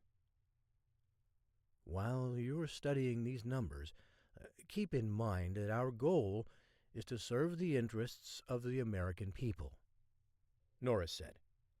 "And while I believe that keeping citizens safe is important, there are multiple ways to accomplish this that don't include bombing the hell out of North Korea."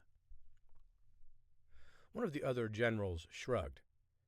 "Invading them would be a boondoggle, not to mention there's a little of value there. We wouldn't get anything out of it." "Well, we don't make decisions to engage in conflict just to get something out of it," Norris said, his eyes narrowing. "At least, that's not how this administration is going to act. But just look at the numbers on that page. Do you think the American people want to go to war with North Korea? Almost everyone seems to regard him as a narcissist who has a high level of self-importance." "And he also has the capability of causing great harm to the American people," Miller said. "Where's the proof?" Norris fired back. "We supposedly have the greatest intelligence agency in the world. Yet, not a single one of them can provide us with any actionable intel that Kim Jong-ju has what he claims to have. When he gets nuclear weapons, this conversation will be entirely different. Until then, I'm not about to drag us into another conflict like Vietnam, with nothing to win and everything to lose, primarily starting with the lives of American soldiers." Norris perused the handout indicating that more than 85% of Americans were against another conflict. He held up the paper. "This shows that people like peace and prosperity, and they want to keep it. I'm not willing to jeopardize that on the hunch that North Korea might have nukes." "So what are you going to do?" Miller asked. "Well, I like the Secretary's plan," Norris said. "And that's how we're going to proceed.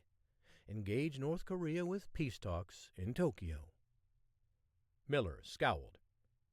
"This is a horrible idea, sir." "Well, you've made your position known," Norris said. "That'll be the end of that. Are we clear?" Miller nodded without saying another word. Norris dismissed the meeting. The trap had been set. Chapter 22. Yakutsk, Russia.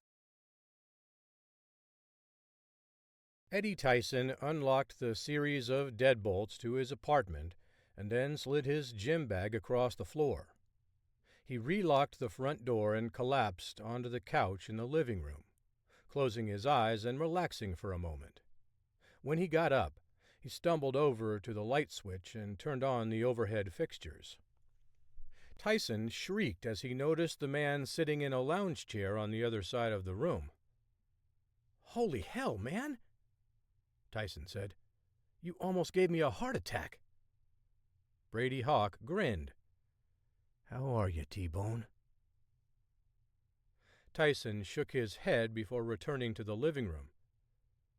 "You know how long it's been since someone called me that?" "Based off your question, I'm guessing it's been a minute." 10 or 12 years, at least," Tyson said. "So, yeah, a lot of minutes." "T-Bone is still a far better nickname than Dmitri." Tyson cocked his head to one side. "How do you know that's my name? There's nothing linking my identity to that name." "I wouldn't consider a picture nothing," Hawk said.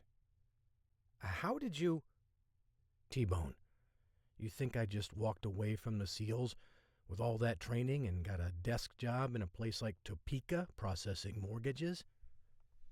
"No, but I've worked for the government in one capacity or another for about a decade until recently." "So you're here on your own?" Hawk squinted. "In a manner of speaking. I was contacted about your situation and asked if I'd like to help." Tyson withdrew and scowled. My situation? What's my situation? Well, up until last night, we all thought you were in the Yakutsk prison. Bastards, Tyson said with a growl. You can't trust Russians as far as you can throw them. Are you surprised that we thought that? My death was faked, reported in the news and everything, Tyson said. We got a tip that you were in prison here, Hawk said. You came to break me out? Hawk nodded. You came all the way here just for me? Do you remember that time we were driving in that wreckage off the coast during training? Sure, Tyson said. As I recall, you got stuck and needed some help getting free, so I helped you. A faint smile spread across Hawk's lips. What? Tyson asked. I got stuck and needed some help? That's quite the tame retelling. That's not how it happened? Perhaps if you're just sharing a factual account, but it certainly didn't feel like that in the moment. I thought I was going to die, and if you didn't save me that day, I'm not sure I'd be alive to sit here and talk to you right now. Well, perspective, I guess, Tyson said. I don't remember it being such a dire situation. You were born with ice water in your veins, Hawk said. I've had to cultivate that trait. Tyson crossed his arms and leaned back in his seat. Well, I'm sorry you felt like you needed to come halfway across the world to save me, especially to this godforsaken place. What are you trying to say? Well, I feel bad that you've risked your life to come here to get me, but I'm not leaving. Hawk leaned forward and knit his brow. You want to stay here? Mm-hmm, Tyson said, tapping his chin with his index finger. The word want makes that such a loaded question. It's more like, I need to stay here. Are you here on assignment? Hawk asked. Oh, no, Tyson said, waving dismissively at Hawk. I'm here because I want to be. In fact, I sought out the Russians and the FSB. But why? You're a patriot. This doesn't make any sense. It doesn't make any sense to someone who doesn't know what's going on. But if you knew what's really happening, you'd understand. Care to enlighten me? Tyson hesitated, unsure how much he should divulge, even if Hawk seemed like a trustworthy ally. It's not really that simple. Are you worried about talking freely? Hawk asked. Tyson glanced around the room. Well, I regularly scan for bugs here, but up until a few minutes ago, I didn't think anyone could get in my apartment and relock the door without me knowing. I'm a well-trained agent, Hawk said. During my time here, I've learned that FSB agents go through an extensive training process as well, but they've never penetrated my analog defense system here. Hawk chuckled. Deadbolts and bug sweeps? You're high-tech, and you know it. Look, the truth is, it's more dangerous for me to go home than to stay here. Hawk's eyes locked with Tyson's. What exactly are you running from? I appreciate you coming here, Hawk. I really do. For you to leave your family and trek across the world to put your own life on the line, it's an incredible sacrifice. But that doesn't mean it was the right one. Why not? Hawk asked. Help me understand what I'm missing here. I'm not going back. Not now. Not ever. That's not an answer. Tyson drew in a deep breath and then exhaled slowly. If I tell you, you'd be at risk too. Hawk nodded. It's a risk I'm willing to take. but I'm not going to put that burden on you. Come on, T-Bone. I came this whole way and left my family to save you, to bring you back to your son," Hawk said, flashing a photo of Tyson's son. "I have a son about the same age, and let me just say that he needs you, if he's anything like my kid. Pretending like you're dead while building a new life here isn't what's best for him." "He's still alive, isn't he?" Tyson asked. "Yeah, but at what cost? He needs you." "He needs me to be dead, and that's where I'm going to stay." "Come on, T-Bone," Hawk said, handing a recent photo of Tyson's son to him. "Does that look like a little boy who can just go through life thinking his father is dead?" "You need to respect my decision," Tyson said. "Fine," Hawk said. "Can I at least get a drink with you before I leave?" "Why not?" Tyson said. "You came this far, so it's the least I can do." Tyson emptied his pockets on the end table before getting up and ambling to the kitchen. He pulled a couple of glasses out of the cupboard and opened a pair of beers. "Russian beer isn't any good, but it's all I've got to offer at the moment," Tyson said. "Well, I'm sick of vodka already," Hawk said. "You wouldn't last a week here," Tyson said, as he poured their drinks. Moments later, he ventured into the living room and handed one glass to Hawk. "Cheers, my friend," Tyson said, "and best of luck on your journey home." Hawk left Tyson's apartment in bewilderment. The cryptic excuse, the conspiratorial tone, the willingness to shrug off his son, it all bothered Hawk. Despite his best to avoid striking an adversarial tone, Hawk hadn't succeeded. But maybe Tyson was justified in behaving this way, and there really was something else bigger going on. However, Hawk felt uneasy. He picked up his burner phone and dialed Mia's number. "Well, if it isn't Agent Hawk," she said. "We had a bet going that you'd been eaten by a bear in the wild." "Did you lose any money?" he asked. "Not a dime." "That-a-way," Hawk said. "But that's not why I called today." "Got any good news for me?" "It's a mix of good and bad. The good being that I found Tyson. The bad being that he refused to come with me." "Did he say why?" "Nope.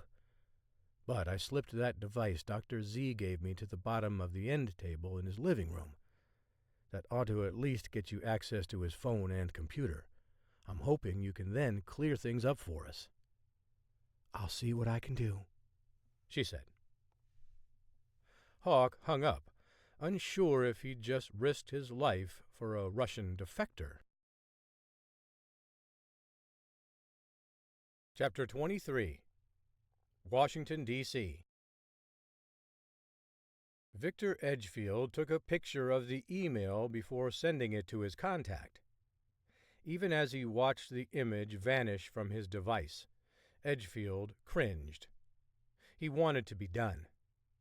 After he'd racked up a large gambling debt, he wanted to do what he could to eliminate it, and while that meant betraying his country, he didn't want to be a traitor forever. Later that evening, Edgefield almost couldn't believe the message when it came across his computer screen. It was exactly the kind of material his contact had stressed that he wanted, loaded with insider information that had been prioritized. President Norris was willing to negotiate with what amounted to a terrorist threat disguised as a nation. Edgefield reread the message a second time, and then a third. In the midst of a brewing crisis in the Pacific, Norris was willing to cede his position of strength in an effort to avoid any type of conflict. And while Edgefield wasn't an expert in international peacekeeping policy, even he could see it as a loser, no matter what the polls suggested. But the poll attached to the email said otherwise, as it pertained to the voters. And if there was anything that Edgefield had learned during his time at the U.S. State Department, it was that the only thing that mattered to presidents was public sentiment. When the people wanted something, the president was more than willing to give it to them to retain a high approval rating. Edgefield turned on the television and flipped to a news channel to see what else had happened in the world during the day. If he didn't know any better, he would have assumed the email he'd received was at the epicenter of the globe. The newscaster set the scene for the situation in the Pacific between the U.S. and North Korea, explaining how the tensions had escalated. Then he turned his attention to an announcement from presidential candidate Joseph Parker. The former senator from Ohio detailed how he would handle the potential conflict. "Well, I know President Norris is more inclined to get aggressive in a situation like the one with North Korea, but not me," Parker said. "I think it'd be best if we pursued a peace treaty.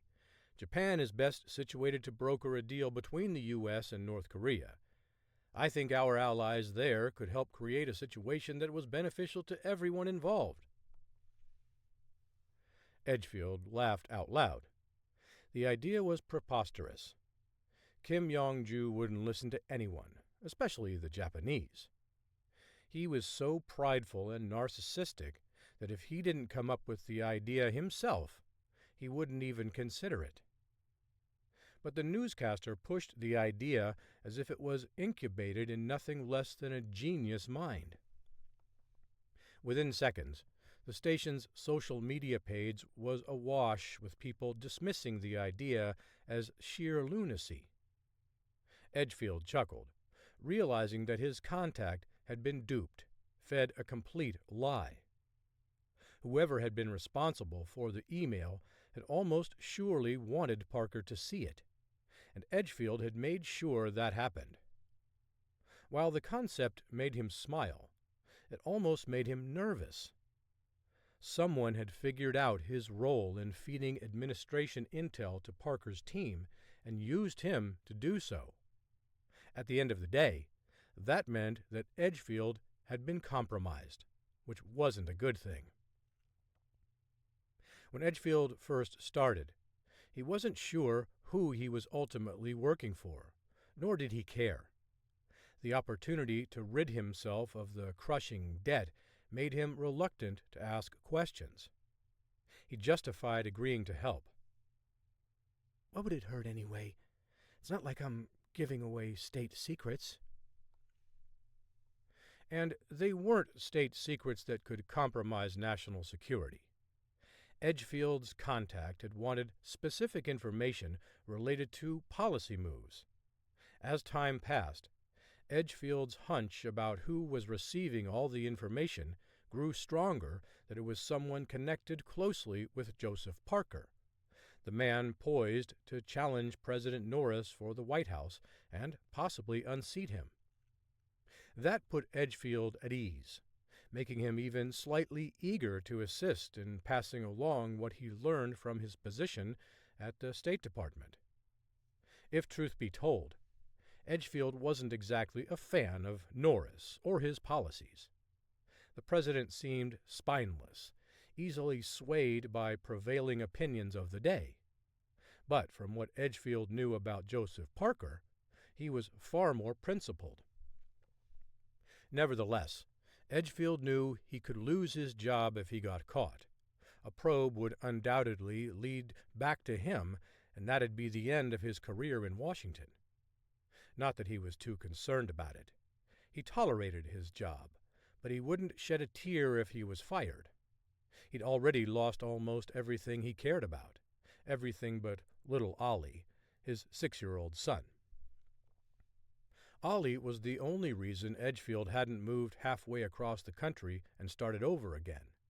His wife, Rebecca, was ambitious, something he didn't think much of when he first met her. They'd never intended to have any kids, both so focused on their own careers that they didn't have time for raising a child. As Rebecca's goals intensified, she also started to believe she could have it all and had begged him for a son. With Edgefield out of the agency, the idea of having a child didn't seem so far-fetched. He went along with it just as his gambling debts started to catch up with him, and everything else in his life spiraled out of control along with it.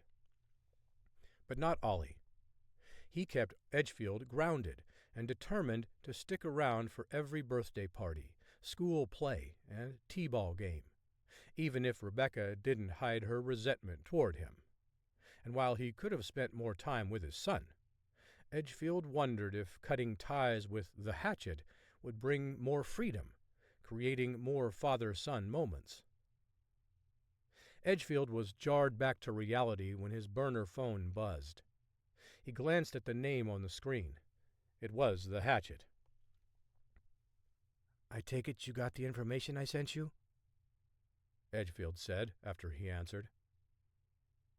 "You screwed over my employer," the hatchet said.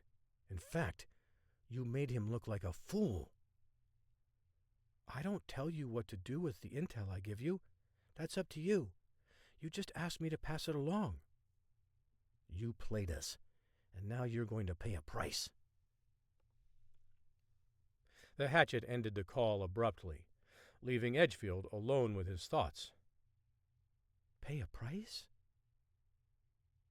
It was an ominous threat, one that Edgefield was inclined to take seriously, given what he knew about the hatchet. But there wasn't anything Edgefield could do about it, other than arm himself. He couldn't report his complicity in scurrilous activities to law enforcement, and he certainly couldn't take the matter to his boss. Edgefield convinced himself that it was all bluster and nothing to worry about. Then he got up and fixed himself a cup of tea before getting ready for bed.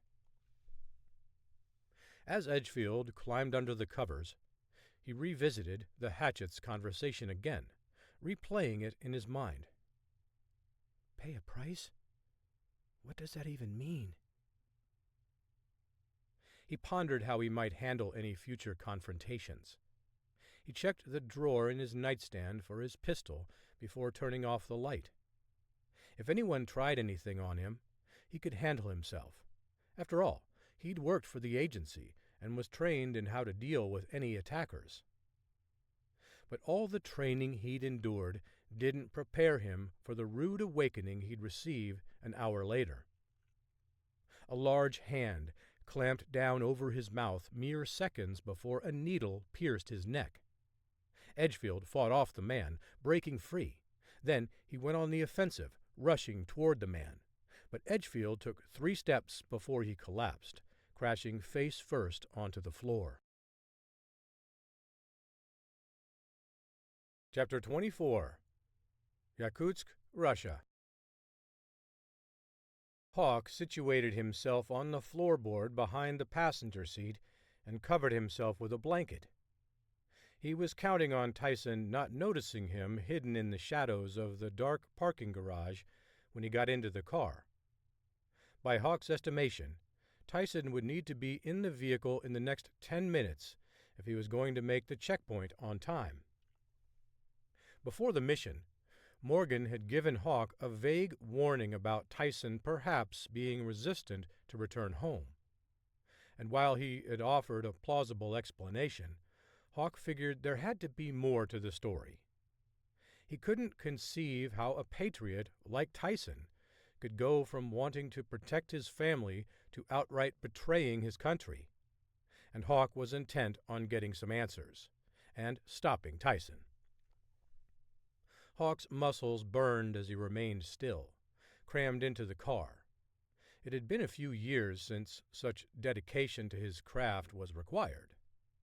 Breaking into corporate headquarters and the private homes of CEOs was relatively easy work.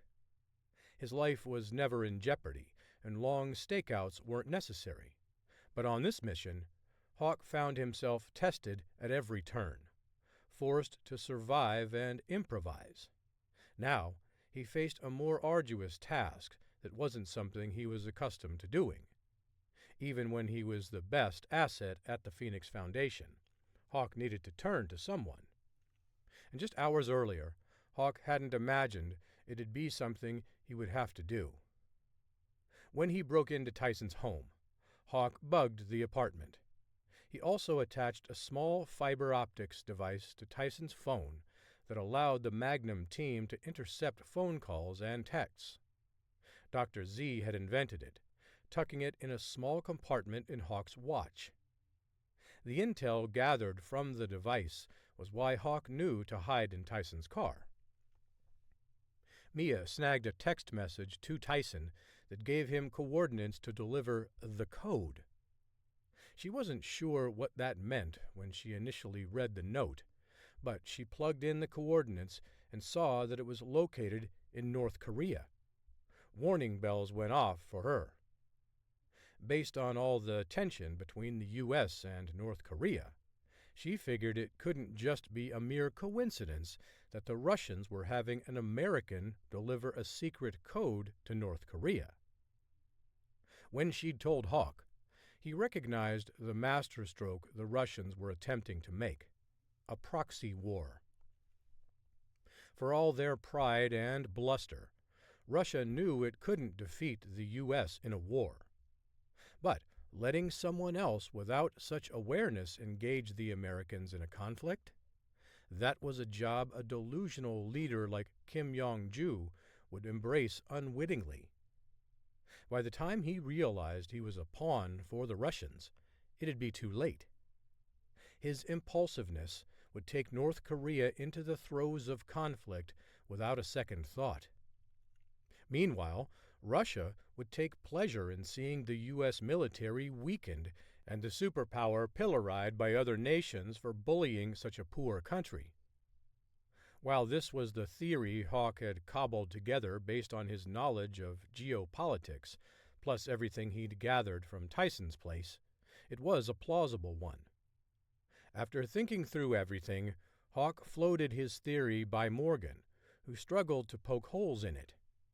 And although it was possible that North Korea was instigating a showdown with the U.S. all on its own, Russia would undeniably benefit no matter if they were involved or not.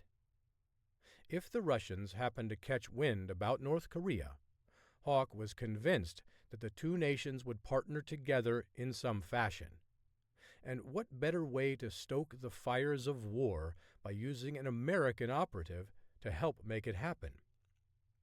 However, the theory hinged on what the code meant. Hawk crouched lower when he heard approaching footsteps. He waited until he heard Tyson buckle his seatbelt before revealing his presence. "Well, well, well," Hawk said. Tyson gasped and turned to glare at Hawk. "What the hell, man?" "You're slipping, T-Bone. I could have killed you a number of different ways if I was an enemy spy." "Stay down," Tyson said. "They could be watching me right now." "And by they, are you referring to the FSB or the Russian military?" "Does it matter? Either one of them would put a bullet in my head if they thought I had an American in the car with me." "I'll stay hidden," Hawk said. "But I'm going with you." "If you want to pretend like we're SEAL agents again while I drive to the store to get a gallon of milk and some eggs, be my guest. But I have a feeling that you're thinking this is something more." Hawk glanced at the travel coffee mug resting in the cup holder, the steam wafting into the air. "You mean to tell me you're bringing your large coffee mug for a short trip to the market?" "Yeah. It's 0600, Tyson said. "I'm barely awake." "That's bullshit, and you know it. Hell, T-Bone, I can smell the body wash you lathered all over yourself during your shower this morning." Tyson sighed and leaned against his seat's headrest. You can't come with me, Hawk. I know where you're going, Hawk said. but you know you can't give that code to the North Koreans. I don't even know what it's for, and I don't think you should make any judgments on that either. Besides, you came here to take me home, but I'm not going, so your mission is over. Rule number 47 of espionage states, be opportunistic. When your intended mission breaks down, take advantage of the situation if there's more intel to be gained. Tyson huffed a laugh through his nose. What are you doing? Writing a spy manual now? Maybe I am. What difference does it make? I was sent here to bring you back, but I was also told to learn whatever I could. And what I learned is pretty damn frightening, given what's going on in the world right now. Are you even aware that Kim Jong-ju is itching to start something with the U.S.? Yeah, I still watch the news. And you don't think it's odd that you've been tapped to deliver a code to a naval harbor on the coast of North Korea? Tyson remained stoic, keeping his gaze fixed directly ahead. He barely moved his mouth when he spoke. I've considered the possibility of what they're asking me to do. They're asking you to do this? And you're doing it willingly? Well, that's not exactly how it went. Then how did it go? Tyson sighed. Either get out or shut up, because I have a job to do.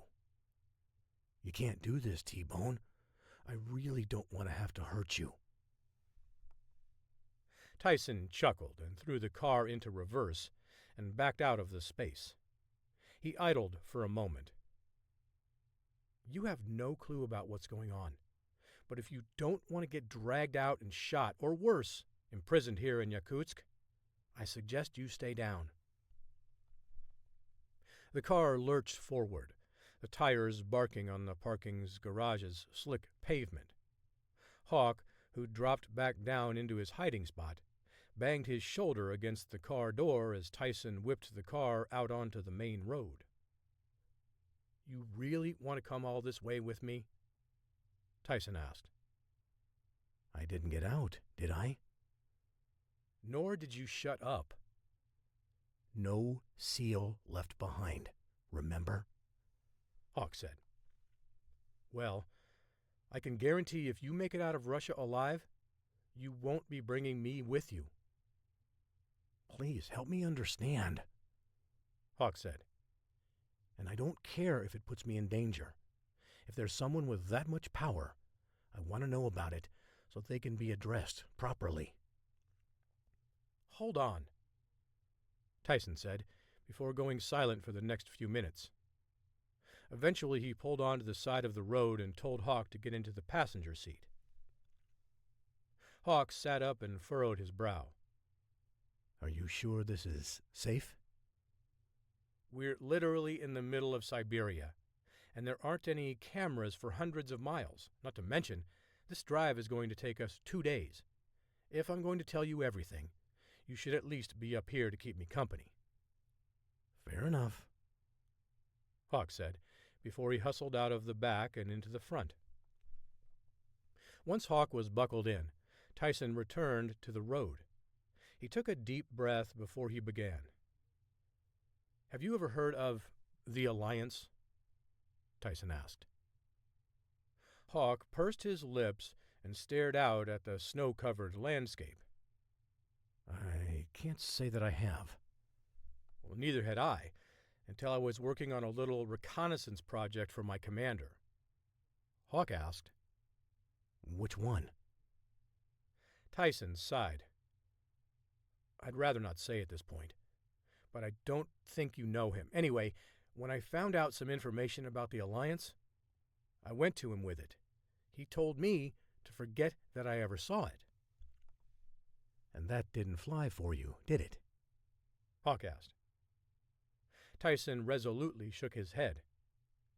That only fueled my curiosity. Why wouldn't he want me looking further into the Alliance? And Who compromised this organization? That's where I started. So how'd you end up here? Hawk asked. And by here, I mean exiled from your family. Eventually, I discovered there's a bureaucratic cabal running things. The president is just a figurehead. No matter how much Norris thinks he's in charge, he's little more than a puppet, his strings pulled by far more powerful men, and he's not even aware of it. And that put my entire family in danger. But why hide out here? Why fake your death? Because of what I know, Tyson explained. They tried to kill me twice, and I made their assassins disappear. After the second attempt, I realized there wouldn't be a third, and my whole family was at risk. So I asked for an assignment in Russia, deep behind enemy lines. But I had no intention of ever fulfilling it. I just needed to get out of there and die so my family could be safe. Now that I'm dead, they're safe. There's no reason to mess with them. Who are you talking about? Look, I know this might be frustrating for you right now, but I know you, and you'll end up in the same place I am in 6 months if you do what I think you'll do with all this information. It's just best that you don't know, especially since you can't do anything about it. Hawk shrugged.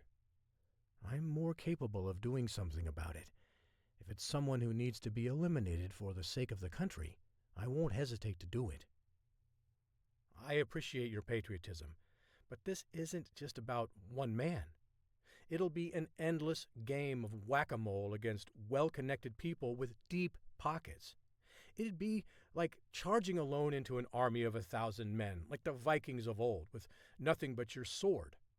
They'd surround you and gut you before you had a chance to even nick one of them with your blade. This sounds like a challenge, Hawk said with a grin. Don't even think about it, Tyson said, his tone measured and direct. This isn't a joke. For the next hour, they discussed their wives and kids, as well as reminisced about their time serving together as Navy SEALs. Tyson drove his car down into a desolate valley, surrounded by barren rock faces on both sides. As they did, an SUV roared up behind them. What the hell? Tyson asked, his eyes widening. Hawk turned around to see the vehicle closing fast. Tyson stomped on the accelerator, but the engine couldn't catch fast enough to avoid a collision. The trailing SUV bumped Tyson's car, nudging it forward. What is this all about? Tyson asked. Did you see me cut someone off a ways back? Hawk shook his head and glanced again at the vehicle. One of the men looked familiar to him. I've hardly seen a dozen cars since we started, Hawk said. But I think I know what this is about. Hawk? Tyson said, glaring at his passenger. What are you not telling me? Chapter 25. Los Angeles.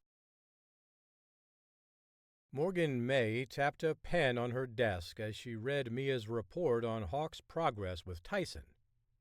He'd sent her a text earlier reporting that he'd connected with Tyson and was joining him on a mission to North Korea for the Russians. Having Hawk team up with Tyson to help out the Russians wasn't exactly what she had in mind when she asked him to lead the operation. Her instinct was to pull the plug and order him back, but she'd been warned by her uncle that Hawk would often go off script, and that she wouldn't be able to argue with the results. Letting him roam wild in Siberia made her nervous, but she'd learned long ago that her Uncle J.D. was a wise voice worth listening to. She turned her attention to a few news sites she scanned every day, hunting for critical information that's in plain view, but the public doesn't understand the implications of it. Sometimes it'd be a CEO abruptly retiring, or a company selling off to a competitor. But today, It was a suicide, one committed by Victor Edgefield. She hadn't been deeply involved with the case, only getting briefed when Mallory Kaufman requested Alex's help and permitted it. But the leak had stirred Morgan's curiosity, prompting her to dive headlong into the developing situation. Morgan cursed her breath, realizing what Edgefield's death meant. In all likelihood, they'd lost their opportunity to find out who he was working for. If someone had broken into his home and murdered him, staging the scene to appear as a suicide, there wouldn't be a shred of electronics left. Someone that professional would wipe all the electronics, and local law enforcement wouldn't be the wiser. Not that Morgan wanted them digging any deeper into the case. Having to fight jurisdiction battles would only create a mess. The short article in the Washington Post recounted that Edgefield had been a civil servant his whole life, working with the CIA before spending the latter part of his career with the U.S. State Department. It was short and sweet, sure not to attract any unwarranted attention, but it definitely sent a message to those who knew what was going on. The president's attempt to use Edgefield to identify who was gleaning all this intel from him had failed miserably. Instead of questioning Edgefield and trying to at least get him to talk, they had nothing to go on. Morgan dialed Mallory at the NSA to find out anything else regarding Edgefield's death. "I just saw," Morgan said. "Yeah, it's a devastating blow to the investigation," Mallory said. "The president used a cabinet meeting to ensure that the information in the cable that came across Edgefield's desk would be verified by everyone present. But none of that matters now because it's quite evident that whoever was running Edgefield figured out he was either a pawn or playing them. Either way, they wanted to put an end to it." "Have you seen the photos from the scene?" "We got a few this morning," Mallory said. "Common courtesy, since Edgefield had worked in the intelligence community for a while before moving to the State Department." "And?" "Very professional job. It's just how I would have staged the house if I wanted to sell the idea that someone committed suicide instead of being murdered." "So where do you go from here?"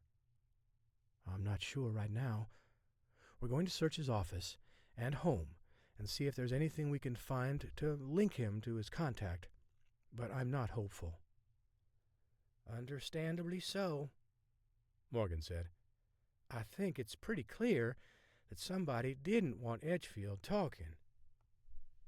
"Or us to be able to trace anything back to them, which makes me that much more curious." "I always start by asking who would have benefited the most from the information going public, and I can't help but think it's someone with ties to Joseph Parker's campaign." "You and I think a lot alike," Mallory said. "Well, let us know if we can be of any assistance," Morgan said, before ending the call. Morgan stared out the window, deep in thought about any other way they could make the connection between Edgefield and his handlers. But while the mystery perplexed her, she had more pressing matters, starting with what Hawk was thinking by helping out Tyson on a Russian operation. No matter what reason Hawk had, she didn't like it one bit. Chapter 26. Central Siberia. The second bump from behind nearly knocked Hawk and Tyson off the road completely.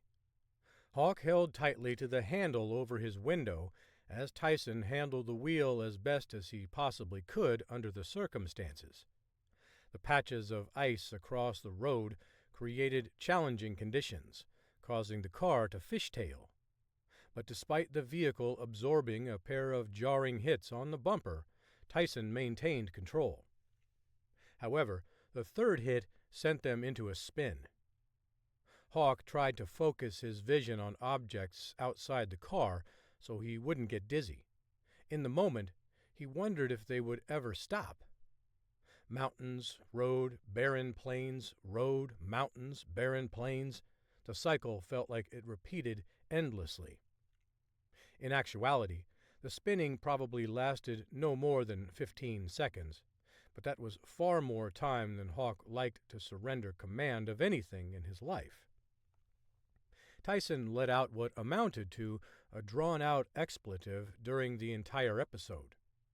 When the car finally came to a stop, both men exhaled before scanning the horizon. The other car wasn't anywhere in front of them. Hawk glanced over his shoulder to see the car roaring toward them.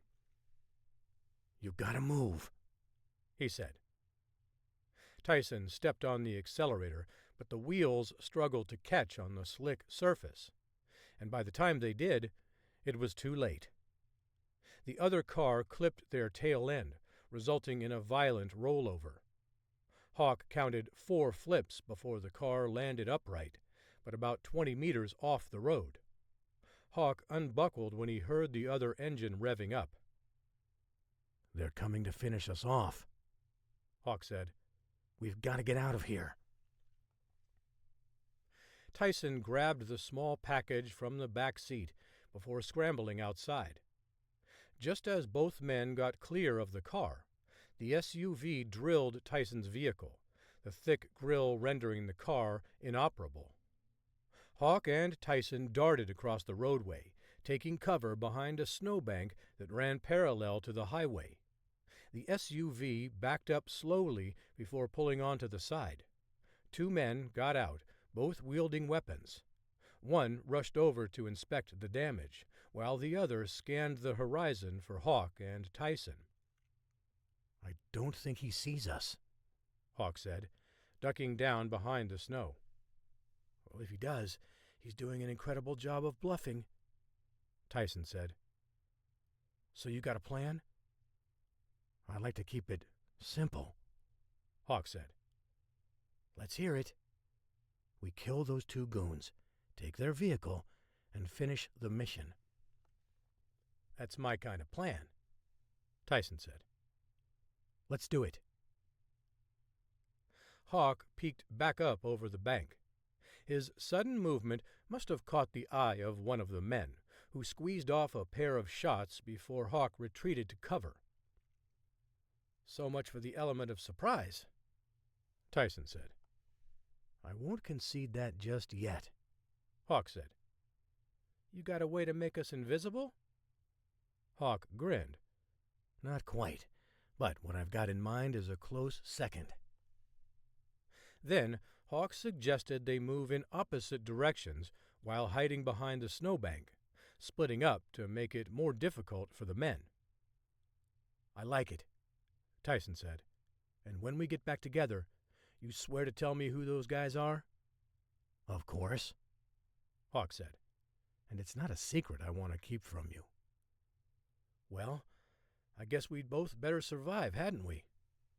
"I wouldn't have it any other way," Hawk said. The 2 darted along the snowbank, Hawk moving south and Tyson going north. After they separated by at least 60 meters, Hawk settled into a spot and decided to search for the men. Upon his first scan of the area, he didn't see anyone. "Where'd they go?" Without any of his gear, Hawk was flying blind. No Alex to talk him through the situation. No comms to even discuss with Tyson the best plan of action. Winning this gunfight came down to instincts. The wind whipped across the valley, pelting Hawk with icy granules. The snow that had fallen at the beginning of the season had long since frozen, Mother Nature converting each flake into a hard object. Together they felt like 1,000 tiny knives on Hawk's face. Ducking back below the snowbank for a respite, Hawk considered where Orlovsky's men could be, and the locations were limited: in the car, behind the car, hiding behind the other snowbank, or face down in the snow bleeding out. The last option was little more than wishful thinking for Hawk. He didn't have any sense that he'd struck either of the men. and though it wasn't entirely out of the possibility, he usually knew when he'd killed or wounded an attacker. However, Hawk wasn't interested in letting the fight come to him. He heard a car humming along the highway in his direction and decided to use the car as a cover to move over to the other snowbank. The possibility existed that they could box in Orlovsky's men with Tyson on one side and Hawk on the other. As long as Tyson stayed put, it was an option. But Hawk had to find the men and get them out onto the roadway first. And at the moment, that was proving to be a challenging task. Hawk crouched low before falling onto his arms and knees, crawling along the ground. After just a few seconds, the coldness from the snow numbed Hawk's forearms and elbows. That's when he noticed some movement in front of him. One of the other men growled something in Russian and then darted around the back of a rotten tree that had tipped over, its fallen branches serving as a blind for the two men. Hawk froze and moved backward, fully aware that if he continued moving, he would be dead in a matter of seconds once they spotted him. He would have been helpless, completely exposed. Hawk took shelter behind some brush and tried to get a better look. One of the men was on his cell phone, shouting at the person on the line. "If you hold still for a minute." Hawk steadied his weapon and took aim. He squeezed off 2 quick shots, cutting the phone conversation short. The man disappeared from Hawk's view. The yelling stopped too, replaced instead by groans of anguish. As the minutes ticked by, Hawk grew more restless. He hadn't heard Tyson shoot, but neither had Hawk seen another one of Orlovsky's men. The wind continued to beat Hawk, making him desperate to get out of the cold and find shelter. No matter how much danger lurked down the snowbank, he'd still freeze to death without a place to shield him from the cold and wind. His toes had become numb, his arms never warming after crawling through the snow.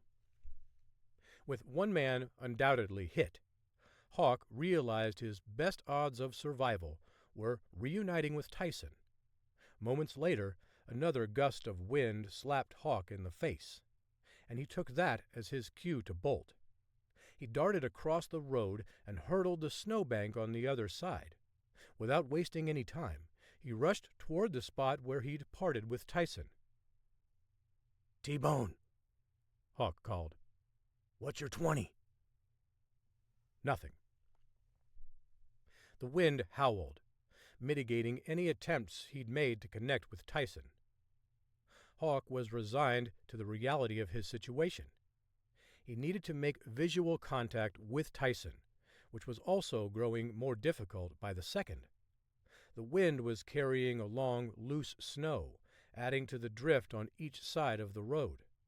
To make matters worse, the dark skies overhead opened up and were dumping more powder, swirling as it made its way to Earth. Visibility shrank to no more than 30 yards. Amidst all of the changing conditions and the unknown variables, Hawk was puzzled by the fact that Orlovsky's men hadn't driven away. Hawk and Tyson were as good as dead without a working vehicle in the middle of a Siberian winter storm. But the car just sat there, emergency lights blinking. He stumbled toward where he'd left Tyson, continuing to call for him. A minute or so passed before he found him, lips blue and eyes glazed over. "T-Bone," Hawk said, shaking his friend. "Can you hear me?" Tyson nodded almost imperceptibly. "I got him." "You killed one of the men?" "I think so," Tyson muttered. "I shot him in the chest and watched him stagger across the road." "Okay, I think I had a direct hit on the other guy," Hawk said, taking Tyson by his shoulders. "We need to get out of here, now." Tyson agreed and gestured for Hawk to lead the way. He kept his weapon trained in front of him as they moved across the roadway toward the car. However, both men dropped to the ground as a gunshot pierced the air during a lull in the storm. Hawk scanned the highway's shoulder and noticed a dark figure running toward them. Without any time to alert Tyson to what was happening, Hawk rolled over and fired 3 shots. 2 of them found their mark, hitting the man in the chest. He crumpled to the ground. Hawk rushed over to him and kicked his weapon away. The man gasped for air for a few seconds before he fell limp. Tyson came over to help Hawk drag the body behind the snowbank. There was no time or any need to bury the body. It had been covered in ice and snow for another 6 to 8 weeks before anyone would find him. Hawk snagged the keys to the SUV from the man's coat pocket before turning toward the vehicle. "It's time to get out of here," Hawk said. "Roger that," Tyson mumbled. Upon reaching the SUV, they found a man lying in the back trying to apply pressure to a wound to his midsection. Hawk trained his weapon on the man, who begged Hawk to shoot him. "Please, have mercy," the man said. "I don't want to die like this, in agony. Put me out of my misery." "I'll oblige your last request," Hawk said, helping the man out of the car. "You were going to get it whether you asked for it or not." "But before you do," the man said, holding up one hand, "I need to tell you something." Hawk eyed the man closely. "Make it quick." "Mr. Orlovsky just wanted me to deliver a message," he said, his lips quivering. "And what was that?" "He knows where you live, and he said you have a very cute son, and that it's a shame what's going to happen to him." The man grinned, his blood-stained teeth exposed. Hawk hesitated. "You look like you took too much pleasure in telling me that. Maybe I shouldn't even waste a bullet on you." "No, please." Hawk fired a shot, hitting the man between the eyes. He fell face forward in the snow. "I wasn't even about to go back on my word." Hawk and Tyson hustled over to the car. Tyson pushed the ignition button, and the engine easily came to life despite the temperature that had dipped well below freezing since the storm started. "You got everything?" Hawk asked. Tyson tapped his chest, the package crinkling as he did. "All right here." As Tyson eased onto the road in the direction of the coordinates, Hawk reached for his friend's phone. "What are you doing?" Tyson asked. "I need to warn Alex. You heard what that man said." No. You can't use that phone. The Russians are listening. If they hear you talking to your wife on my phone, they'll know we're together, and there's no reason for me to believe that they just trust you." "Come on, T-Bone. Alex doesn't stand a chance if she doesn't know they're coming." Tyson shook his head and sighed, waiting a beat before responding. "I warned you about getting involved, and we passed the point of no return about 500 kilometers ago." "Go back. Maybe we can get one of the phones off Orlovsky's men." "We don't have time," Tyson said. "We've had enough delays already. If I'm a no-show, they're going to suspect that something happened, and when I finally show up, they won't trust me." "Who? The Russians or the North Koreans?" Tyson shrugged, straining to see the road in front of him. "Does it even matter?" Hawk bit his lip and said a little prayer under his breath. Alex needed divine intervention if she and John Daniel were going to survive an attack by one of Orlovsky's hired goons. Chapter 27. Washington, D.C. President Norris popped an antacid pill into his mouth and then took a large gulp of water. The cabinet had assembled in the Situation Room to deal with the growing concern coming out of North Korea, and he knew it was bound to be a contentious discussion, where the hawks and doves would be drawing lines and digging in. Ultimately, he'd have to make the final decision, one with great implications for both the future of the country and his own political aspirations. Norris scanned a document one of his aides had slid to him regarding the current conflict. It replaced the one he'd been reading from his campaign manager that showed Norris headed for an easy re-election. His popularity had risen to Ronald Reagan levels, almost assuring him a similar reverential position in American history. But the preliminary polling showed that entering into a conflict with North Korea would put that smooth route to re-election in jeopardy. Once the meeting began, the Defense Secretary explained that the Navy jets scrambled to show North Korea the U.S. military was taking their threats seriously had served their purpose. For the 24 hours following the initial altercation, Kim Jong-ju had gone silent. He hadn't pumped out any propaganda videos or thumped his chest on social media. But in the past 2 hours, things had changed quickly. Several North Korean nuclear subs were being moved around to the port in Sonberg, which worried the Pentagon, and Norris, too.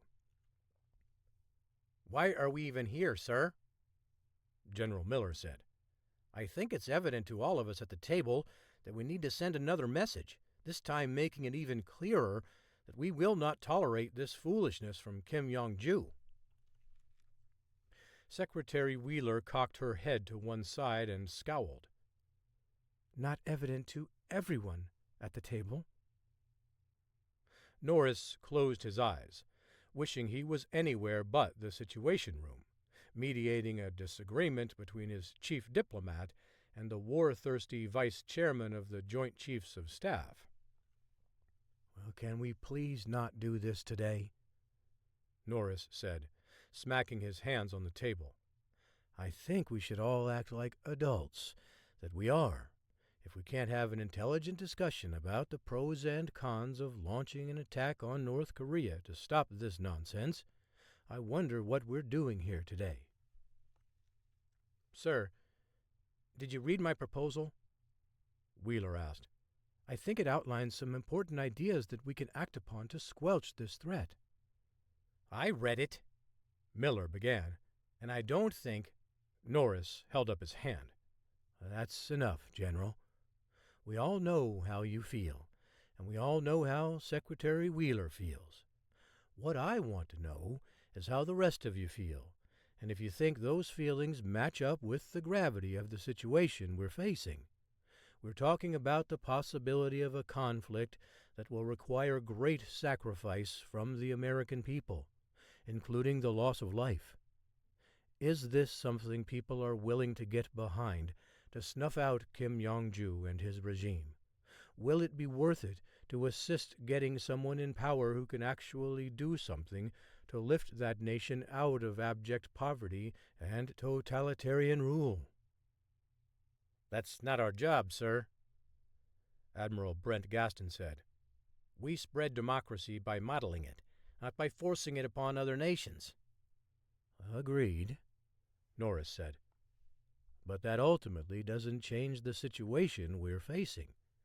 We don't engage North Korea to help install a democratic government, but we certainly shouldn't ignore an opportunity to do so through a conflict." "Is this what you want your legacy to be, sir?" Miller asked. "Because I think that'd be a great one." "An even better one would be to bring peace through negotiations," Wheeler chimed in. "Okay, enough," Norris said. "I can see this isn't headed anywhere. Let me mull this over before announcing my decision to this cabinet. And if you have any Hail Marys, send them now, because we need all the help we can get." Norris didn't move as the room emptied out. He spread out the documents in front of them, his eyes bouncing from one to the other as he considered his next move. A peaceful resolution was ideal, but it was also unlikely given Kim Yong-ju's penchant for abruptly leaving summits after everyone believed significant progress was being made. The more Norris looked at the poll numbers, the more he was inclined not to engage the North Koreans. But would that decision be based off his desire to achieve peace by other means, or his White House ambitions? He couldn't be sure, and his inability to discern the difference ate at him.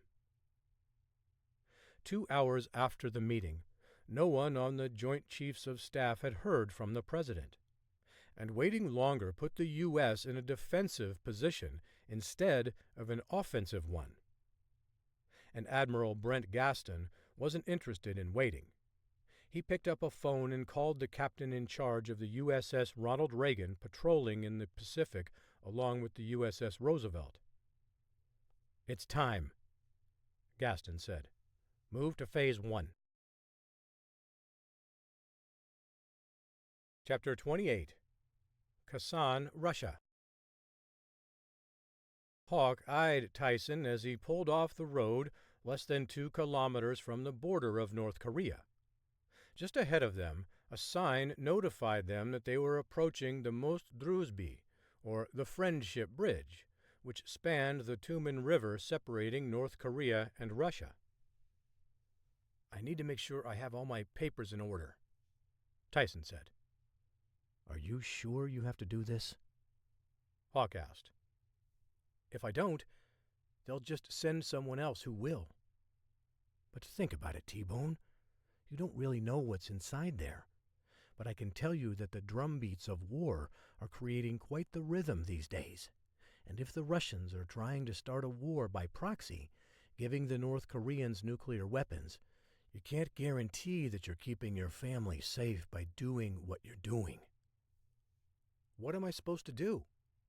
I'm out of options." "Work with me here.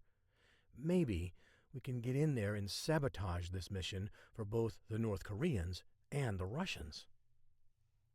"That's a suicide mission, and you know it. And I have a feeling that those urges you had to rush into danger have subsided since you got married and had a kid, right?" Hawk sighed. "I have more people to think about these days than just myself, but my ultimate goal in doing this job is to help others, not assuage my insatiable desire to get another adrenaline fix. As long as I keep things in perspective, I'll always do the right thing." "Then maybe you can help me out here," Tyson said, "because I don't know what to do.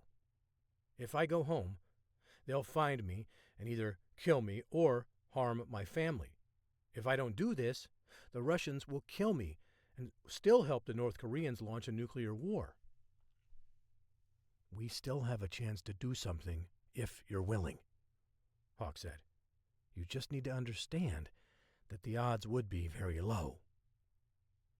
Tyson chuckled. "You've never been one to care about the odds." "And look where it's gotten me.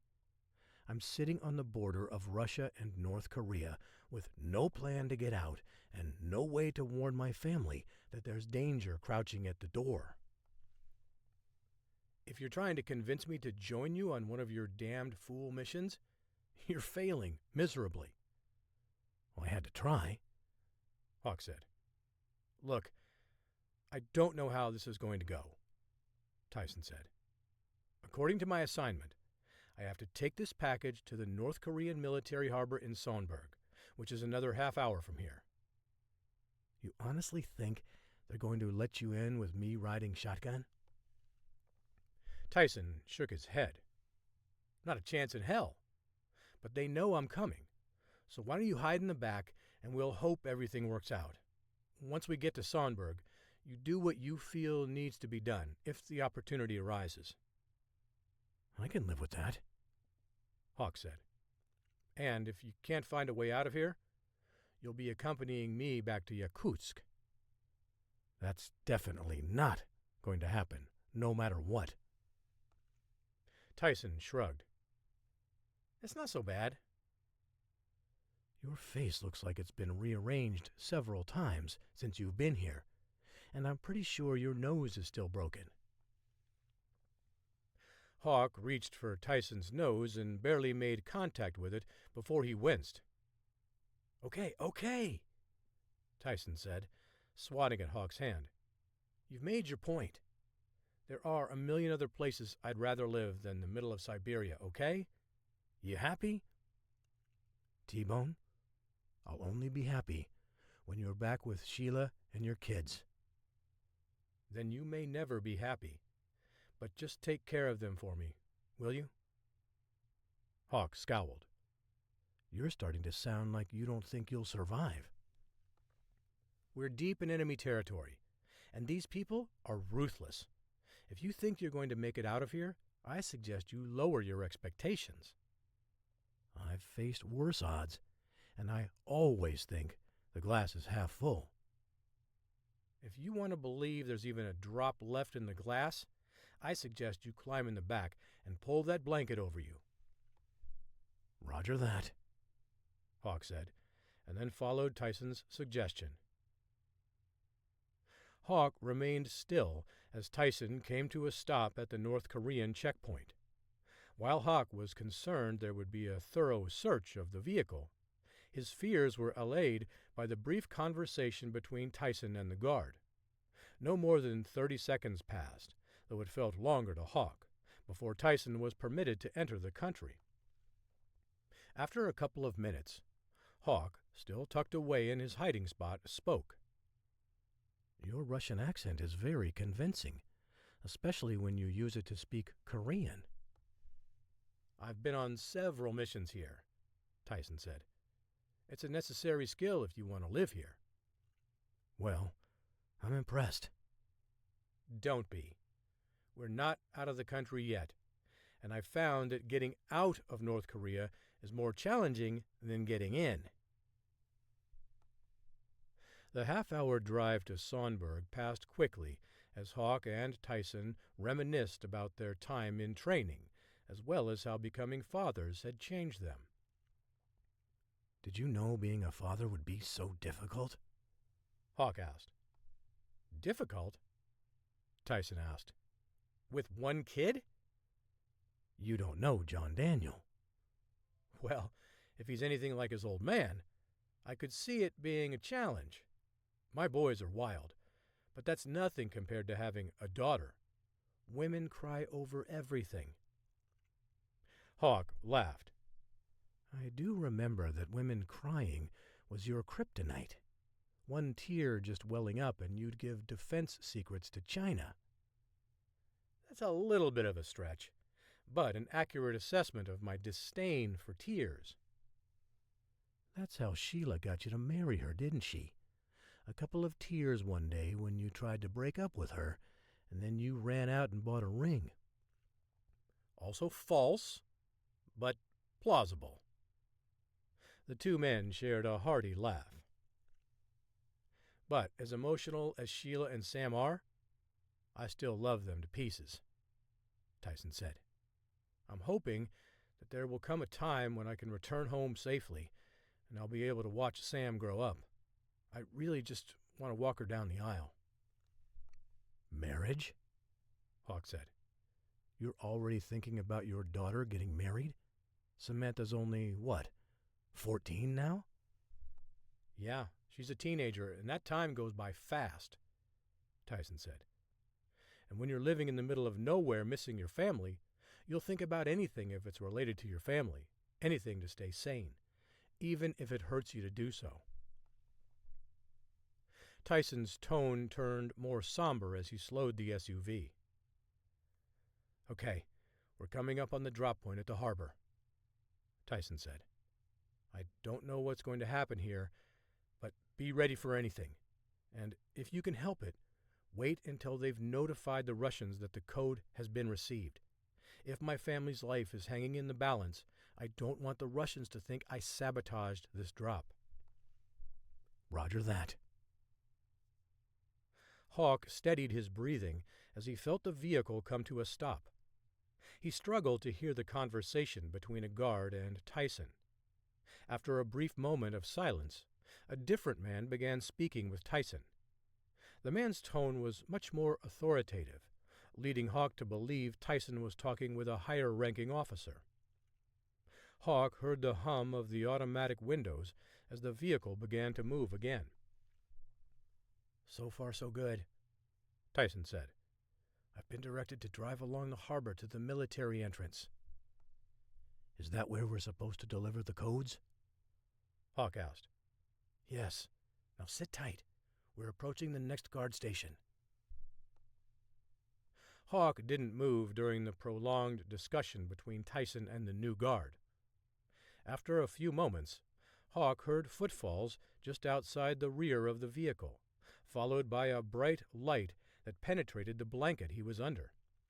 A tapping sound on the window made Hawk wonder if he was about to be discovered before it stopped. The light also vanished. As the SUV began to move again, Tyson updated Hawk on what was happening. There was a warehouse that Tyson needed to visit first. "Just stay put," Tyson said. "Once we leave this compound, I'll let you out and you can figure out how to deal with the situation. Just be patient a few minutes longer." When they reached the warehouse, Tyson exited and walked away. Hawk listened as the footsteps faded and then stopped. A man began shouting at Tyson, who attempted to explain himself. Hawk made out something about the codes. Tyson pleaded with the man before the sound of an intense beating commenced. The scuffle lasted a few seconds before Hawk heard what sounded like a body hitting the pavement. Hawk shouldn't have been surprised, given what he knew about how ruthless the North Koreans were. But Hawk couldn't help but think the situation was a setup from the beginning. The Russians had seen a way to keep their hands clean of the situation, while also giving the North Koreans a gift of a U.S. citizen involved in espionage. North Korea would be able to leverage Tyson for whatever purposes they desired, and they'd also be able to activate the nuclear warheads they'd received from Russia. Hawk couldn't find anything good about the situation, especially since he was hidden in the back of the vehicle. Without any advanced knowledge on what the location was like, or even where the codes were now, Hawk was flying blind again. Moments later, two men walked near the vehicle. One of the men told the other one to take it somewhere and to search it before cleaning it out. Hawk estimated the soldier drove for about 3 minutes, making various turns. As he did, Hawk took careful note of each one in hopes that he'd be able to return to the scene. Once the vehicle came to a stop, the man was whistling as he encircled it. After he began cleaning out the interior, Hawk waited for his chance. It'd have to be swift, his aim true. With the element of surprise still on his side, he liked his odds. When the tailgate swung upward, Hawk dove headlong into the man's midsection, knocking him to the ground. The man grabbed hold of Hawk's shirt, tethering the men as they rolled for a few feet. When they came to a stop, Hawk was on the bottom. He scrambled to regain the upper hand, something he succeeded at after a brief tussle. Sitting on top of the man, Hawk delivered a throat punch. When he gasped for air, he let go of Hawk, who darted behind the man before breaking his neck. The man crumpled to the ground. As Hawk caught his breath, he looked around the area. He hadn't had any opportunity to analyze the locale before, but now he surmised he was in an impound yard of some sort, probably one belonging to the military, or at least controlled by it. Vehicles lined a chain-link fence, some of which had clearly seen better days, almost a lifetime ago. Rust covered a portion of most of the cars along with patchy snow and ice. Hawk dragged the man's body beneath one of the nearby cars before taking his uniform. He also confiscated the man's phone and dialed into a secure line before delivering a code message to Magnum. "I found the package, but misplaced it," he said. "I'm hoping you will send someone over to help me find it. I'll be home tomorrow night at 8 o'clock, and we'll send the address later. He needed help, but wouldn't know what to do with it, at least not yet anyway. Hawk realized he couldn't keep the cell phone. Once the soldier was confirmed missing, they would use his cell phone as a way to find him, and Hawk didn't know when that would be. He switched the phone's language to English and sent a text message to Alex. Code red, Orlovsky. They'd developed a quick way to communicate if they believed the other person was in danger. Code red meant a hostile could be approaching. Hawk knew Alex could hold her own, but that didn't lessen his concern. Under his breath, Hawk said a little prayer for her and John Daniel. Hawk smashed the phone with his boot before swapping out a license plate on Tyson's car. He needed to determine a safe place to base his operations and then figure out a way to get that message back to headquarters, and he didn't have much time to do it. The mission had changed, and the stakes had been raised. Chapter 29. Los Angeles. Morgan stared at the report a staff member had just handed her detailing Hawk's message. Her team had determined that the package was Eddie Tyson, though they weren't sure if misplaced meant dead or captured. As for the rest of it, he clearly needed a special ops team to help him, which would be challenging given the situation brewing in the Pacific. Morgan's assistant buzzed in to notify her boss of an incoming call. Ma'am, Alex is on line 2. Thanks, Morgan said, as she stared at the blinking light on her office phone. With Hawk in play and presumably armed with intel, she knew there was still a chance at mitigating the situation, but at the moment, Hawk was all alone, and his wife was on the other line, alone and concerned. Morgan didn't want to talk to her, anticipating how unpleasant the conversation would be. This is why you get the big bucks, Morgan. Good afternoon, Alex, she said. I need you to start telling me what the hell is going on, Alex said, talking hurriedly. I got this message from Hawk and...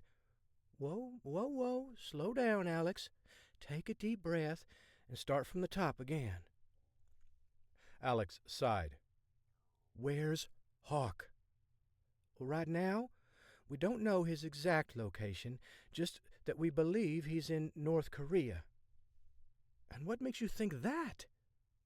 Well, the phone he called us from was registered to a North Korean number, Morgan said. It's unlikely that he got the phone while still in Russia. And the phone's location? We couldn't get a signal to figure out exactly where, so we're still a little hazy on the details. Now, you said Hawk sent you a message, right? Yeah, Alex said. And he never would have jeopardized the mission unless he felt like John Daniel and I were in grave danger. What did he tell you? Well, that's even more bizarre, given that he's in North Korea. Hawk passed along one of our coded messages, that I was in imminent danger of being attacked by Andrei Orlovsky. Well, I've got 2 of my best men guarding your property, Morgan said. You shouldn't have anything to worry about. Thanks, but that doesn't really put my mind at ease. Orlovsky has an axe to grind with us, and Hawk likely exacerbated the tensions between us and the Russian arms dealer. Just relax. I'll send over some more support if you want it. I don't think it'll make much of a difference, since Orlovsky's men are probably already here. But I want to know when Hawk is coming back and what's going on with him. I'm not sure you do. Morgan, I'm not playing games. Tell me what's happening with Hawk. Morgan proceeded to explain Hawk's circumstances to Alex. By the time the conversation ended, Alex was crying. We're doing everything we can to get him home safely to you and John Daniel, believe me, Morgan said. But not until the mission is completed, right? Nobody's keeping him there," Morgan said. "The mission we sent him there for is effectively over, but he's staying there of his own volition. And if you trust him like I do, you have to assume that there's a greater threat he's identified. Otherwise, I know he'd be heading straight back to the ranch to be with you and John Daniel. However, the naked truth is that I don't know what he's up to. I'm just trying to trust him and help him in any way I can." "He never should have left," Alex said. "Everything was fine the way it was, but now what am I supposed to do?" Morgan drummed her fingers on the desk and closed her eyes, thinking of how to respond, trying to put herself in Alex's shoes. Nothing to say that Morgan thought of could allay Alex's fears. "When we sign up for jobs like these, we never expect them to go south," Morgan finally said. "But sometimes they do. However, I have faith in Hawk, and I know you do too. His situation may put you more on edge since you're not the only one he might leave behind, but I think he's been in a few scenarios far more dangerous than this, right?" "Yeah," Alex said with a sigh. "This just wasn't what I had in mind." "Well, it's not over yet. He's still fighting, and we're going to do everything we can to help him succeed." They said their goodbyes, and Morgan hung up. She ordered 2 more guards to get on the first flight to Billings to go help shore up the security around Alex's property. At the very least, Morgan could give Alex a little peace of mind there. Morgan asked her assistant to call President Norris. A couple of minutes later, Morgan was discussing the situation in North Korea with him. "Sir, in light of what's happening in North Korea, I thought I would give you a heads up on something," she said. "Well, I'm listening." "We have an operative in Sonberg right now," she said. "Are you serious?" "Yes. We don't know much at the moment. He was in Russia trying to retrieve a former Navy SEAL who was supposedly dead, but we found out he was still alive, perhaps still in a Russian prison." "Then how did your agent end up in North Korea?" "We intercepted a message that the Russians were strong-arming the Navy SEAL into delivering a code to North Korea. At the time, we didn't know much about it or its significance. But now that we know there's activity in Sonberg, I don't think this is any coincidence." "But you've lost contact with your asset?" "Yeah, he had to go dark," Morgan said. "But he's promised to reconnect with us as soon as possible to update us on the situation, as well as get us the coordinates to get a special ops team in there to help him." "Sneaking a special ops team into North Korea right now? Are you out of your mind? I don't want to know about anything else unless you succeed." "We could stop an attack before it starts, sir." "And what if he gets caught? Then what? He'll be paraded around for the world to see as another reason to distrust the United States." "Of course, sir," she said.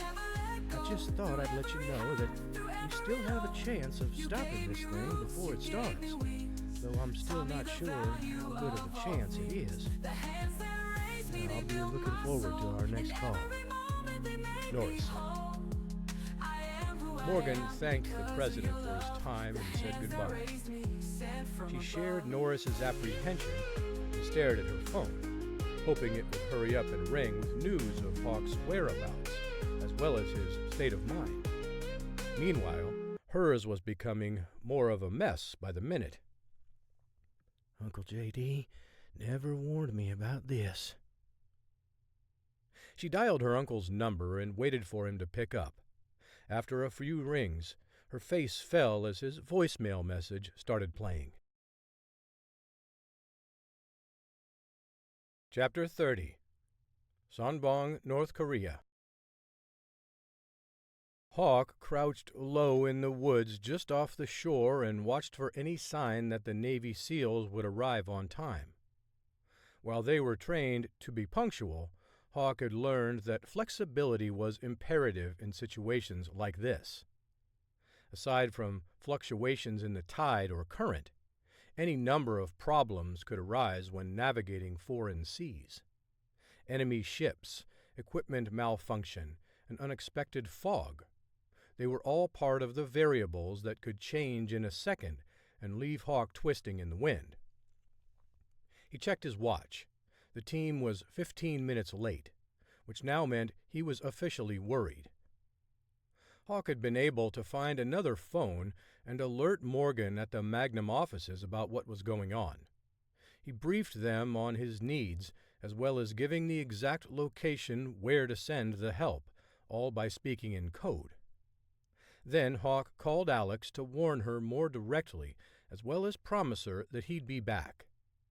He hated making those types of promises, but he figured if he broke it, he wouldn't have to worry about being in the doghouse because of it. He glanced at the time. The SEAL team was now 20 minutes late, which moved him beyond just worried and inching toward outright panic. Without anyone to assist him, Hawk had only a small chance of returning home, much less completing his mission. He'd been in plenty of dire situations before, but this one felt different. There were no safe houses nearby to seek refuge. There were no CIA assets to smuggle him out of the country. He was truly alone, and he felt it. Another 5 minutes ticked by, and he wondered how much longer he needed to remain there. The wind howled through the trees overhead, the freezing temperatures starting to eat away at the feeling in the tips of his fingers and toes. With no binoculars to scan the horizon, he began to wonder if he'd missed the team. One wrong number in a string of coordinates could mean the difference in being off by 10 miles or more. He thought of Alex and John Daniel and what would become of them if something happened. Alex would likely land on her feet. She was as smart and talented as she was beautiful, lacking in none of those departments. But John Daniel needed his father, someone to show him how to be a man in the world, and Hawk cringed at the thought of anyone else taking over that role for him. 2 more minutes elapsed before he noticed a glint on the waves. He looked around to see if there were any fishing vessels entering or exiting the harbor that could have caused the light, but he didn't see any movement on the water. Aside from commercial fishermen or military vessels, no ships were allowed in or out of the Sonbong harbor after sunset. Hawk looked again as he noticed the light again before it went dark. That has to be them. He kept his eyes transfixed on the area, waiting for someone to emerge from the surface. Another minute went by, then 2. Still nothing. Hawk sighed and shook his head in frustration. He decided to get up and stretch his legs, but when he did, he felt a firm hand on his shoulder. "Don't move another muscle," the man said in English. Hawk froze. "It's about time." The man walked in front of Hawk, a weapon trained on him. "Brady Hawk? Are you cavalry?" Hawk said with a wry grin. "It sure seems that way, doesn't it?" The man dropped his gun and offered his hand. "I'm Commander Wilson, and these are Lieutenants Jackson and Finch. Big Irv also told me to say hello." Hawk furrowed his brow. "Big Irv brought you guys here?" "This was a voluntary mission, totally off the books," Wilson said, handing a gun to Hawk.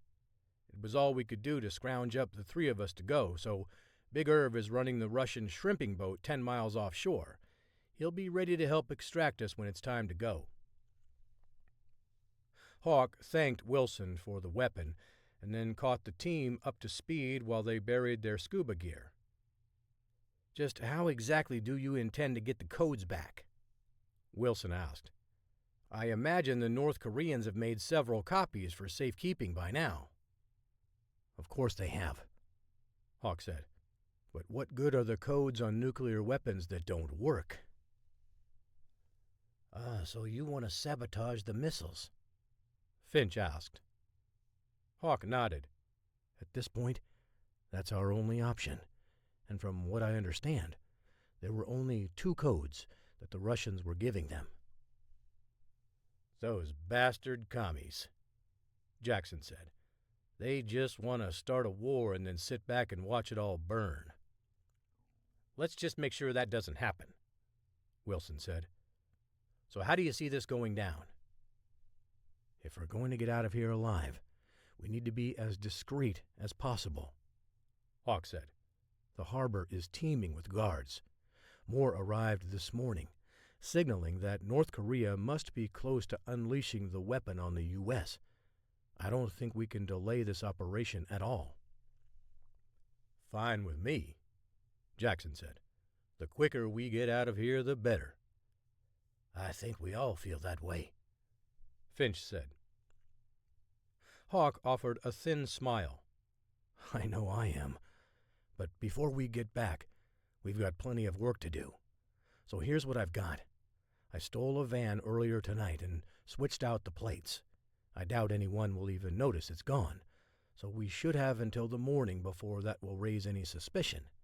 I also have 1 uniform, which is enough since I'm the only one who will be entering the area patrolled around the pier. So what's your plan of attack? Wilson asked. I'll tell you on the way. Hawk motioned for the team to follow him to the vehicle. However, just as they arrived at the van, he heard a stick snap in the distance. Everybody freeze. All the men drew their weapons and moved around the side of a large rock, using it for cover. Another minute passed before any of the men said anything. Hawk was starting to question if he'd actually heard anything, or if the sleep deprivation and the events of the last 72 hours had made him paranoid. He had more than his fair share of reasons to be on edge. Maybe it was nothing, Jackson said. Hawk closed his eyes and listened. He was certain someone else was in the woods, though he couldn't be sure if it was a hostile. He shook his head. What? Wilson asked. I don't know, but I think someone is out there, Hawk said. Could just be a couple of teenagers looking for a place to hook up, Jackson suggested. This place is isolated enough that it'd make a great spot. I doubt it, Hawk said. I've been here for hours and haven't heard even the slightest engine sound other than a few trawlers trying to beat the dusk curfew. Teenagers aren't that quiet either. American teenagers aren't, Finch said. But maybe they are in North Korea. Let's stay here for a few more minutes just to be sure, Wilson whispered. Satisfied that no one was there, the team stepped out into the open and headed toward Hawk's van. First Wilson, followed by Finch and Jackson. Hawk brought up the rear. Before they knew what was going on, Wilson crumpled to the forest floor. Finch fell face forward on top of his commander. Jackson almost bowled Hawk over as he scrambled for cover. The 2 men moved through the darkness and took up a new position. Do you have any infrared goggles? Hawk asked.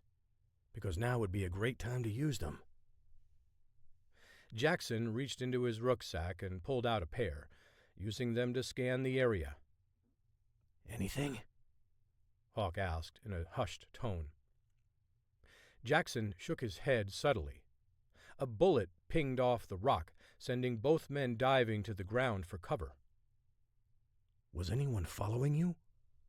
Hawk asked, putting out his hand for the binoculars. No, Jackson said, handing them to Hawk. We were miles away from everyone. I don't think anyone would have been able to follow us underwater. Well, Somebody knew where you were headed and sent a greeting party. They're not very friendly, Jackson said. Another bullet whizzed overhead, taking a few branches with it. We need to split up, Hawk said. Sticking together makes it easy for them to pin us down, whoever they are. Roger that. Hawk stayed low, crouching as he moved around, utilizing the trees for cover. He snatched Wilson's rucksack off his back and kept moving. With Hawk's eyes adjusted to the darkness, he could make out a faint silhouette of Jackson darting away in the opposite direction. When Hawk identified a good spot for a blind, he pulled out the binoculars and surveyed the area. He noticed a group of 6 men huddled together to undoubtedly plot their next move. Hawk realized he wouldn't have a better chance than this to take them all out. He grabbed a grenade from Wilson's pack and hurled it in the direction of the men. One of the men shouted as the device exploded, sending shrapnel hurling in every direction. Hawk watched everyone scatter except for 2 men who laid face down and appeared lifeless. Hawk had reduced the deficit, but he was still in trouble being outnumbered 2-1. At least it isn't 3-1 anymore. Hawk had lost track of some of the men, but one man looked very familiar. Hawk gasped as he double-checked the man's face. Despite the darkness, Doug Mitchell's neck tattoo was too distinct. That's him, all right. What the hell is he doing out here trying to kill us? Hawk couldn't believe Mitchell would betray his country like he was. Throwing all caution to the wind, Hawk shouted into the night. "Mitchell! What are you doing?" Hawk asked. "We're on the same side." Mitchell didn't respond with words, just his weapon. He fired a pair of shots toward Hawk's general vicinity. Hawk prepared to fire when he heard gunshots coming from the direction of the boulder where the rest of the team had been hiding. For a moment, Hawk thought maybe either Wilson or Finch was still alive, but when he focused in on that direction, he saw Jackson collapse near the other 2 bodies. Hawk cursed as he realized the implications of what had just happened. Now the odds are worse. 4-1. Hawk peered through his binoculars and saw one man still struggling from the aftermath of the grenade. He fired at the man, a bullet striking him in the chest. Getting better. 3-1. As Hawk was trying to figure out a way to reduce the odds even further, he heard a vehicle engine roaring toward their position. The men began to scatter deeper into the woods as headlights swept across the trees. Hawk glanced at the 3 SEALs all lying within a few feet of one another, with the vehicle still rumbling toward their direction, but close enough to make visual contact. Hawk sprinted toward the bodies to snag their gear. Without it, he had no chance of survival, let alone sabotaging the weapons. Hawk dove down and worked frantically to pull the essential items from their rucksacks and combined them into one pack. However, as he was going through a second bag, he felt a shot rip through his shoulder. "See you around, Hawk," a man shouted. Hawk recognized Mitchell's voice. That was the last thing Hawk heard before he blacked out. Chapter 31. Bridger, Montana. Viktor Komarov honed in on Alex's position. He watched as she held her son in her lap and read him a story. She smiled as she turned the pages, her face full of expressions, even though the boy was fixated on the pictures inside. Victor had readily volunteered for this dangerous mission, though he thought it sounded rather simple. While he specialized in assassinations, he didn't care for them as much as some of Andrei Orlovsky's other men. However, this mission was personal. Komarov moved quickly across the mountainside, scrambling over boulders and gliding across fallen trees spanning cold water creeks. The most recent snow had been a few days ago, but a recent stretch of sunshine had melted most everything but the places shrouded by heavy shadows. He was careful to avoid muddy or snowy patches so he wouldn't leave behind any trace of his presence there. Komarov noticed a pair of guards patrolling the perimeter of the home. He'd seen 2 other men near the gate leading up to the property, but they were easy to slip past in a wide-open landscape. However, the 2 men lurking along the porch, one in the front and the other in the back, created a challenge. An owl hooted overhead in a pine tree near the edge of the fence, where a pair of horses galloped in circles. Victor remained calm and assessed how he would kill the woman. He hadn't decided if he was going to kill the boy. Letting him grow up without a mother was cruel, something he knew firsthand when he lost his mom during a mafia hit in the marketplace that went south. Now, Komarov had lost a brother at the hands of a U.S. operative named Brady Hawk. The American had somehow thrown his brother off the side of a cliff. He was the last living relative Komarov had. He'd endured unimaginable pain in his life, but his brother Dima had helped him get through all the suffering, there when nobody else was. But there was nobody to help Victor get past the death of Dima. Victor felt abandoned in the world, and he couldn't suppress his rage any longer.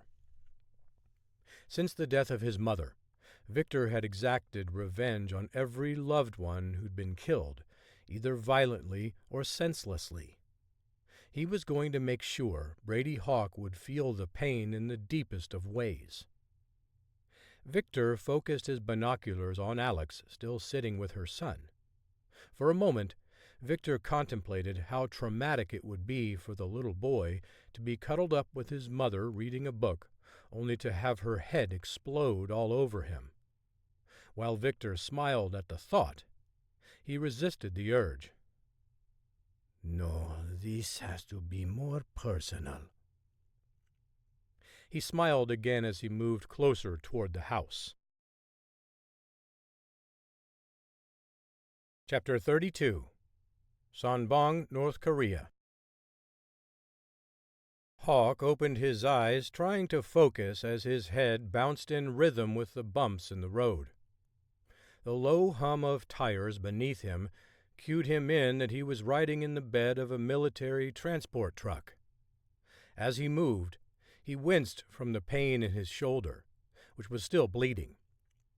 He scanned the back and didn't see any soldiers. Instead, there was just a mass of tangled bodies, arms and feet intertwined. Hawk sucked a breath through his teeth as he freed himself from the weight of the other soldiers. He reached out and closed Wilson's eyes, his blank stare haunting Hawk. The 3 brave SEALs who'd volunteered for the mission were all dead, and Hawk wanted to know how it had happened.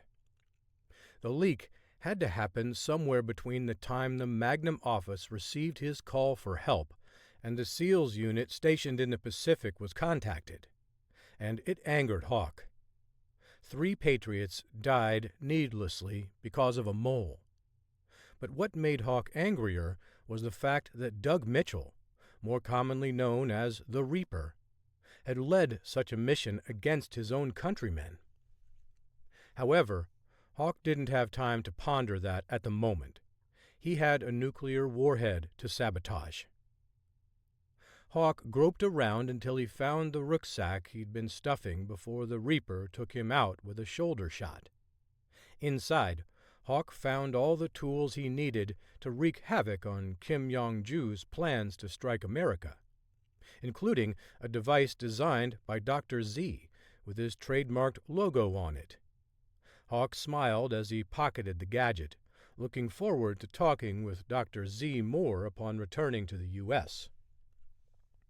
Once Hawk strapped the pack onto his back, he crawled near the edge of the bed and waited for the truck to slow down. After a minute, The driver hit the brakes for a sharp curve. When he did, Hawk seized his chance to bail out. He rolled over the side, staggering to avoid falling on his shoulder. He hustled over into the bushes off the side of the road and dressed his wound. Once he was finished, Hawk used the phone in his pack to let the Magnum office know what had happened.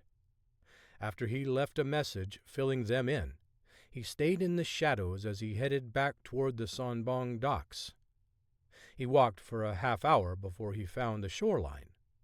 The rest of the trip back toward the military harbor was uneventful, with the exception of a few sweeping headlights that sent him rushing toward the nearest clump of bushes or trees to hide. But the vehicles came and passed without incident. When Hawk reached the docks, he found a place where he could change into the North Korean uniform he'd stolen earlier. Tugging his hat low across his forehead, Hawk marched down to the docks, nodding at the guard as he confidently strode toward him. The guard acknowledged Hawk with a slight head bob and swung open the gate. Hawk entered the secure area and began his search for the warheads. As far as he knew, there were only 2 warheads with nuclear capability. But his job was relatively simple: permanently disarm them.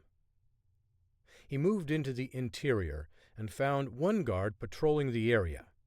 Hawk slipped up behind the man and broke his neck. Hawk found a sandbag nearby and attached it to the man's body with a rope before dropping him into the water just off the dock. Then Hawk spied another guard strolling past 2 missiles, which were still situated on a transport truck.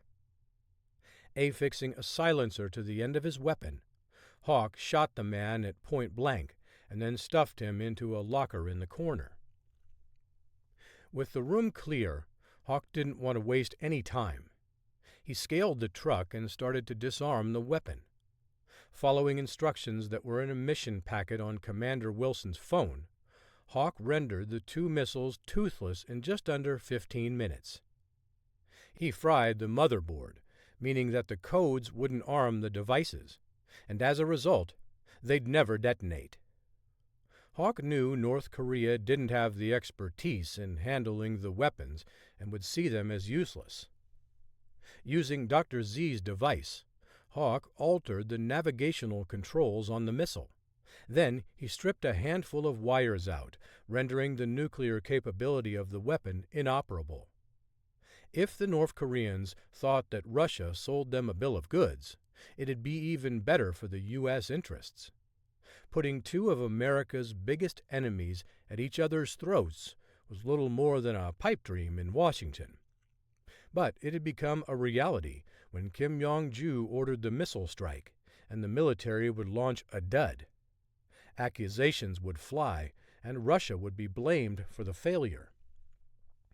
When Hawk finished, he pulled his cap down low across his brow again and walked toward the gate to exit the facility. His heart was pounding as he approached the guard. Right as Hawk passed through the exit, a man shouted for him. Hawk stopped and turned around. "Is your shift up so soon?" the soldier asked in Korean. Hawk glanced down and saw blood leaking through his uniform. Thinking quickly, he feigned a cough and answered in his best Korean with a gravelly voice. "I don't feel well. I think I have a virus." The man waved dismissively at Hawk, who put his head down and trudged away. When he reached a safe distance from the harbor, Hawk found a back alley where he could change. Then he hiked in the direction of the most eastern point of the Sanbong harbor. Once he was back in the woods, he pulled out the commander's phone and dialed the number demarcated as Big Irv. Hawk waited as the phone rang. After the 6th ring, the call went to voicemail. Hawk cursed under his breath before sitting down on a rock. Until Big Irv called him back, Hawk was stranded. He paced around to pass the time, but that only made him more nervous. Any minute, the woods could be crawling again with North Korean soldiers. If Hawk stayed hidden, it wouldn't be an issue. He couldn't help but think about Alex. He took a deep breath and pulled out his phone, checking it again to see if Big Irv had called him. Still nothing. The sun started to rise across the water, increasing the difficulty for Hawk's escape across the water. He decided to call Alex and let her know that he'd at least succeeded, and he also wanted to find out how she was doing. But when he called her, she didn't answer. Chapter 33. Bridger, Montana. Alex splashed warm water on her face after brushing her teeth. She squinted before taking a moment to study herself more closely, her green eyes unable to mask the redness in them. She'd cried more in the time since Hawk left than she did at any other point in her marriage. The stress of him leaving was heavy, but if she was honest, she was torn. Raising John Daniel was tough, so much so that on most days she considered tracking terrorists all over the globe with her life on the line to be an easier task. She took a deep breath before tying her hair up in a messy bun. She walked past John Daniel's room before stopping and peeking inside. For a moment, she lingered in the doorway, watching him sleep peacefully. Maybe it's not so bad. Alex couldn't help but sense an enormous amount of guilt just for feeling that way. Surely no other mother feels this way about her own children. But she wanted to get back in the game. And even though she wasn't playing a pivotal role in Hawk's mission, she craved the action, the intensity, the adrenaline rush that accompanied being within minutes of thousands of innocent people dying before your team stops it. The pros far outweighed the cons, and she wanted back in. But how? John Daniel required constant attention. He'd be starting school in the upcoming fall. But could she really handle the rigors of hunting terrorists and exposing conspiracies against the U.S. government in between PTA meetings, feeding the horses, and helping John Daniel with his homework every night? She wasn't sure she could, but she was willing to try. However, she hadn't yet expressed to Hawk her desire to return to the field, who had repeatedly shared how happy he was with their new lifestyle. Yet part of Alex remained empty. She closed the door to John Daniel's room and walked down the hall, determining to tell him upon his return. Alex ambled into the kitchen, where she picked up the radio and tried to raise the security team patrolling her property. Kyle? Xander? How are things looking out there? She asked. A few seconds passed, and there was no answer. Kyle, Xander, don't play games with me, gentlemen. She breathed a sigh of relief when she heard Kyle's smooth voice emanate from the speaker. We're both here, Kyle said. In fact, I'm looking at Xander right now. How come he can't answer me himself? She asked, as she heated up a kettle to make some tea. Kyle chuckled. He's taking a leak. She giggled and shook her head. When I check in and ask for a status update, whether your bladder is full or not, or even in the process of being drained, isn't something I care to know. Sorry, ma'am, Kyle said. Just trying to remain open and transparent for everyone. It's just a bit much, she said. Roger that. I'm going to bed, she said. You two have a nice night. Alex took the kettle off the burner as it started to whistle and poured the water into a mug. She dunked the tea bag inside and turned off the burner. After shuttering all the blinds around the house, she shuffled back to her room. She grabbed a book to read and then eased into her bed, covering herself with satin sheets. Hawk hated sleeping on them, complaining about how he slipped around all night and one time slid completely off the side. But she loved the sheets, and with him gone, she pulled them out again. She lit a candle and started reading a book in her favorite Clive Cussler series. She sped through the pages, the tension losing some of its bite for someone who'd been through far more hair-raising adventures than Dirk Pitt. However, she was thankful that she wasn't stuck in the cold like Dirk, mushing across the Arctic. She stopped and glanced at the gas fireplace in the corner of the room. A faint smile spread across her face as the flames danced behind the glass. Everything was as it should be, except for Hawk.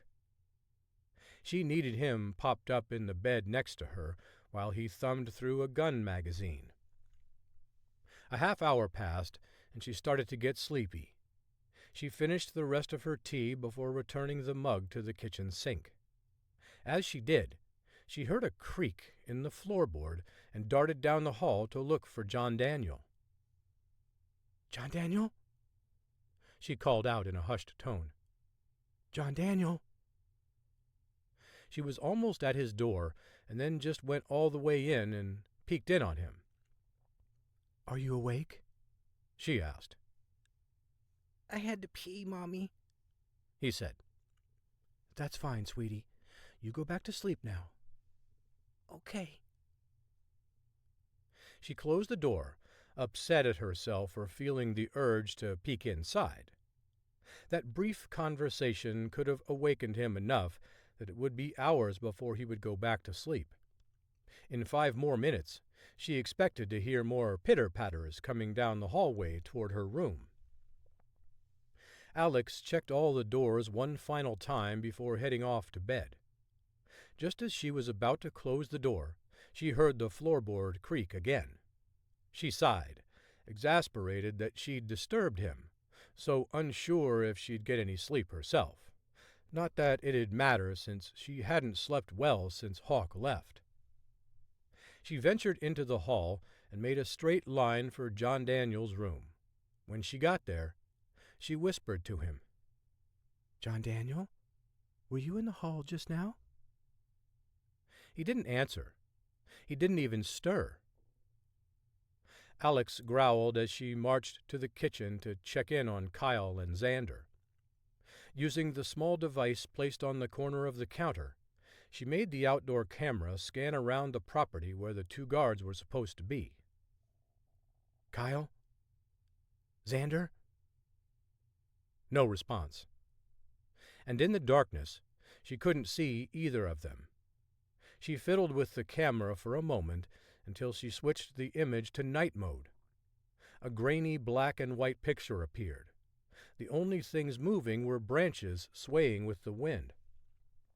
"Kyle, Xander, are either of you there? I hope you're both not taking a leak this time." She waited a little bit longer, but still nothing. Her heart began to pound in her chest when she heard another creak, this time coming from the direction of the living room. Chapter 34. Sonbong, North Korea.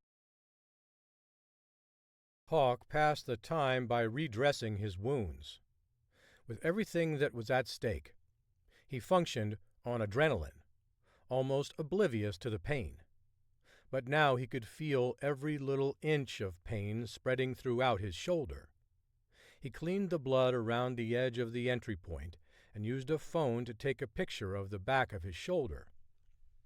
Hawk studied the image before pondering what had happened earlier with the ambush.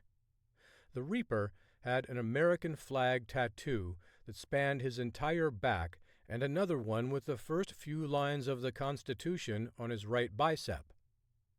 If he wasn't a die-in-the-wool American, he was definitely an American dipped in red, white, and blue ink. A foolish man would have thought he was lucky, but Hawk knew better. If the Reaper had wanted to kill Hawk, he'd be dead. But he was alive. Why, was the question haunting Hawk. Was their brief relationship while serving with the SEALs enough to avoid a kill shot? But then why did the Reaper's team kill everyone else? However, even more perplexing to Hawk was why the Reaper was even there. Who told him? And why would they want to stop North Korea from obtaining a nuclear weapon? Hawk's mind was spinning, trying to conceive a hypothesis for everything. The diversion was a welcome one, anything to keep him from worrying about Alex. With the sun rising higher on the horizon, Hawk gathered his pack and scurried deeper into the woods. He maintained visual with the water, but also found a spot where he could remain out of plain view in case any patrols revisited the area.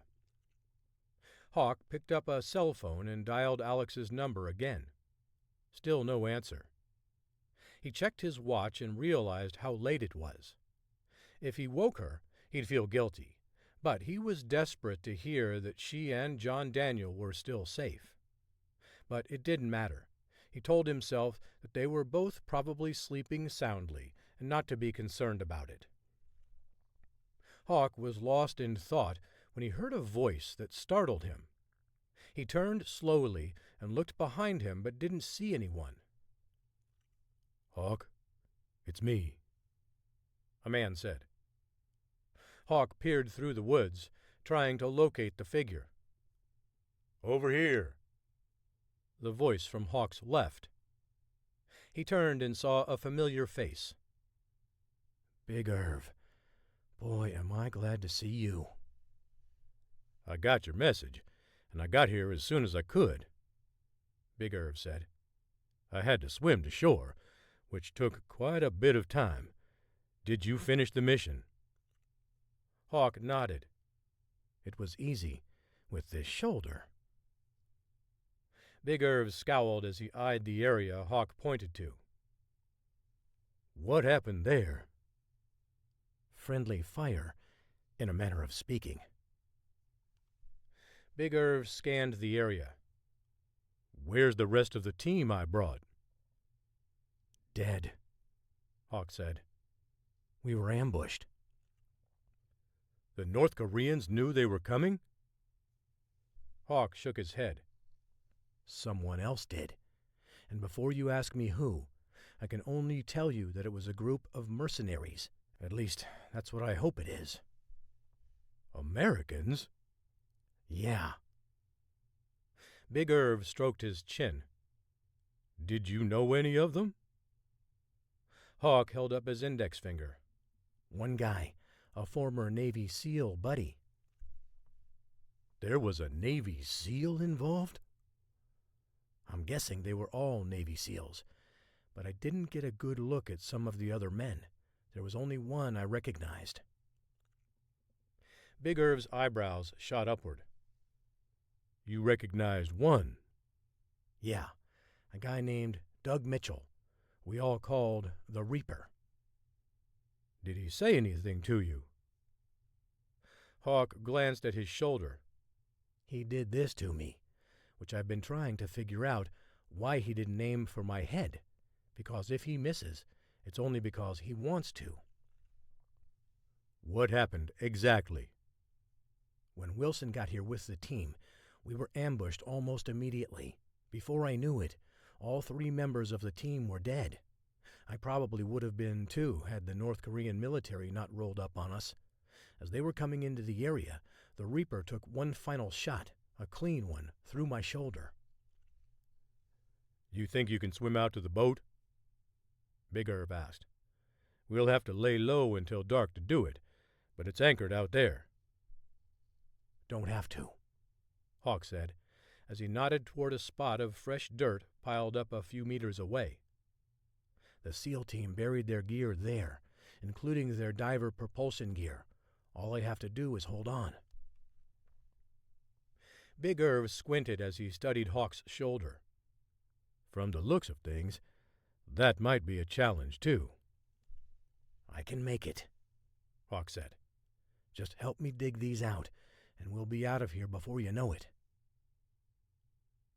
The 2 men uncovered the gear from one of the SEALs before heading down to the water. Hawk squeezed into a wetsuit, while Big Irv, who was already wearing one, prepped the rest of the gear.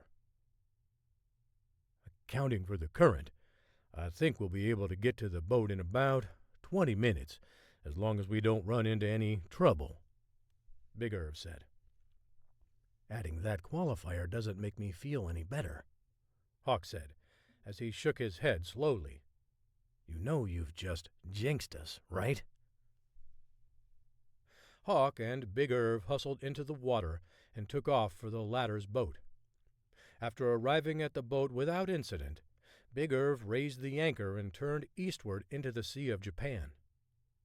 Hawk relaxed below deck in the small galley. He used Big Irv's cell phone to try to contact Alex. The phone rang again, but she didn't answer. It was late, but he knew she'd be waiting for another call from him. Where is she? Chapter 35.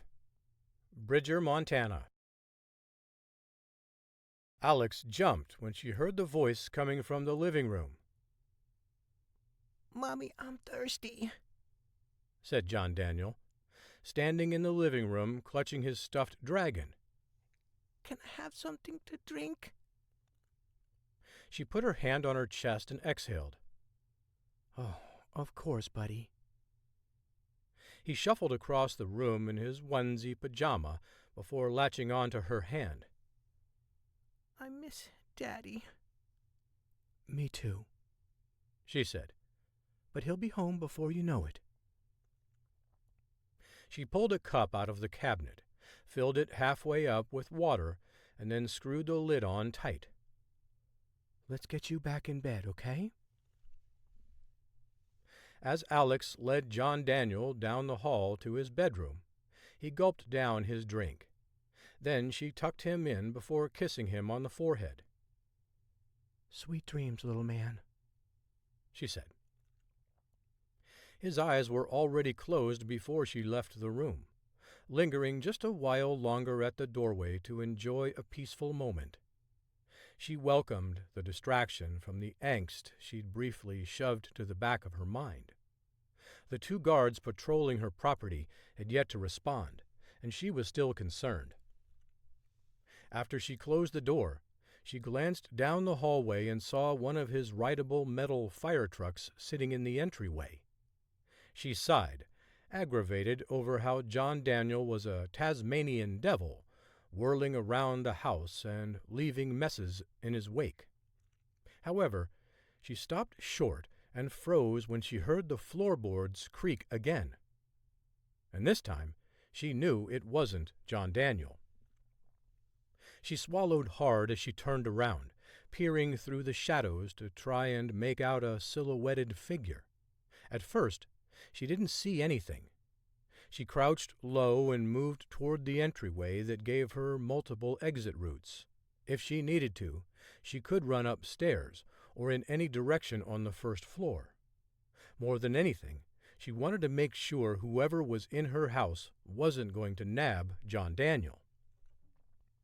Acting instinctively, she reached for her gun, but she'd put it away after getting ready for bed. She glanced down the hall leading to John Daniel's room, but didn't see any movement. Despite being hyper-aware of her surroundings, she almost didn't see the man coming until it was too late. Light glinted off the blade in his hand as he lunged toward her. With her back to the banister, Alex dropped to the ground and rolled away, ending up at the foot of the stairs. Her options for escape had suddenly shrunk to 1. She darted up the stairs, the assailant right on her heels. On the final step at the top of the stairs, the man grabbed her ankle. Alex tripped on the landing, making her vulnerable for a few seconds. She scrambled to get away, but his arms wrapped around her legs, tackling her face first to the floor again. Alex kicked and squirmed as the man turned her on her back. She wanted to scream, but if she was going to die like this, she wanted to spare John Daniel the horror of seeing his mother murdered. "Your husband threw my brother off a cliff," the man said in a clipped Russian accent. Now I'm going to return the favor. He pinned Alex's arms to the floor as he straddled her. She felt the cold steel from the flat side of the blade pressed against her wrist. I'm not going to die like this. She appealed to her attacker's ego. A real man wouldn't need to fight so unfairly. You think this is unfair? He asked. Fair or not, it's going to end up the same way for you. Like hell it will, she said. As he loosened his grip on her arms to reposition himself, Alex yanked one arm free. As he rushed to pin both her hands down again, she punched him in the throat. He released her other arm as he clutched his neck. Alex hit him in the face with a forearm as he tumbled off of her. With the knife still firmly in his hand, he jumped to his feet, keeping himself between Alex and the stairs. Alex's mind whirred as she considered her next move. Her inability to get downstairs without getting stabbed reduced her options to jumping out of a window, though she doubted she had time to get out. If you're waiting for your friends outside, they won't be coming, the Russian said. I took care of them earlier with a bullet to the head. She scowled, still dancing from one side to the other as the man inched closer to her. You shot them, but you want to stab me? Seems like you're not very good at your job. I wanted you to know why you're going to die, he said. Plus, I have some other plans for us. Alex decided to keep the man talking, buying her more time to think of a way to escape the situation. If you're wanting to get drinks, you've got a funny way of inviting a woman out, she said.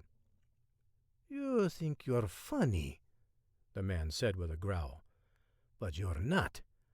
I'm going to make you pay with your life.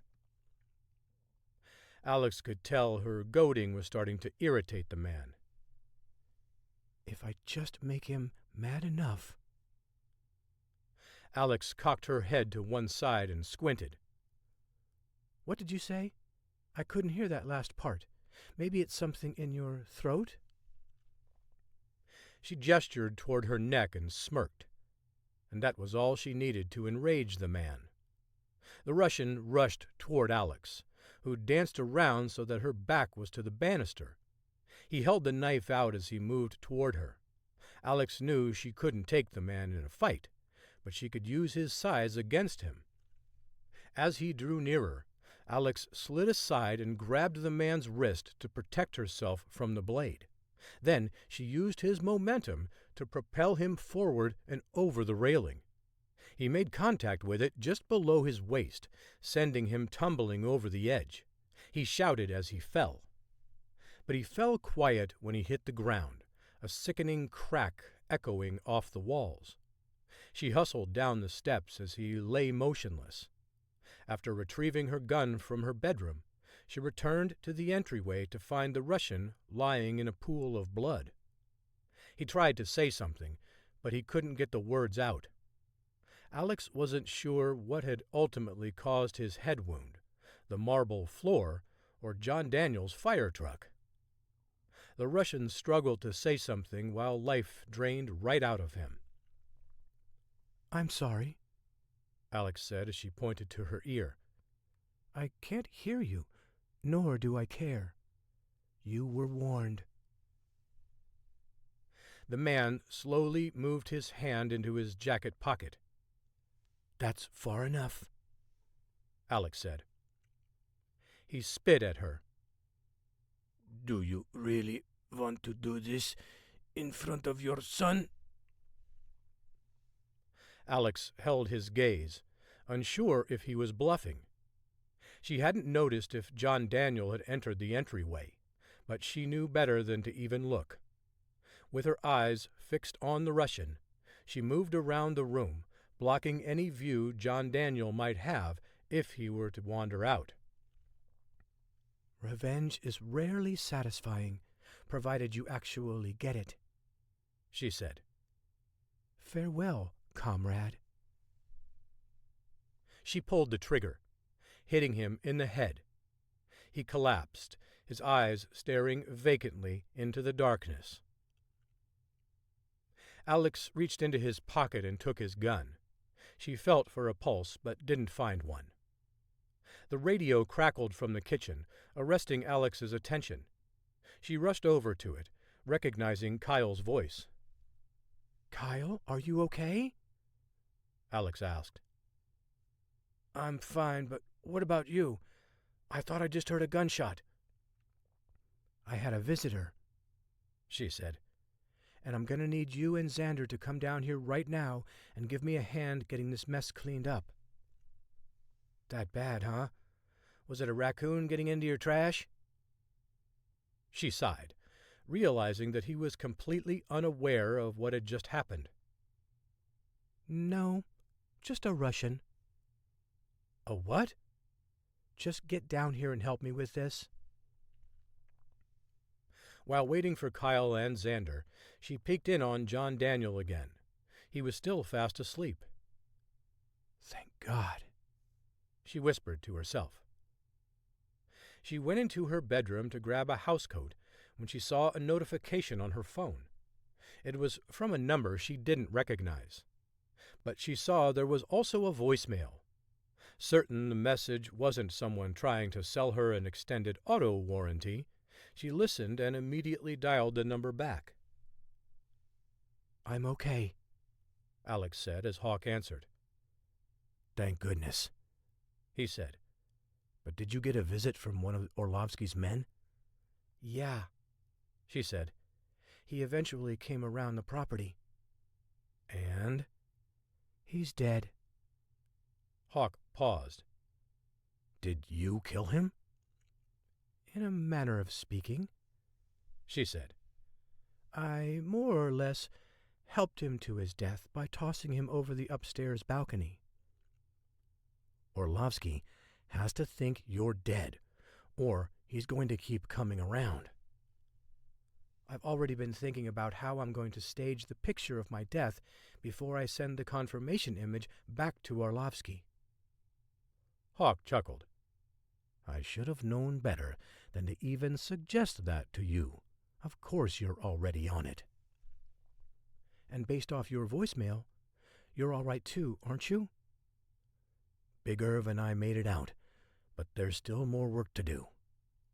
"Like what?" "We need to hunt down who's ever leaking sensitive information.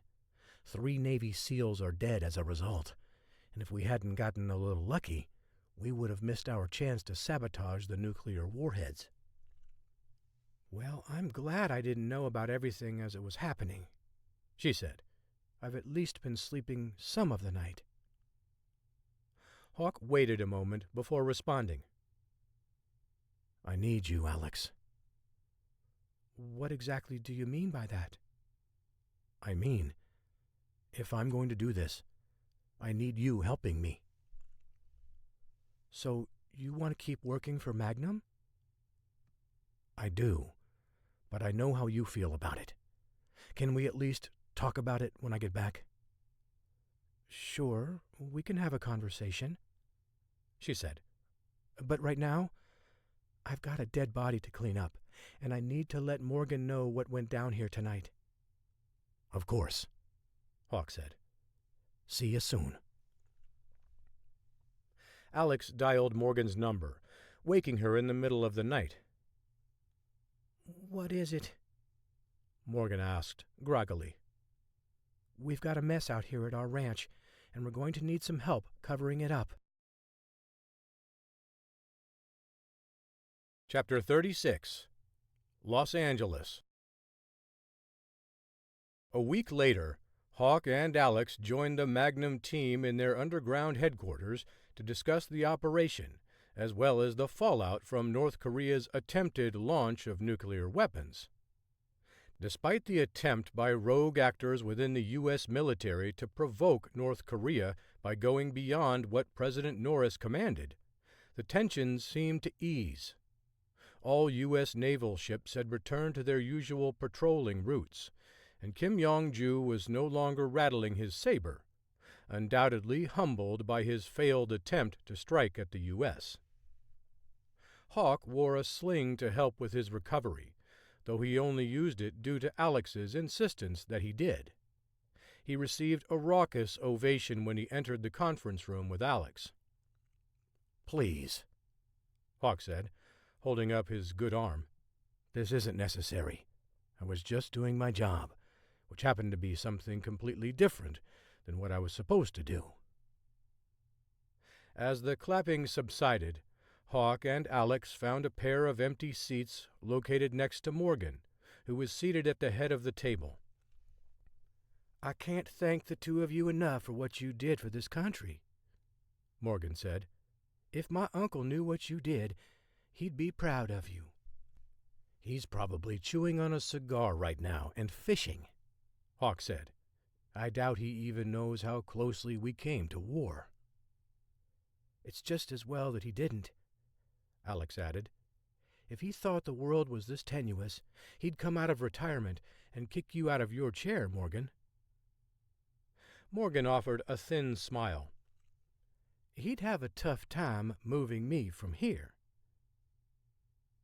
Hawk was certain that she meant that, too. Magnum was her show, her fingerprints all over it. The thought of J.D. Blunt returning to his post was enough to make Morgan's good-natured self vanish, if only for a moment. Morgan clasped her fingers together, resting them on the table in front of her. "I'd like to start off by saying that I'm grateful for every single one of you today. This was a total team effort that required us all to be at the top of our games in order to succeed. Dr. Z's inventions, Mia's hacking skills, Big Irv's bravery in piloting a boat into enemy waters with no way out, Alex's help with another semi-related project, and, of course, Hawk's ability to adapt on the fly and stop an imminent attack on the U.S. that would have undoubtedly killed hundreds of thousands of innocent Americans. Whether you were analyzing data, developing operational tools, or doing the heavy lifting out in the field, you all contributed to Magnum's success." "Only we didn't get Eddie Tyson home," Hawk said. "That was the primary objective."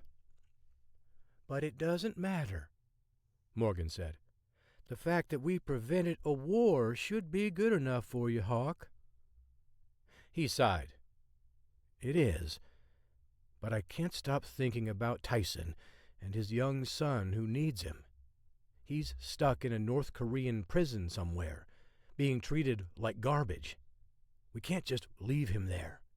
If it hadn't been for him, we'd likely already be at war." "We can't just go into North Korea on a reconnaissance mission," Morgan said. "We have to get word from someone about where he might be before I authorize an extraction team." Hawk slapped the table with an open palm.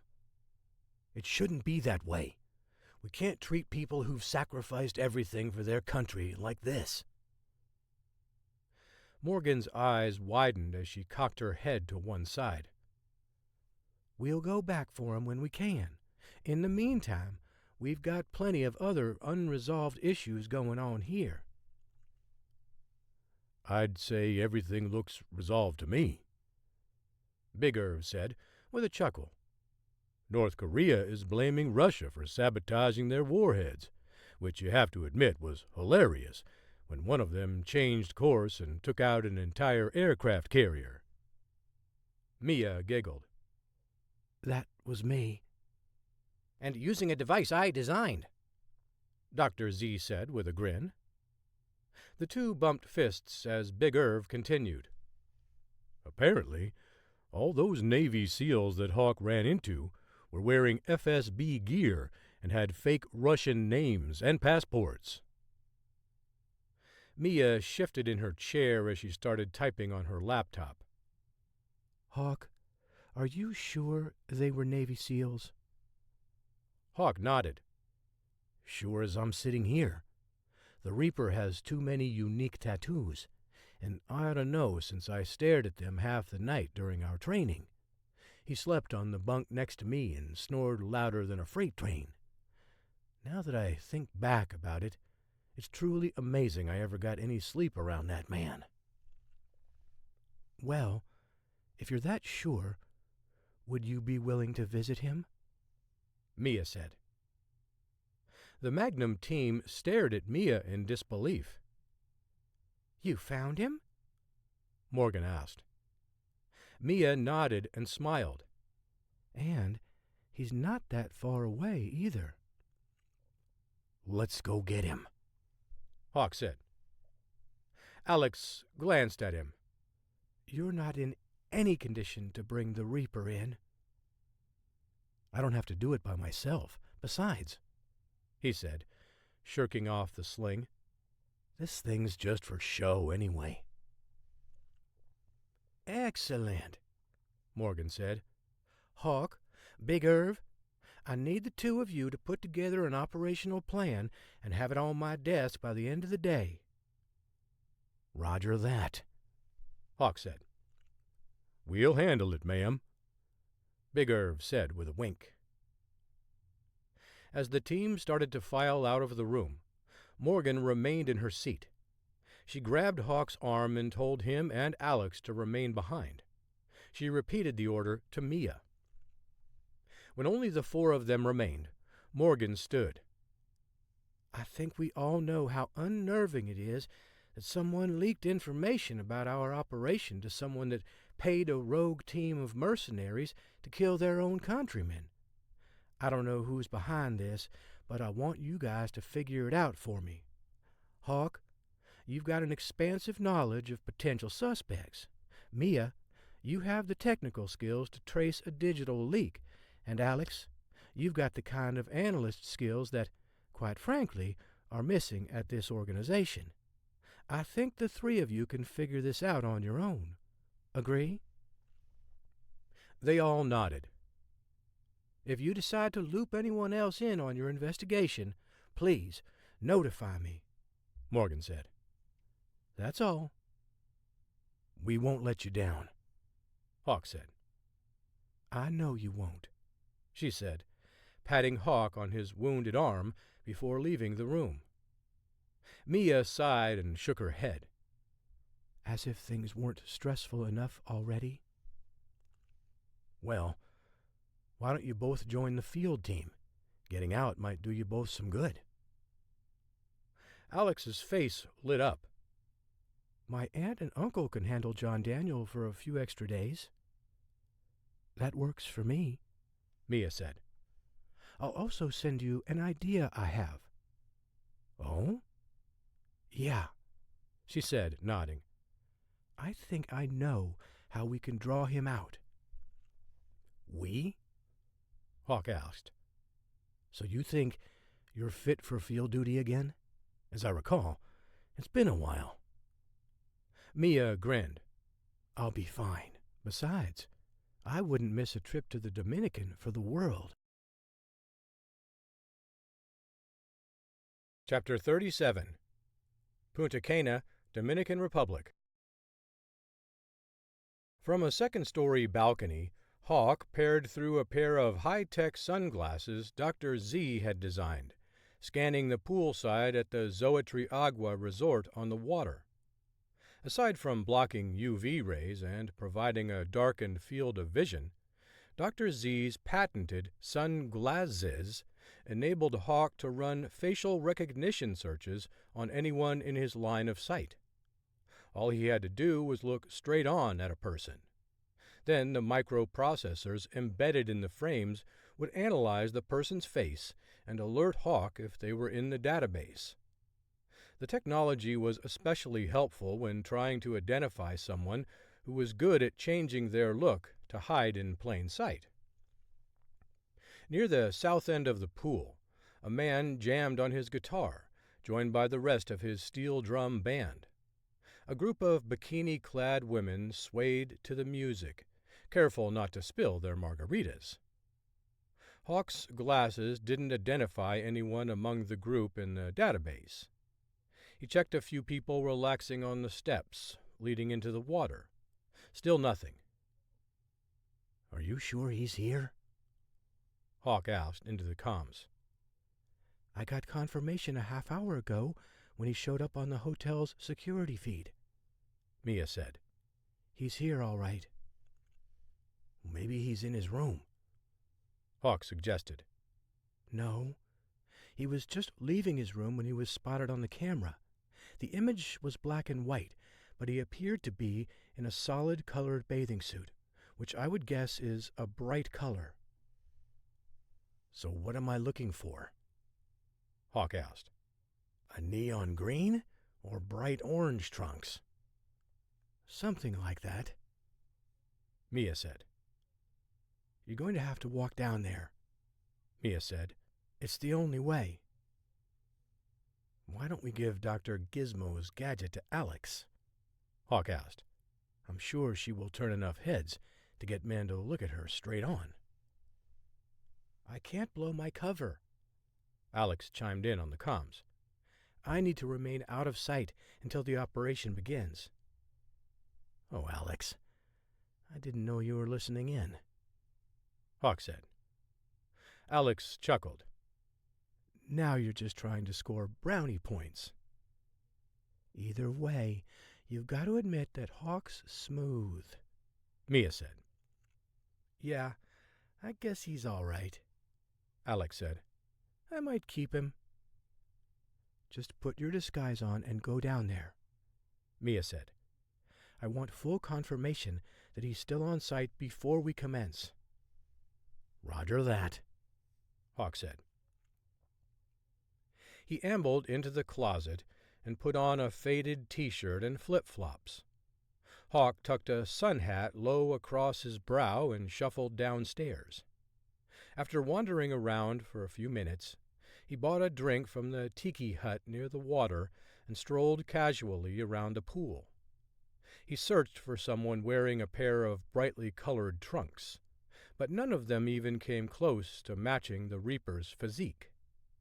His bulging biceps and thick neck would make it almost impossible to hide for very long. But Hawk struggled to identify the man. After 15 minutes, Hawk spotted a man sprawled out on a lounge chair near the band. He was lying on his back, his hat strategically positioned over his face, and his arms crossed over his midsection. He wore a pair of neon green board shorts. "I think I see him," Hawk said, his lips moving imperceptibly. "What do Dr. Z's sunglasses say?" Mia asked. "I can't confirm anything because he won't take that damn hat off his face," Hawk said. "and I have no idea how long he's going to remain in that position." "Just keep watching him," Mia said. "Or maybe buy him a drink and have it sent over," Alex suggested. "See, this is why you need to be down here instead of me," Hawk said. Hawk asked a woman if she'd buy a drink and have it sent over to the man he suspected was the Reaper. He handed her a $50 bill, telling her she could keep the change. She readily agreed. "If you want to impress him, send him a Long Island iced tea," Hawk said. "It's his favorite." The woman smiled and walked over to the bar to order. A couple of minutes later, the Reaper sat up, curious about why a poolside server was giving him a drink. With his face visible, Hawk's glasses confirmed the Reaper's identity. "It's a match," Hawk said. "That's him." "Good," Mia said. "Hawk, fall back so we can prepare for the next phase of the operation." "Roger that," Hawk said, before returning to his hotel room. Doug Mitchell closed his eyes, soaking in the warm sunshine.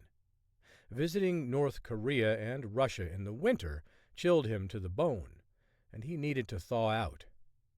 He drained the last bit of his Long Island iced tea, resisting his curiosity to find out who sent him the drink. As a mercenary, he didn't have time for distractions like relationships.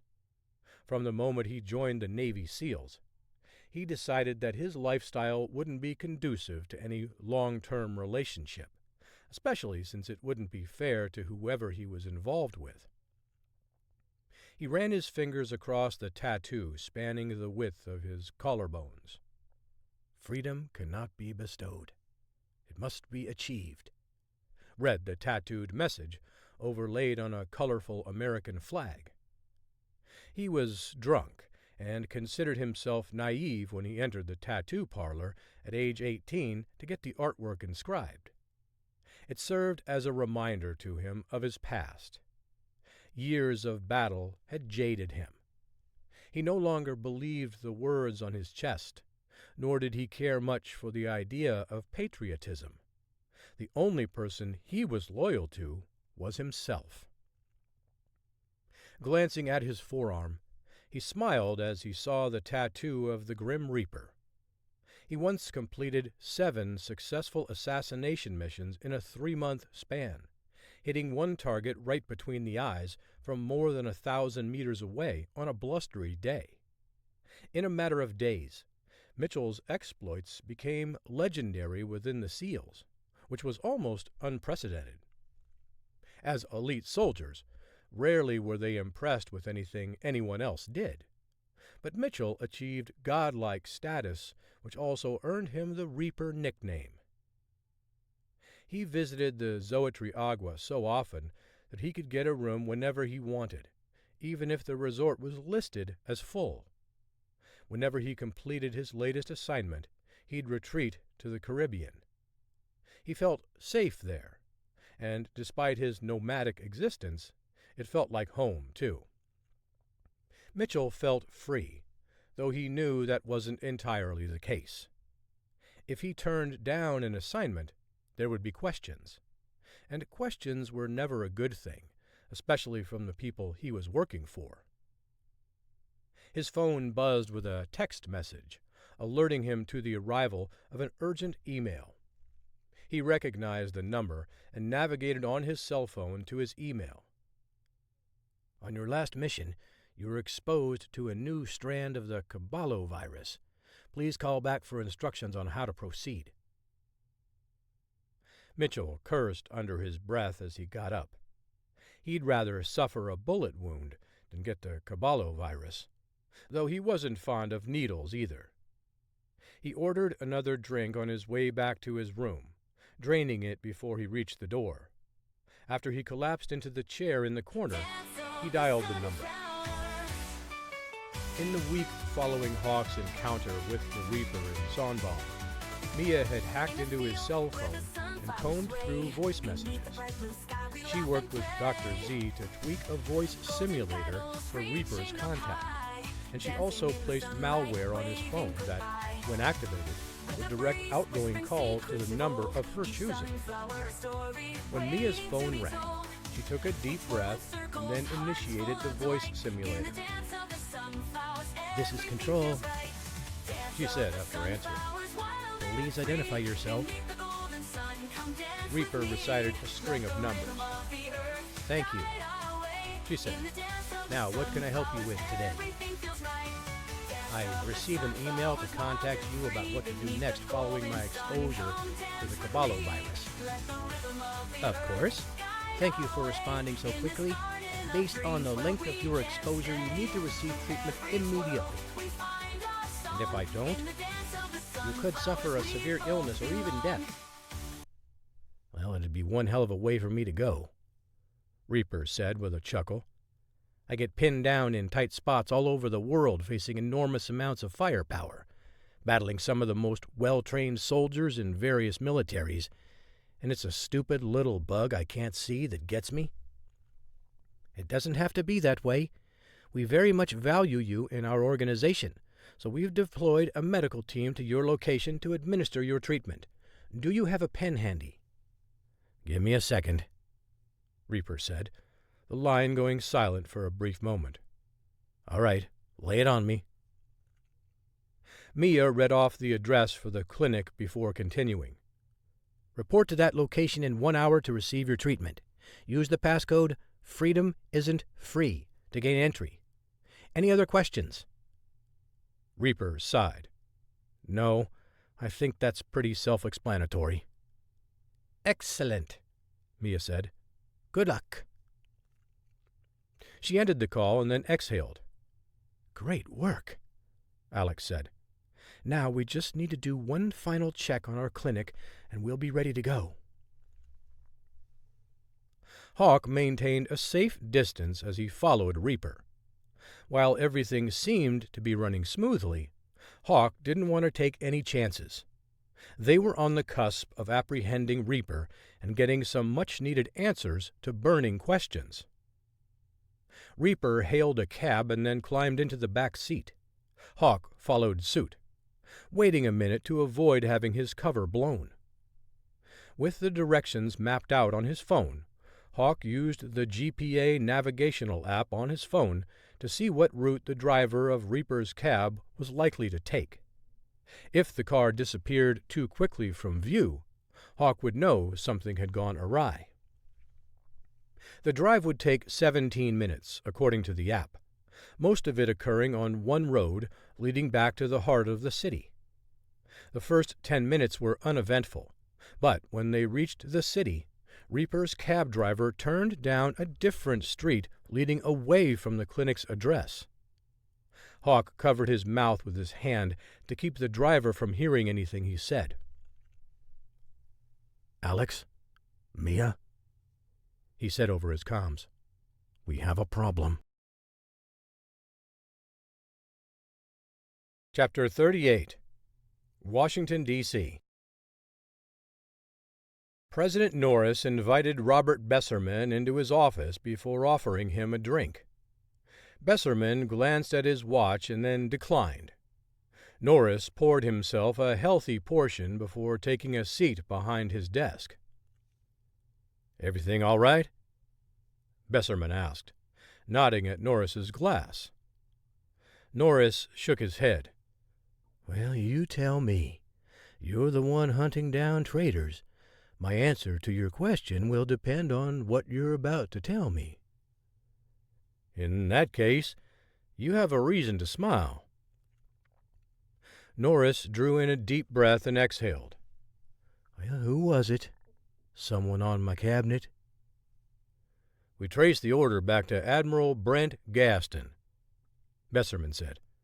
"Apparently, his unilateral decision to increase our presence off the shores of North Korea only ratcheted up tensions. I suggest you demand his resignation immediately, or inform him that he will be subject to a court-martial." "Well, why not do both?" Norris asked. "I can send a message that if anyone attempts to usurp my authority as commander-in-chief, they will be dealt with swiftly and harshly." Besserman shrugged. "Well, that's totally up to you, but I feel like this might be a scandal you'd rather avoid. If we can usher Admiral Gaston out the back door without causing a big stir in the media, everyone wins." "Well, justice doesn't win," Norris said. "He'd be getting away with just a slap on the wrist." "You could have his public position be resignation, but technically you could give him a dishonorable discharge and revoke his pension. That'd be more than a slap on the wrist for an admiral." "I could go with that. So what else did you find?" Besserman shifted in his chair. "From all that our investigation gathered, Admiral Gaston acted alone. However, we can't confirm that at the moment. All we know is that he ordered more ships into the area, which stoked the fire.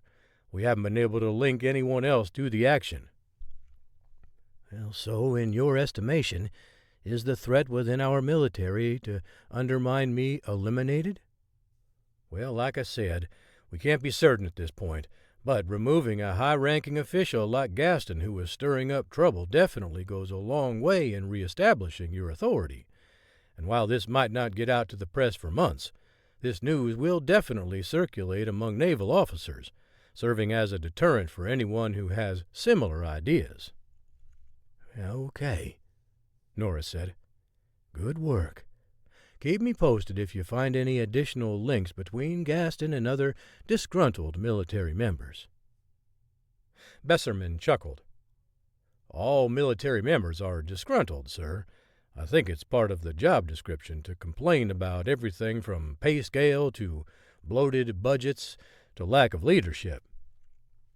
"It's always good to know that the battle isn't winnable." "Well, that's right, sir. Just keep doing what you're doing and don't concern yourself with all the added noise. It usually amounts to nothing anyway." The men stood and shook hands before Besserman exited the office. Norris paced around the room for a few minutes before sitting down again. Getting rid of a rogue admiral was important for his assertion of authority, but he didn't like Besserman's dodgy answer. Norris had to know who else was involved and how many, and until he did, he wasn't sure he'd get much sleep at night. Chapter 39. Punta Cana, Dominican Republic. Mitchell threw $20 at the cab driver before abruptly exiting the car. The driver thanked him for the generous tip, shouting out the window as he drove off.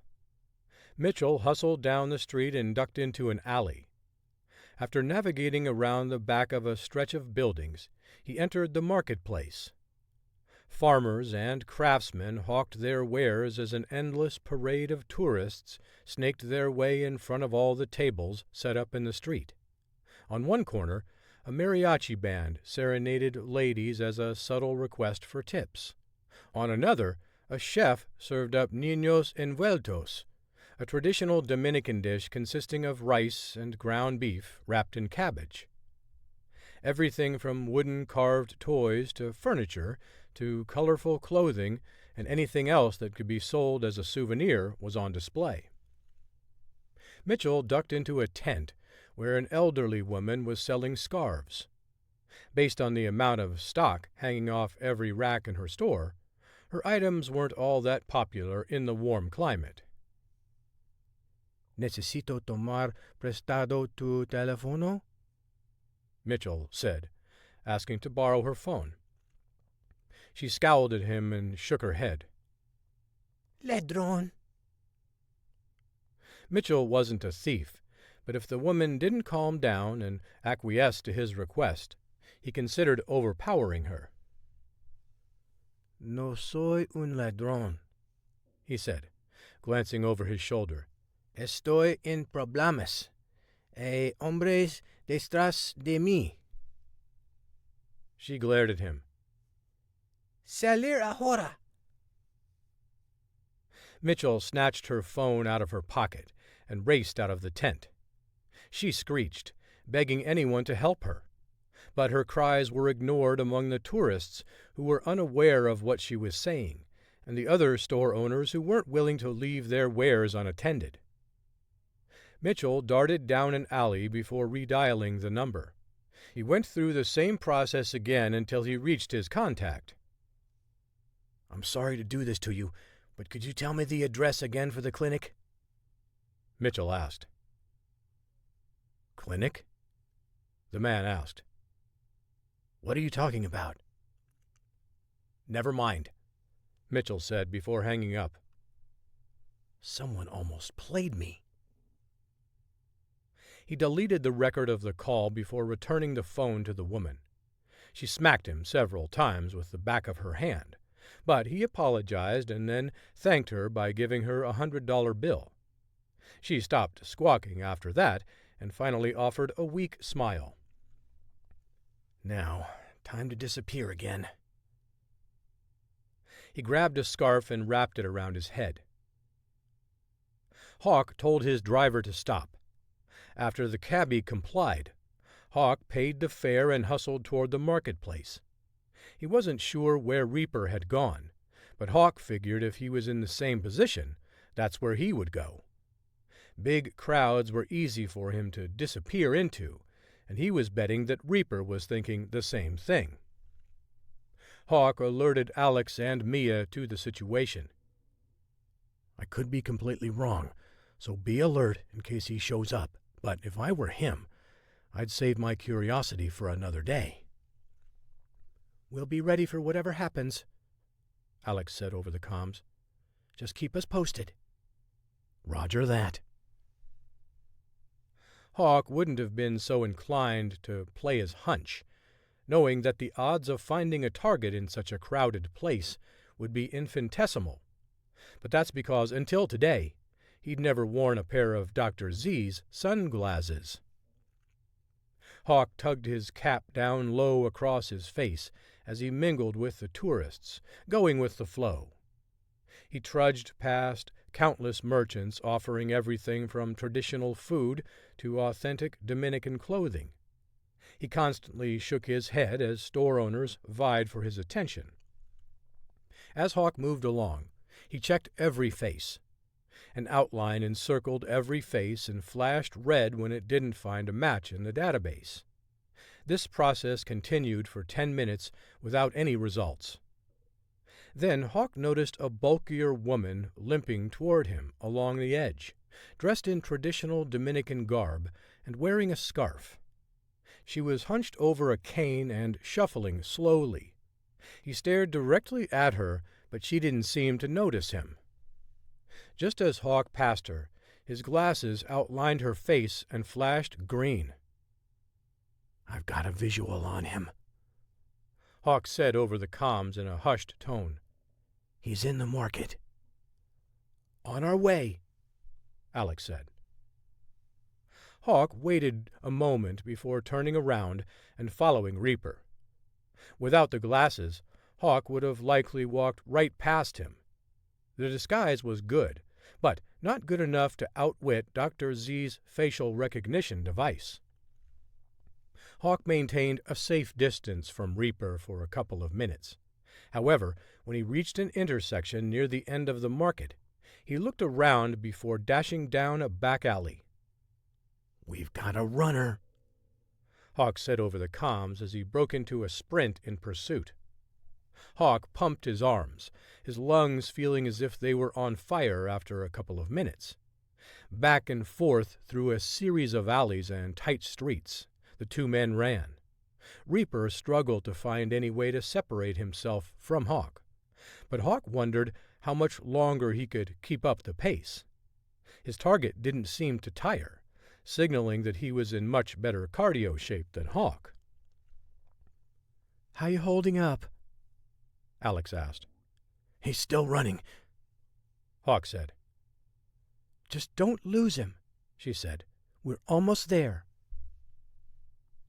Hawk followed Reaper for 2 more blocks before he switched directions and raced down a narrow street that took a hard right turn.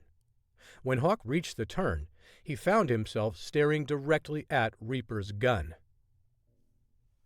"Over there," Reaper said, motioning for Hawk to move against the wall, which all but hemmed him in. "Look, we just want to talk," Hawk said. "I should have finished you off, Hawk," Reaper said. "I didn't want to have to kill you, but I figured you would have received the message." "All I want to know is who's sending you those messages you're so desperate to pass along." Reaper huffed a soft laugh through his nose. "You've got a lot of nerve trying to track me down, and I must admit that you almost had me, but I started thinking that maybe I saw you at the pool." "I'm lousy at disguises," Hawk said before nodding at Reaper. "But your outfit, on the other hand, was pretty damn good." "Flattery won't get you anywhere," Reaper said. "I'm going to kill you and then make it look like a robbery." "No one will buy it," Hawk said. "What makes you so sure?" Reaper said. "Because it's not going to happen," Hawk said. Reaper trained his weapon on Hawk. "That's where you're wrong." Chapter 40. Punta Cana, Dominican Republic. As Reaper pulled the trigger, Hawk dove to the ground, The bullet ricocheted off the cinder block wall right to the right of Hawk's shoulder. When he glanced at Reaper, Hawk saw the gun lying a few feet away, and the muscular soldier collapsed in a heap, with Alex standing over him. She held a syringe in one hand, signaling a thumbs up to Hawk with the other. "Impeccable timing, dear," Hawk said. She grinned. "It wouldn't have been nearly as close if we didn't need him alive." Alex sneered at Reaper before kicking him in the ribs. "Mess with my husband again, and next time I won't be so kind." Reaper's eyes remained closed, the injection already doing its job. "Let's get this punk into the van," she said. Hawk scrambled to his feet and then helped Alex and Mia lug Reaper's large body into the back of their van parked along a nearby street. They drove straight to the clinic, preparing the interrogation session. When Reaper came to a few minutes later, Hawk and Alex had secured the mercenary to a chair. He opened his eyes and scanned the room, groggily muttering something Hawk couldn't quite make out. "Well, hello there, sunshine," Hawk said, waving his hand in front of Reaper's face. "Nice of you to join us today." "What did you do to me?" Reaper asked as he winced. "My head, my neck." "You better be thankful that your heart's still beating," Hawk said. "Hell hath no fury like a woman who almost watched her husband being gunned down in a back alley." "I already told you that it's nothing personal," Reaper said. "Likewise," Hawk said. "I appreciate you not killing me in Sonbong, though I'm not sure you're regretting that decision at the moment." "When I get out of here, I'll rectify that situation." Hawk shook his head. "Such bravado up till the very end." "You're not going to kill me," Reaper said. "If you wanted me dead, I'd be pushing up daisies already. So let's not waste time with any more bullshit. What do you want?" Hawk paced in front of Reaper for a few seconds and then stopped. "Are you willing to talk? Because I'd rather make this as painless as possible for the both of us." "Ask something specific," Reaper said.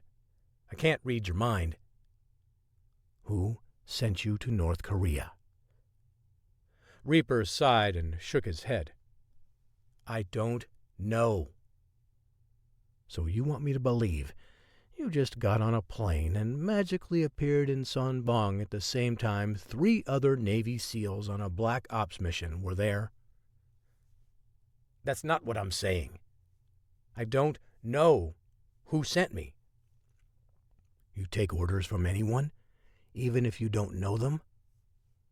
"I take orders from anyone who pays me. That's the definition of a mercenary. I'm just a soldier for hire."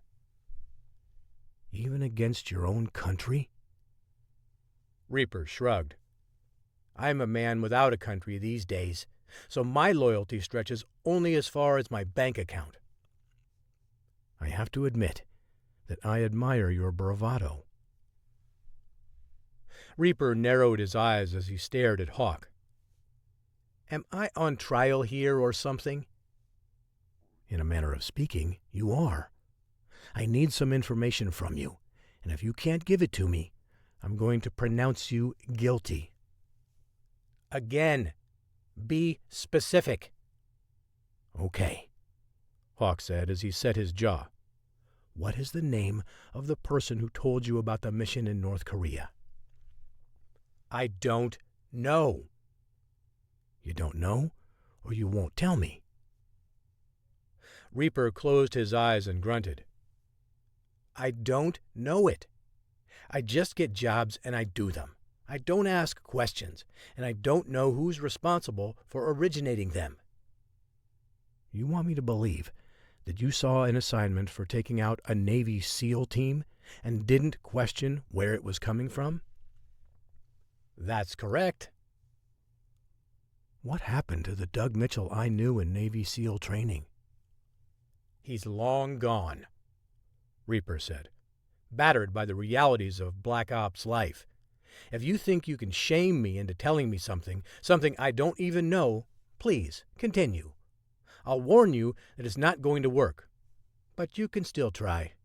I've answered everything you've asked me as truthfully as possible, Reaper said, as he started to struggle against the bindings keeping him seated in his chair.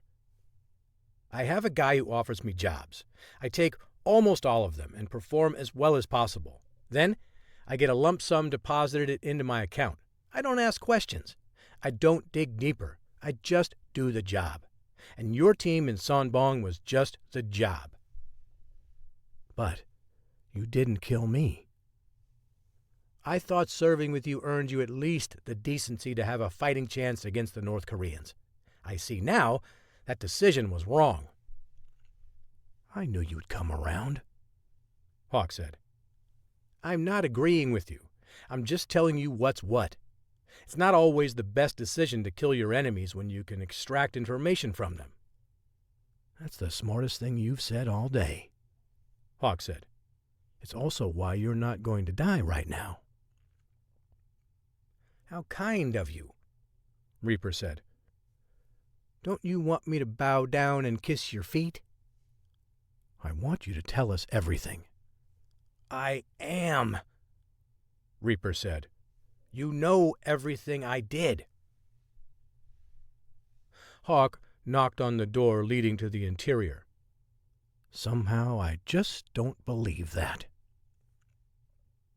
A handful of CIA agents poured into the room, cuffing Reaper and toting him toward a van waiting outside the back of the building. I don't know anything, Hawk, Reaper said. You've got to believe me. I wish I could, Hawk said, as he watched Reaper forcefully constrained by a trio of CIA agents. You're going to regret this, Reaper said. Hawk shrugged. Maybe, but I can promise you that you're going to regret not helping me more than I'll regret anything about this conversation. The man holding Reaper froze and looked at Hawk. This is your last chance, Hawk said. If you don't believe me, you can go to hell, Reaper said with a sneer. Hawk nodded at the men, who resumed wrestling with Reaper. After a brief struggle, they subdued him and placed him in the van. Hawk looked at Alex. At least we tried. Mia, who'd been quiet while taking in the scene, shook her head and grinned wryly. She held up Reaper's phone. We're not done trying yet.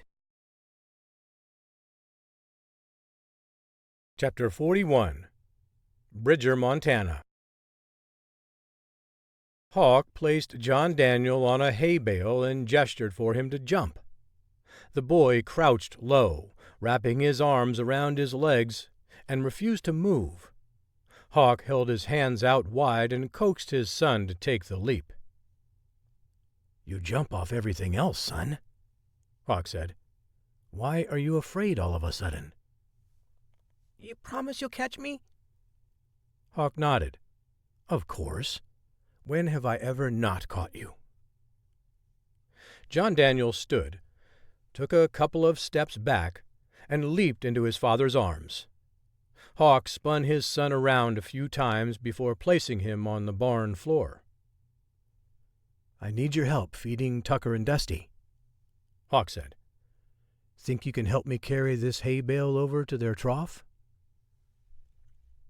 John Daniel nodded as he rushed around to the other side of the bale. He placed his hands in the air and did his best just to maintain contact with the hay. Once they reached the fence, Hawk cut the bale and filled the trough.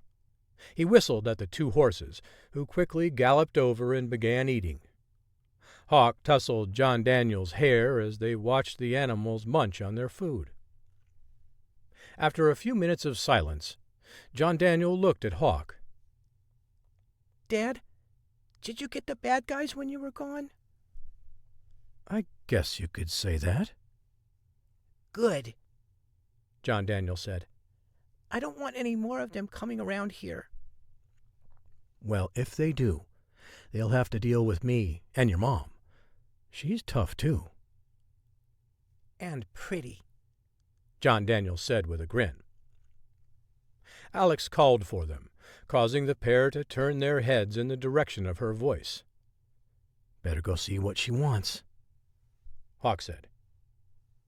When they reached the house, Hawk ushered John Daniel to his room and warned him not to come out.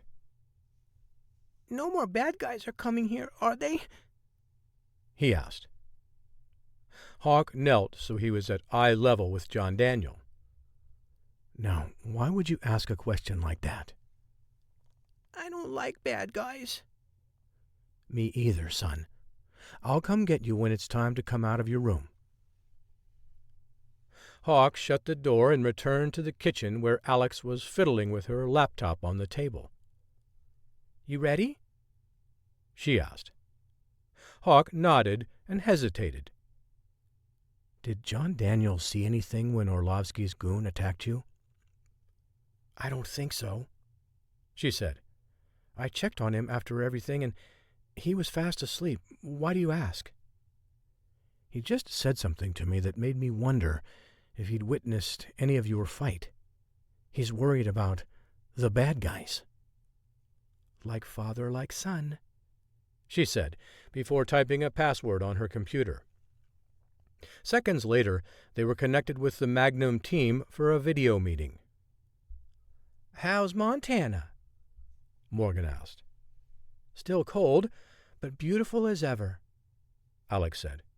Well, in that case, I won't tell you about the 72-degree weather here in Los Angeles today, Morgan said with a wink.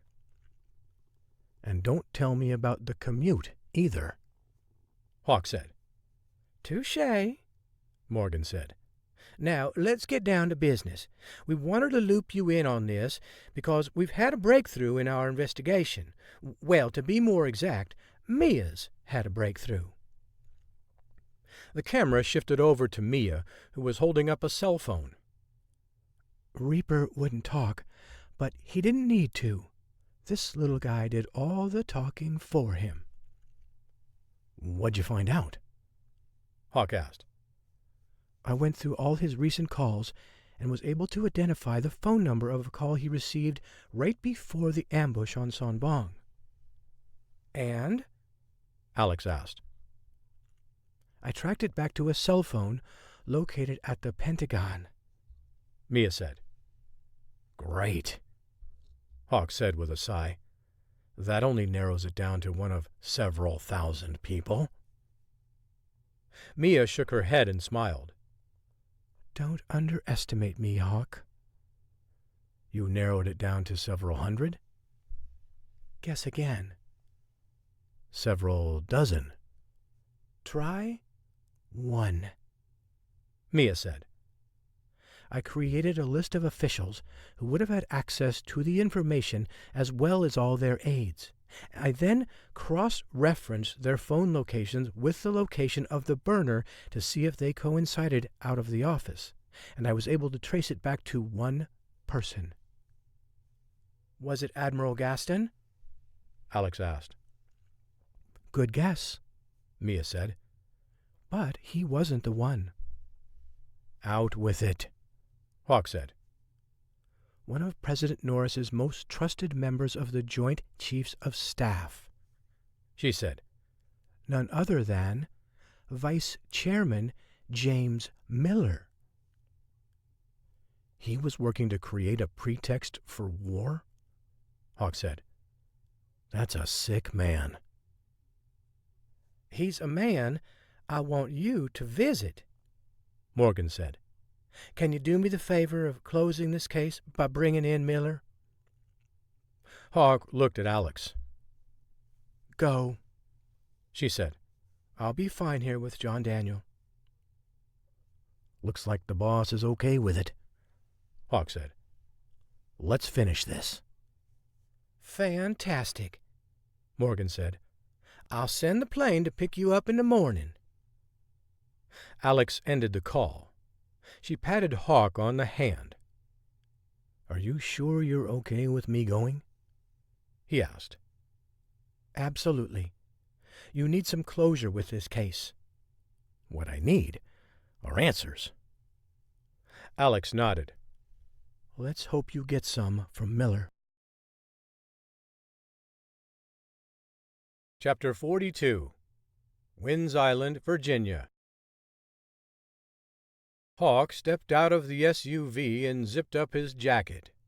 The wind whipping off the Chesapeake Bay chilled him, and he was grateful Alex had told him to prepare for colder weather. He glanced at Big Irv, who was sporting short sleeves, apparently unbothered by the temperature. Hawk gawked at the Victorian-style home surrounded by pine trees. However, he could still see the water in the distance behind the house. "Nice place," Hawk said. "A place fit for a history buff," Big Irv said. Hawk nodded. "And for a Navy man, too." Their feet crunched beneath the pebble rocks comprising the walkway up to the house. Hawk continued to scan the area, noticing a dock stretching out into the water. Seconds later, the front door swung open, and a pair of black Newfoundlands bounded onto the porch and raced toward Hawk and Big Irv. Hawk held out his hand for the dogs to smell him before kneeling and petting them. Big Irv stood back, not quite as enthusiastic about the two canines. "It's okay, Big Irv," Hawk said. "You're bigger than they are." Big Irv mustered a chuckle before the two continued up to the porch, where Admiral James Miller was standing with a bemused look on his face. "Lewis, Marion, get back here," Miller said. "Sorry, sir. We didn't realize we'd create such a ruckus just by showing up." Miller stared intently at his guests. "Now that's certainly unusual." "What's so unusual, Admiral?" Hawk asked, as he glanced down at the 150-pound animals. "Are your dogs not normally that friendly?" "Always," Miller said. "Those dogs would nuzzle up next to Hitler while he was shoveling dirt on a mass grave. I'm talking about you two visiting my property. I don't recall having a scheduled meeting with anyone from the administration." "Don't worry," Big Irv said. "We're not from the administration." Miller scowled. "Now that really worries me because nobody else even knows I have a place out here." "Sorry," Hawk said, offering his hand. "Where's our manners?" "I'm Brady Hawk, the bastard son of Thomas Colton, of Colton Industries, and this is Malik Irvin.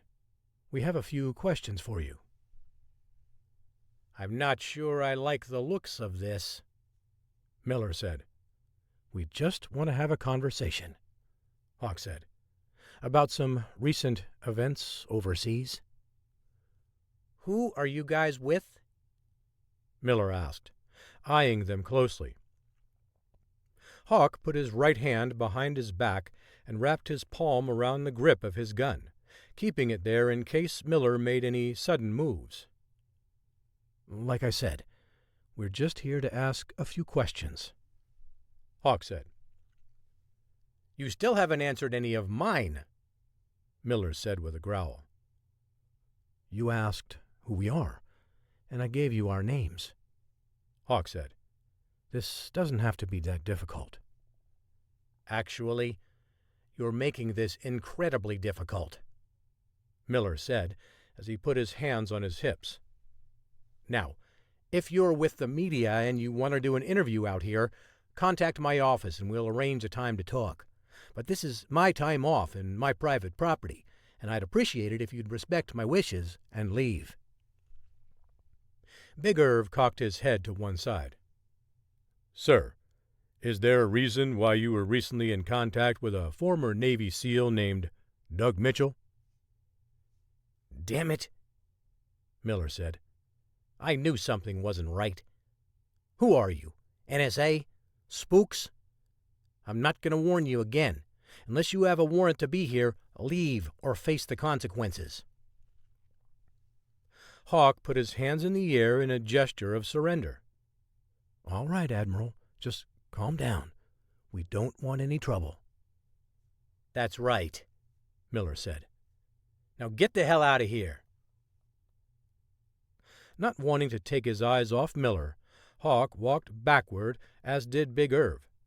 The dogs had returned to the porch and were lapping up water from their bowls. But Miller hadn't acknowledged their presence, his steely gaze fixated on his two visitors. Hawk and Big Irv eased back into their car. "Now scram!" Miller shouted, waving his hand at them. Miller remained on his porch, refusing to move until they left. But Hawk wasn't going anywhere. "Stubborn son of a bitch," Hawk said, after 2 minutes had passed and Miller hadn't moved. "Well, we can't stay here all day," Big Irv said. "We need Miller to talk, but I'm not sure that's going to happen how we envisioned it." "How we hoped it would happen," Hawk said, wagging his index finger. "We wished he would just sit down and tell us everything, but this is exactly how I envisioned it." "He's a dyed-in-the-wool patriot," Big Irv said. "If he thinks that his way is what's best for the country, he's going to stick with it until the bitter end, like a soldier dying on a hill actually worth dying on." Hawk ignited the engine and then goosed the gas pedal a few times. "What's that going to accomplish?" Big Irv asked. Hawk shrugged. "Put a little fear in him. Desperate people do desperate things. If I make him realize this is a desperate situation, he might make a mistake and play right into our hands." "You mean like that?" Big Irv asked, pointing at the house. Miller darted into the house and slammed the door behind him. "You think he's going to get a gun?" Big Irv asked. "Maybe." "And that doesn't concern you?" "I'm betting that he doesn't want to get into a shootout with us. It'd be a short one. He's probably calling the cops, thinking his status as an admiral is going to coax the police to escort us off his property." "He's not wrong about that, you know," Big Irv said. "Trying to win a trespassing conviction against us will be the last of his worries when the whole country finds out that he's a traitor." Still no sign of Miller. "Where did he go?" Hawk asked, after another minute. In the distance, Hawk heard the whine of a boat engine, the sound muffled to some degree. "He went for the boat in the back," Hawk said, as he hustled out of the SUV, Big Irv right behind him. "Let's grab the neighbors." Hawk raced across the back lawn toward a neighboring house. A man was working on the railing as the two agents approached. Hawk didn't request permission, instead just holding out his hands and demanding the keys. "Who are you?" the man asked as he dug into his pocket. "That's what the Admiral wanted to know," Hawk said. They fired up the engine and tore out across the water behind Miller. Hawk turned on the comms to see if he could reach Alex. "Are you there, Alex?" he asked. "Loud and clear," she said. "How are things going with the Admiral?" "At the moment, not too well," Hawk said. "He took off in a boat and headed up to Chesapeake." "So how can I help?" she asked. "Can you get a satellite over our position?" "Already on it." "Good," Hawk said. "Do you see a boat headed north near us on the Chesapeake?" "Tracking him right now," she said. "Whatever you do, don't lose him," he said. "We're in the boat trailing him now, maybe a half-mile behind. For the moment, I can see him, but if he goes up the Potomac, I need you to track him. especially if he gets on land." "Roger that." Big Irv joined Hawk near the steering wheel, their conversation consisting of shouting over the wind roaring past them. "Where do you think he's taking us?" Hawk asked. "I told you, the man is a Revolutionary War buff," Big Irv said. "One of his dogs is named after the man who led Patriots' charge against the British on Wynn's Island. The other one is named after Francis Marion, also known as the Swamp Fox." "I was looking for something a little more specific." "I have no idea where exactly he wants to go, but I can tell you it'll be somewhere swampy." "In that case, we're probably headed all the way back to Washington." Big Irv chuckled and slapped Hawk on the shoulder. "Your level of cynicism is another stratosphere." Hawk smiled wryly. "When you've been around Washington as long as we have, it's not cynicism anymore, it's just reality." The two men settled in as Miller skimmed across the water, his boat outpacing Hawk and Big Irv, but not by much. Over the next hour, Hawk kept a visual on Miller, but could tell the Admiral was consistently faster. Hawk contacted Alex to let her know they were relying more heavily on her once Miller turned west into the Potomac's brackish waters. For the next half hour, Miller hugged the eastern shoreline of the river before taking a hard left and heading straight toward the mouth of the Yacomico River.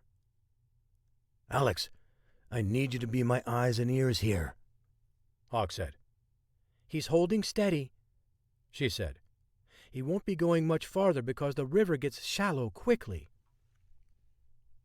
Hawk estimated he was about 2 minutes behind Miller, which was ample time for the Admiral to disappear in the swamp if he was familiar with the area. But Alex was Hawk's ace in the hole.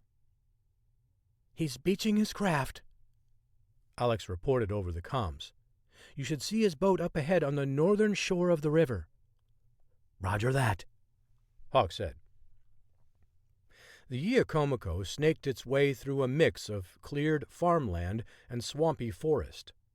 Hawk sped past docks, creating a much bigger wake than was permitted in the area. "I see you," Alex said. "You'll see his boat around the next bend." "Do you still have a visual on the Admiral?" Big Irv asked. "Roger that. He's heading west, running up a rise at the moment." As Alex described, Hawk found Miller's boat in short order. Hawk and Big Irv beached their boat and followed Alex's directions. Hawk palmed his weapon, and as they trudged through the muddy terrain, Big Irv right behind him. They reached a rise and looked down into a small valley. With trees densely packed and daylight fading, they struggled to see the Admiral. "Alex, you gotta help us out now," Hawk said. "We can't see a damn thing out here." She sighed. "Look, the last location I had for him was about 100 meters from where you're at. But there's a hollow down there, and the vegetation is too thick. Even without the leaves, I can't see anything." "So we're on our own?" Hawk asked. "At least for now. When the sun goes down all the way, I'll be able to pick up heat signatures more effectively." Hawk and Big Irv moved stealthily toward Miller's last known position. They slogged along a small trail for a few minutes. Hawk couldn't tell if it was a creek or a footpath, but it didn't matter as long as it allowed them to travel quietly and efficiently. In the pine tree directly over Hawk, a raven cawed. Then another and another. The woods were soon filled with a cacophony of cries from ravens and a plethora of other birds. "Anything new, Alex?" Hawk asked over his comms. "No," she said. Hawk looked at Big Irv and spoke in a hushed tone. "Let's keep moving." When they reached firmer ground, Hawk looked for the most logical route out. For all they knew, Miller might have been leading them in a giant circle so he could make it back to the boats, maybe even sabotage theirs. If he'd done that, he'd be able to return home for the evening and shore up his security in case Hawk and Big Irv returned. But they knew this was their only shot. If he got away, he could smear them, frame them, murder them, whatever he wanted to do, and get away with it.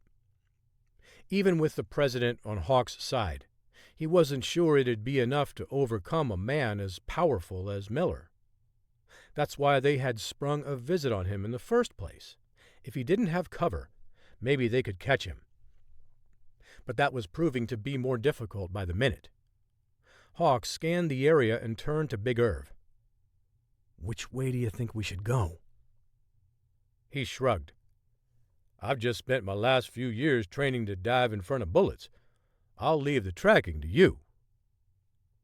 Hawk shook his head as he shot Big Irv a sideways glance. "Let's go right." They ripped through briars and brambles, pressing deeper into a thicket before they reached a clearing. "There's gotta be something around here somewhere." Spotting a clearing within a few fallen logs, Hawk slapped Big Irv on the chest and pointed toward a tree. "I think we found a spot to rest for a few minutes." As they drew nearer to the trees, Hawk lost his footing. "What is this?" Hawk and Big Irv both slipped and started to fall into a large pit covered over by sticks and leaves and pine needles. Miller laughed and rubbed his hands together before scurrying out of his position up in the nearby trees. Once his feet were planted firmly on the ground, he rushed toward the pit.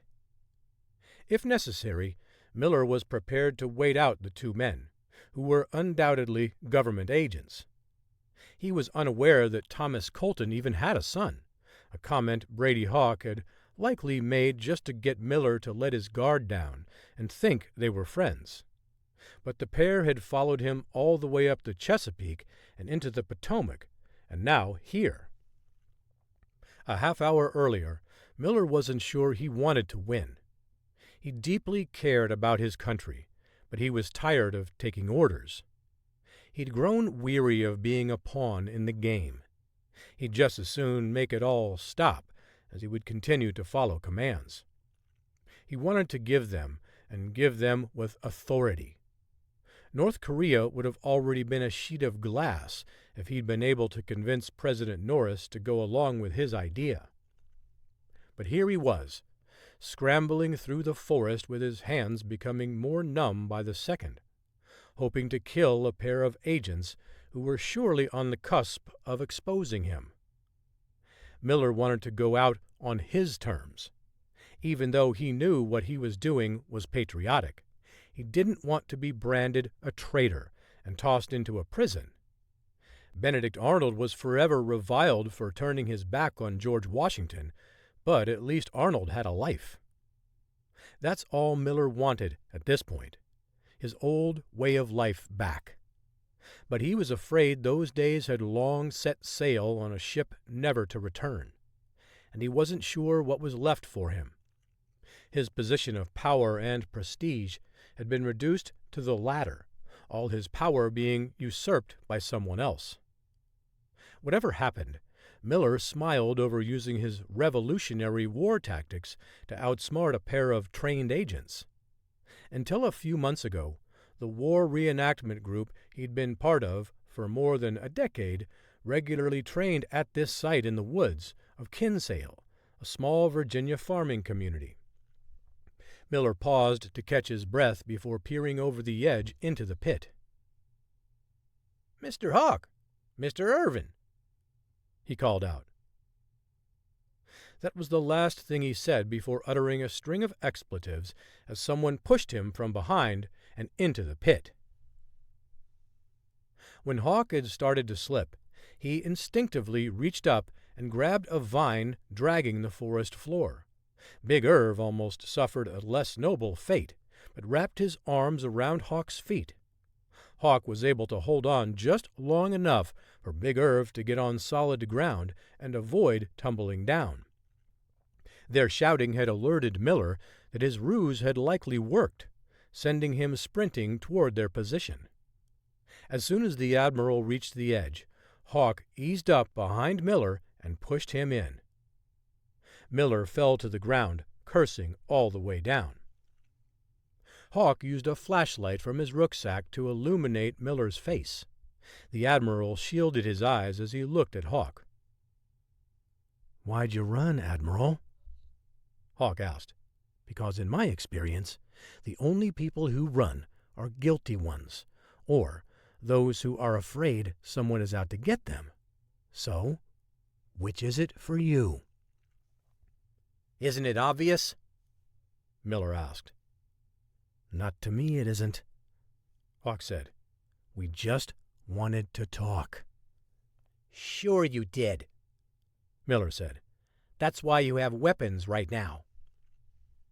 "You led us up here to kill us," Hawk said. "It's a good thing we brought our weapons." Miller sighed and shook his head. "You don't even know what you're doing here, do you?" "We're here because you tried to sabotage us," Hawk said. "and I think we all know that you ran because we mentioned the name Doug Mitchell." Miller shook his head. "You've got it all wrong. I've never even heard of that man." "Is that why you called him and told him about a special operation by Navy SEALs that occurred recently on the coast of North Korea, where their nuclear missiles were housed? There were only a handful of people privy to what was happening there." "You don't understand," Miller said. "I didn't have a choice." Big Irv jumped into the fray. "Who made you do this, Admiral Miller? Was it the President?" "Of course not. I've been trying to do everything I could to get him to get rid of the North Koreans once and for all. If he had, I might be free too." Hawk kept his beam steady on Miller. "You keep acting like you're a slave to someone else's whims. If that's the case, you must know who." "Have you ever heard of the Alliance?" Hawk shook his head. "Who are they?" "They're going to come for you one day," Miller said. "And when they do, you're going to wish you'd listened to me. You do what they say, or they take everything you hold dear in life. Mark my words." Then Miller started to raise his gun.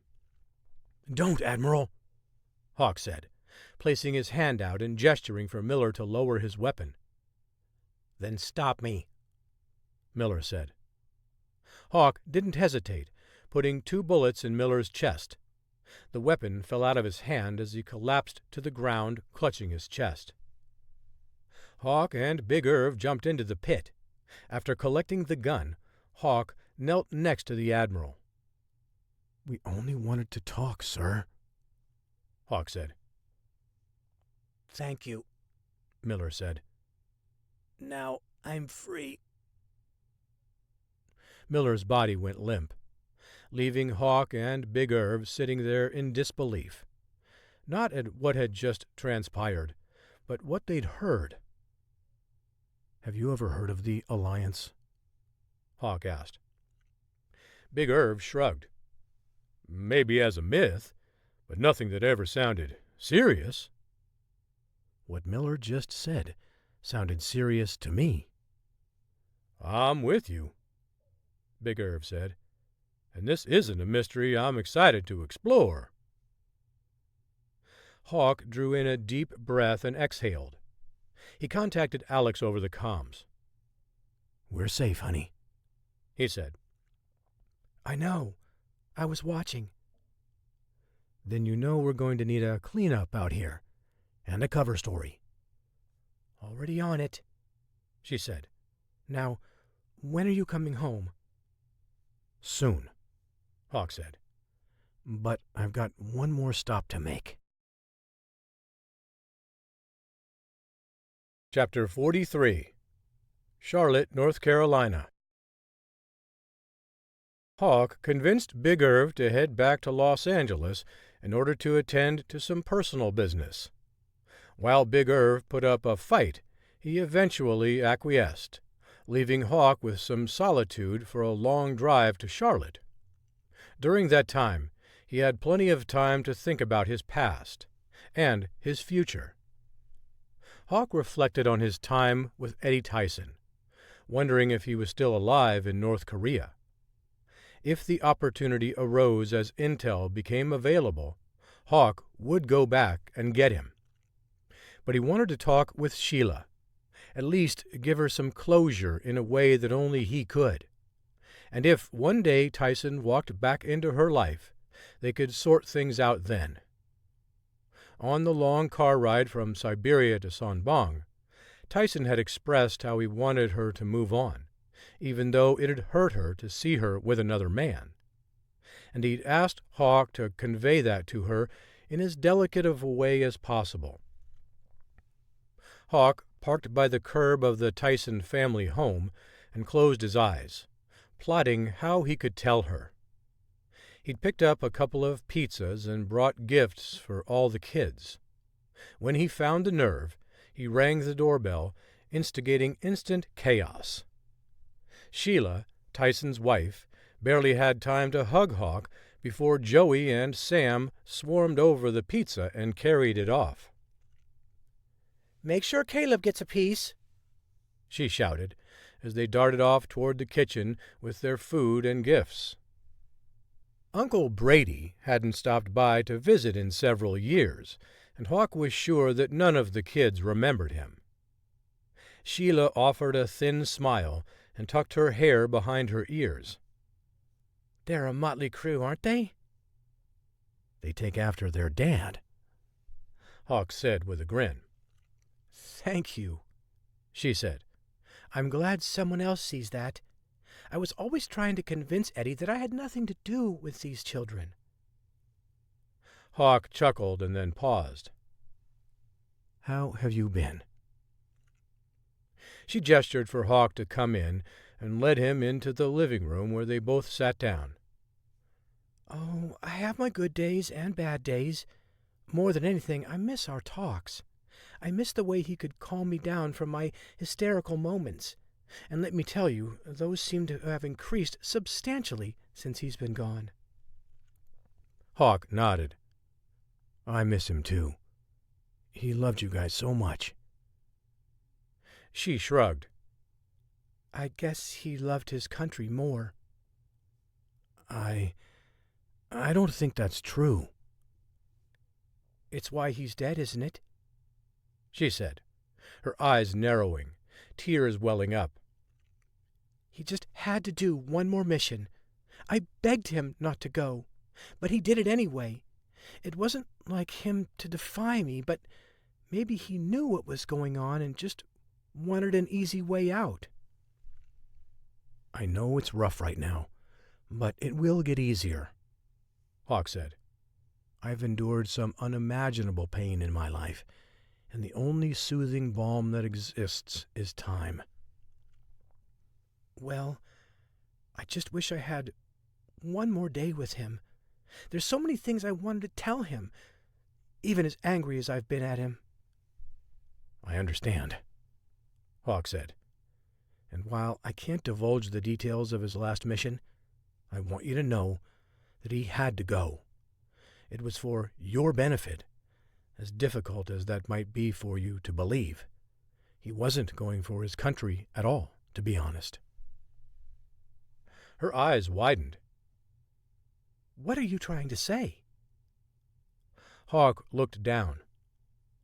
"Like I said, I can't tell you any details, but just know that what he did was for you, and he wants you to be happy." Her eyebrows arched upward. "Wants?" "Wanted," Hawk said, correcting himself. She cocked her head to one side. "How do you know this?" Hawk shifted in his seat. "One day we were hanging out and the conversation drifted toward more morbid topics. We all talked about what we'd want for our families if we died. Most of us couldn't conceive of the idea that our wives would marry someone else and start new lives. But not Eddie. He was insistent that he'd want you to move on so you could be happy. He said that? Hawk nodded. He said the only thing he wanted for you was to be happy and fulfilled with your life. Tears streaked down Sheila's face. He never told me that. It's not like something we like to talk about, but it's something we all think about. She got up and hugged Hawk, thanking him profusely. The gifts, the meal, the comfort, I appreciate it. Alex doesn't know how good she has it. Hawk chuckled and shook his head. I'm not sure she thinks that all the time, but thanks. I'll take that as a compliment. As you should, Sheila said. Hawk said goodbye and called Alex as he drove to the airport. How'd it go? She asked. Lots of tears, Hawk said. But I'm hoping maybe that was the closure Sheila needed. I'm sure it was. Alex? Yes? I love you. I can't wait to see you and John Daniel soon enough. Me either, Alex said. Because there's something we need to talk about. Chapter 44. Bridger, Montana. Hawk tugged on the rope, ensuring that the line was taut. Strung between a pair of trees, he invited John Daniel to climb up so he could try out the latest addition to the homestead. For most 4-year-olds, the height would have seemed daunting, but John Daniel wasn't like most. He didn't need his father to ask him a second time, as the preschooler bounded up the ladder 2 rungs at a time. Hawk fastened a harness to John Daniel and then secured him to the pulley. Ready? Hawk asked. John Daniel's face lit up as he nodded vigorously. Just remember to hold on, Hawk reminded. Seconds later, John Daniel leaped off the platform and zipped toward the other tree, which was padded with a mound of loose hay about 6 feet thick. Hawk watched as John Daniel disappeared into the hay, only to emerge seconds later with a grin plastered across his face. This is the best, Dad, John Daniel said, as he sprinted back to Hawk to try again. Hawk showed John Daniel how to operate the apparatus so he could entertain himself. Then Hawk returned to the house, where Alex was waiting on the porch, sitting in a chair while sipping a cup of steaming tea. If I only had that zip line for John Daniel when you were gone, she said. Hawk chuckled and shook his head. Give me enough time, and I'll have this place converted into a quasi-amusement park. And he probably would be bored with it after a week, she said. Probably. They both laughed as they watched John Daniel crash into the hay again and then squeal with delight. This is the life, isn't it? Hawk said as he looked at Alex. Actually, that's what I wanted to talk with you about. Hawk settled into a chair next to her. I'm listening. While you were in Virginia, I was thinking about the future, specifically our future, she said as she looked down. And I'm not sure I can do this much longer. Hawk furrowed his brow. Do what? Much longer? This, she said, waving her hand in front of her. Living on a ranch in isolation while so many other people need us. You want to move back to Washington? She shook her head and scoffed.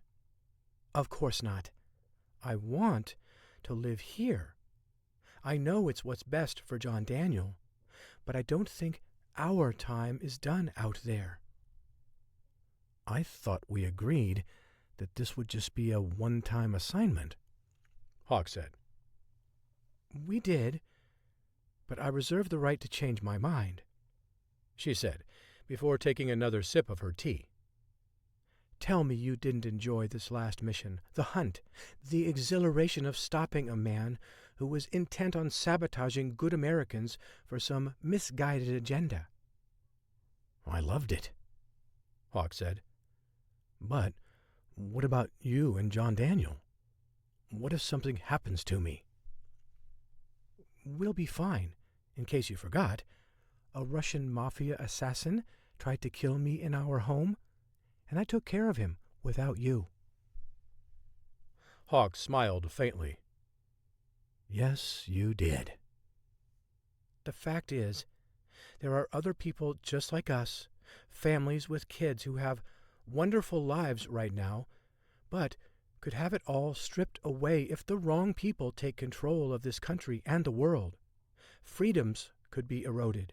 Innocent lives could be lost. Dreams for a generation could be snuffed out. And I don't want to get to the end of our lives and think that we just put in our time. I want to help. We've had enough time out of the game, but it's time to get back in it. She paused, letting the words sink in before continuing. At least that's how I feel. Maybe you feel differently, but I needed to let you know that in case you were feeling the same way too. Hawk nodded. Well, this last mission lit a fire in me again, and while I know there are significant risks, what I realized is that there are dozens of Eddie and Sheila Tysons out there, families who could be torn apart by the actions of a few evil men. And if I can stop them, then I feel like I must. So what you're saying is that you want back in too? Only if you're okay with it. Alex put her tea down and jumped in Hawk's lap, wrapping her arms around him. She kissed him and then drew back before glancing at her watch. Speaking of getting back in the game, we have a conference call in 5 minutes with the Magnum team, she said. In the distance, John Daniel laughed as he careened into the haystack. Hawk and Alex sat at their kitchen table as they joined the video conference headed by Morgan. She was joined by several members of the team, including Big Irv and Mia. I thought I would wrap up with you two about what we were able to learn from Admiral Miller's private communications, as well as Reaper's, she said. But before I do any of that, I want to thank you for helping us on this mission. I know it wasn't what we set out to do, but it ended up being the mission our entire country needed. President Norris wanted me to make sure that I conveyed his gratitude to the both of you. We're a team, Hawk said. We all had a role to play in this. But you were the one out there risking everything, Morgan said. And Alex, you were too. We're grateful. Happy to serve, Alex said. On that note, Morgan said, let's move on to the purpose of this meeting. I'm going to turn things over to Mia, who's going to tell us about what she found. Mia nodded. Thank you. Now, after hours of work and some help from Dr. Z, we were able to crack the password for Admiral Miller's burner phone, and what we found was that he was receiving messages instructing him what to do. We tried to trace the number to someone, but were unable to do so, which means it was a burner phone paid for in cash. Making things even more impossible was the fact that the phone was never used in the same place twice. But based on what we gathered from his computer, he was receiving handsome payments deposited into an offshore account he owned. The source of those payments proved even more difficult to pinpoint. So where does that leave us? Hawk asked. As I was searching through his computer, I found one document outlining his protocol for contact. The name of the group listed was one called the Alliance. Up until now, the Alliance was little more than a myth, concocted to explain the unexplainable, but we don't think that's the case now. Hawk leaned closer toward the screen. And what about Reaper? Did he know who he was working for? Mia shrugged. I'm not sure about that yet, but we do know that he had contact with another person before Miller started handling him. That's good, Alex said. Apply a little pressure on Reaper, and he should help us connect the dots for us. There's only one problem with that, Morgan said. Last night, Reaper escaped CIA custody. How? Hawk asked.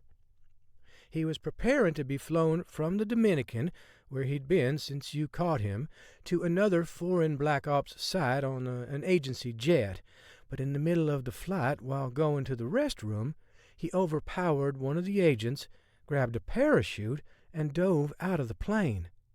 The CIA is searching for him, but they haven't been able to locate where he went down. Sounds like we have our work cut out for us, Hawk said. We? Morgan asked. I thought you were only going to help us with this one mission. Hunting down Reaper would be an entirely new one. I know, Hawk said. But Alex and I have been talking about it. And we'd like back in. That is, if you'd have us. A grin spread across Morgan's face. Absolutely. As long as we can continue living out here, Alex added. Of course, Morgan said. Welcome back. This has been The Shadow Hunter, Book 1, The Phoenix Chronicles, written by R.J. Patterson, narrated by Dwight Kuhlman. Copyright 2021 by R.J. Patterson. Production copyright 2021 by Green eBooks.